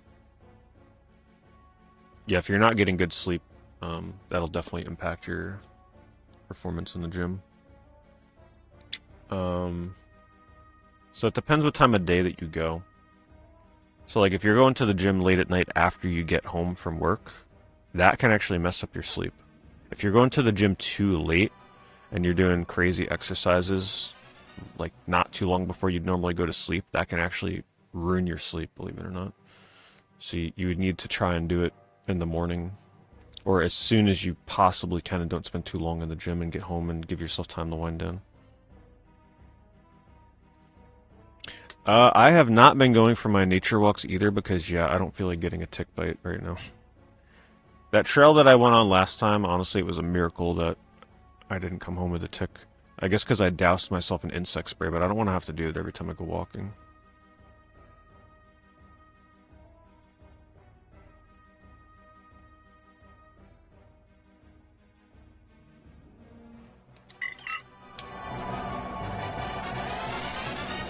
My consoles have been dying a lot lately, yes. I've been going through PS2s like crazy. Because the past couple years I was playing a ton of PS2, and two of my PS2s died, and my Japanese PS2 I'm pretty sure is about to die. I'm no slaver. Besides, we haven't shut down the Trade Federation yet. All right. If you're really And interested in helping I've us, lost we 3 need the hut. GameCubes. I copy. 3 GameCubes are now broken. Follow me. My PC Engine Duo RX broke. My original Xbox We're broke. on our way. Don't get in any trouble. Who knows? till Who we knows show what up. else I still have to I discover. copy. I'm not sure if there's going to be an analog console for PS1 or PS2. That would be nice, though. I'd buy it. For sure. Damn, this level looks good. What am I doing?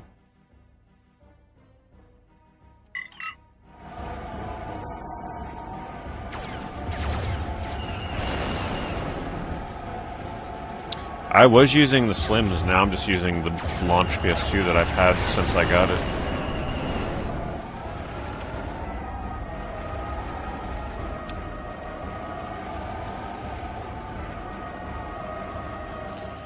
You work in the early morning and get home early afternoon. You usually spend time doing various errands. Yeah. How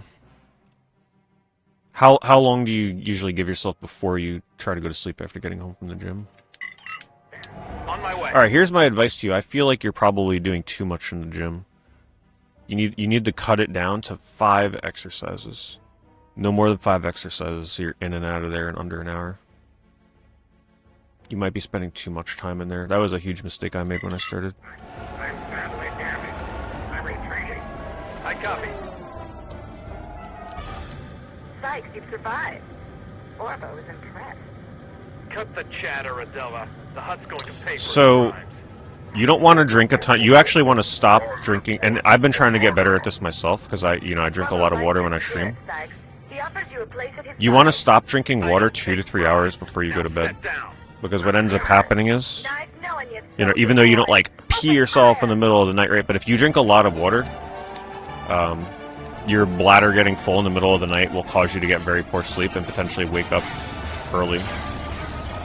And then you think you get bad sleep because you're waking up early, or you're waking up throughout the night. So you want to stop drinking water 3 hours before you go to bed. Little sips are okay if you have a dry mouth. But you want to stop drinking, ideally, like 2.5 to 3 hours before you would go to sleep. And then try and force yourself to pee before you go to bed. Like, even if you don't feel like you have to go, you want to try and force it. Harass the main ship That while is I a take big on thing these fighters. that can be causing bad sleep. Lieutenant, we're out of torpedoes. You'll need to make the run. I copy. Provide covering fire and distract those guns while I head in. Man, why wasn't every level My like guard this? is damaged. Thematically, this one's way cooler.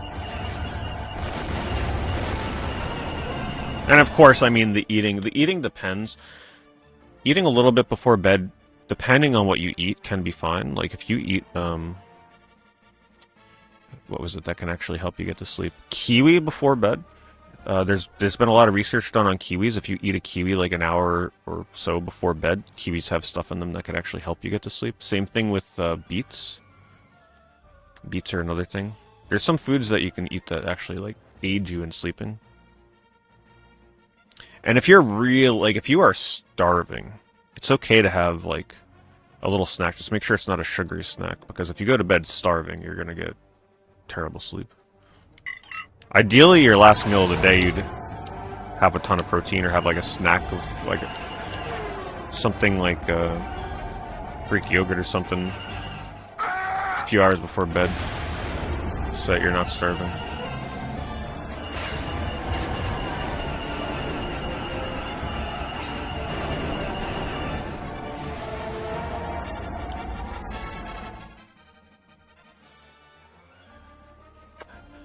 I started creatine a few months ago.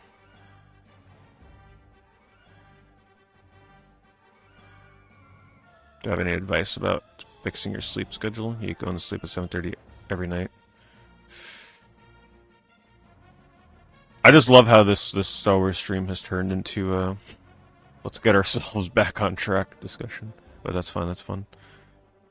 So, if you're going to bed at 7:30, I used to be very similar to you, because I used to stream very late. Like, it was not uncommon for me to be streaming until 5 a.m., and then you go to sleep, and it's like, you can't even get to sleep, so I've been there. If you're going to bed at 7:30, what is causing that? Are you laying in bed, like, on your phone, and then you put your phone down and you try and go to bed, but you can't? And how much sleep are you getting? Are you only getting a few hours, or you're actually, like, sleeping until the late afternoon? Try to walk, run, then lift weights. Okay, so that may be one of your problems right there. You're exhausting yourself before your workouts. And then what's happening is when you get to your workouts, you're already too fatigued to lift weights properly, and you're overexerting your muscles. What you want to do is you want to just get on a treadmill, small little incline, 5 to 10 minutes. Don't push it, nothing crazy, especially on leg day. And then you want to do You can optionally do some stretching, but then you want to go on the machines and you want to do warm-up sets. You don't want to jump straight into doing your normal lifts. Your first set should be about 50% of the weight that you would normally lift on a working set, as they call it. And then your second set should be about 75% of that weight. And then the third set is when you start lifting whatever your progressive overload weight is. You're wearing yourself out before you even get to your weightlifting.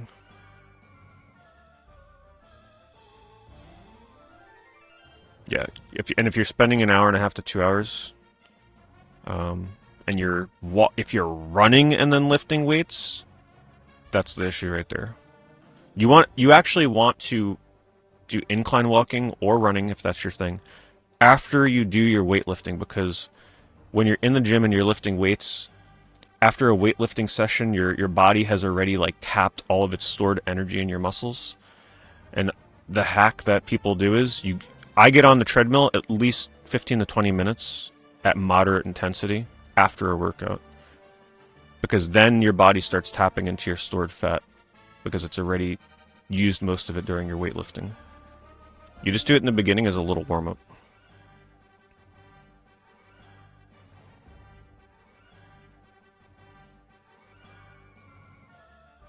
Yeah, exactly what Electra said.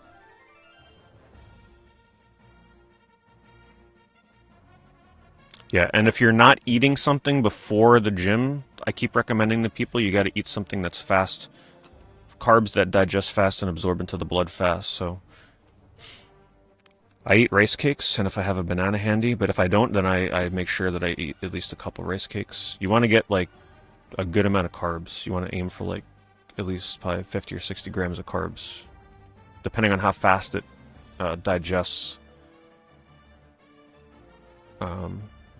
Will determine when you go to the gym. You don't want to eat and then immediately go to the gym. You need to figure out what food you're eating and how long it needs to take to digest. There's different types of carbs.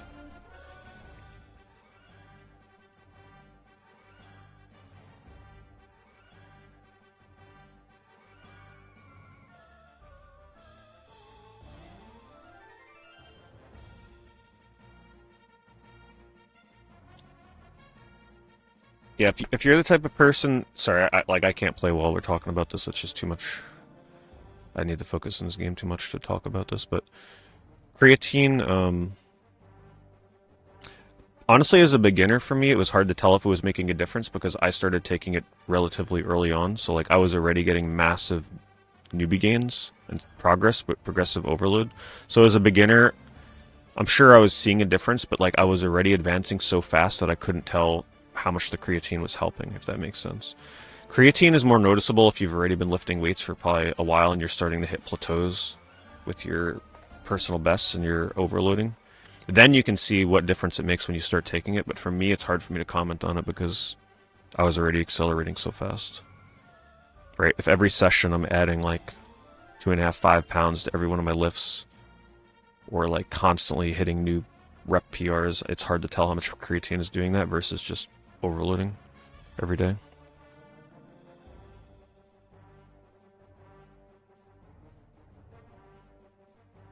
So what happened to me with creatine, you put on a lot of water weight, but then suddenly one day you will drop a ton of that like excess stored, well, I guess the best way of putting it, there will come a day where you step on the scale the day before you can weigh like say 80 pounds, and then the next day you step on it and you can be 174. A lot of that has to do with your fat cells store a ton of water, and then eventually one day, and I've heard other people talk about this, it sounds crazy, but like you'll step on the scale and you'll think the scale is broken, but you can literally drop 6 or 7 pounds in a day because one day your body will just like piss out all the water. And that's your fat. Your fat cells are actually shrinking and deteriorating. You'll actually feel the fat, especially like if you're a guy and your stomach. You'll actually feel your fat getting like softer and mushier. It's not as hard. That's how you know that you're making good progress. I really feel like I need to make some kind of stupid like beginner workout YouTube videos, because a lot of people ask about this stuff, right? And I hate to like talk about it too much on stream, but like I feel like it's an interesting perspective when you watch videos on YouTube, right, from like fitness influencers. They already know what they're doing. They already know all the ins and outs. They've been doing this for so long. But like someone like me, where I'm talking from the ground up as a beginner, learning from mistakes and everything, like there's not, from what I've come across on YouTube, it's not easy to find people talking from the perspective of a beginner, talking about the mistakes that they're currently making. Like me, I just got a couple of injuries. Why? Because the influencers that I was watching for one of the tutorials didn't really properly explain positioning on this chest pad, and I got screwed because of it. Right? Because they already know, they know what they're doing. But if you don't know what you're doing, you can make these mistakes. So it's like, I don't know, I've been thinking about it. Of course, it would be mostly just me sitting in the game room. I really don't like recording footage in the gym. It's just not... the only reason I got that footage for that last video is because I was at the gym at 1 a.m. Recording footage in the gym is just awkward as hell. It's also kind of like, people don't like it when you do that, you know? Kind of weird.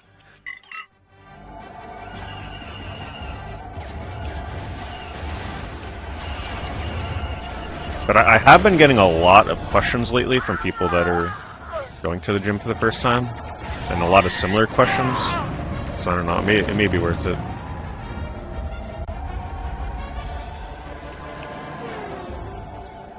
But do I really need to start another channel? Like, I don't know how I can manage that.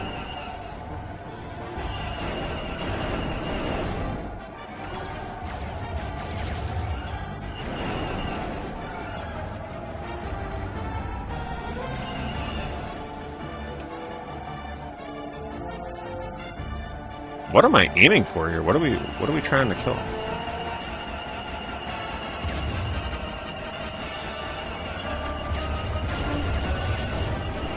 These guys again? Oh, I'm dead?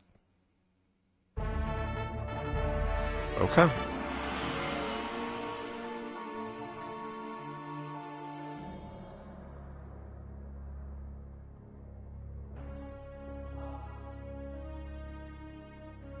Yeah, I use an app called Strong on my Apple Watch. Personally, for me, I don't watch like watching a little video like that has no audio explanation.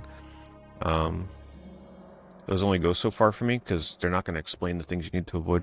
For me, when I got on a new machine, I would make sure that I watched at least several different videos that explain it, because you know, different people have different techniques, different people explain things better.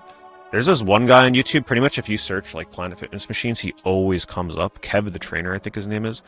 No slight against him, he makes great videos, but he does not do a good job of explaining how to use these machines properly or how to avoid messing up on them. And he's like usually one of the top search results, unfortunately, when you're searching Planet Fitness machines. Sometimes you gotta do some deep digging to find the good ones.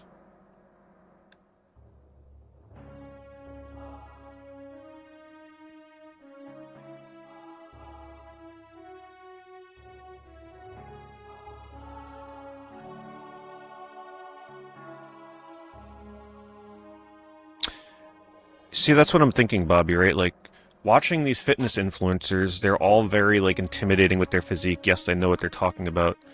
But it's like, sometimes I feel like they know too much, you know what I mean? Like, getting the perspective from someone that is learning as they're going, and personally, I think in the gym, you learn best from making mistakes. If you're not making mistakes, you're not gonna learn the best that you can. And these fitness influencers are not making mistakes. So it's hard for them to remember to explain what to avoid. I mean, some of them do a good job, but I think you get what I'm saying. Right? They're not getting injuries. I am. Other people are. So it's like, I feel like that experience is like a different perspective. Maybe I can tell people to become a member and keep Fitness Talk there. Yeah, I was thinking that too.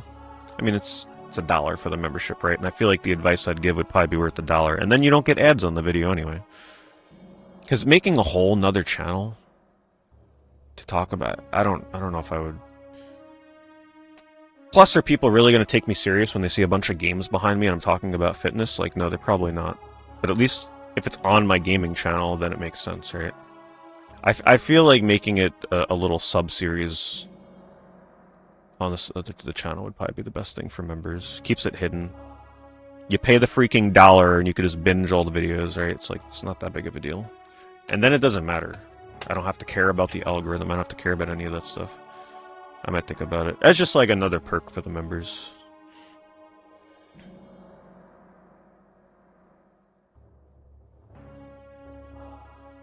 No, it's cool and bummed.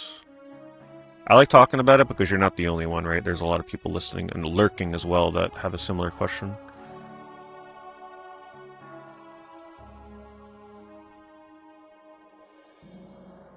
Alright. We're gonna do a little kick bonus stream. Like I said, I'm still working on bringing my kick presence up. And since we currently have nobody in the kick stream, it seems like a good point to get those numbers up. I mean, should I spoil what game I'll be playing?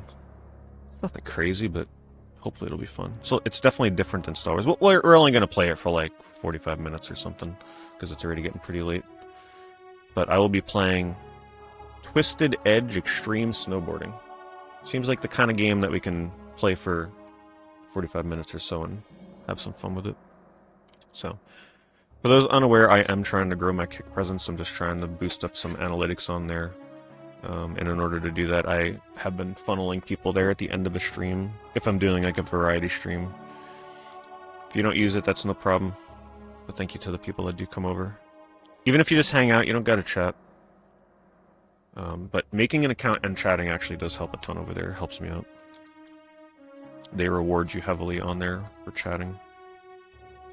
But here's the link. Like I said, it's not going to be too long. A little short bonus one tonight. And if you're not heading over there, thank you for watching. Thank you for the chat. We'll get back to this. I'm not done with this game. I'm gonna try and beat it. We'll beat it in the next variety stream I do for N64.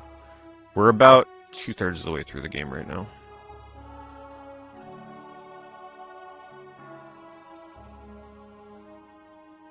Anyway, let's swap on over. Thank you to the Twitch and YouTube people. Don't forget, June 5th. So not today. Well, I mean, I guess technically tomorrow. It's 1 a.m. Friday, Summer Games Fest. Summer Games Fest on Friday. I'm assuming it's hopefully going to blow the State of Play out of the water. We can only hope, right? Alright, ending the Twitch stream, ending YouTube. I'll see you guys on Kick.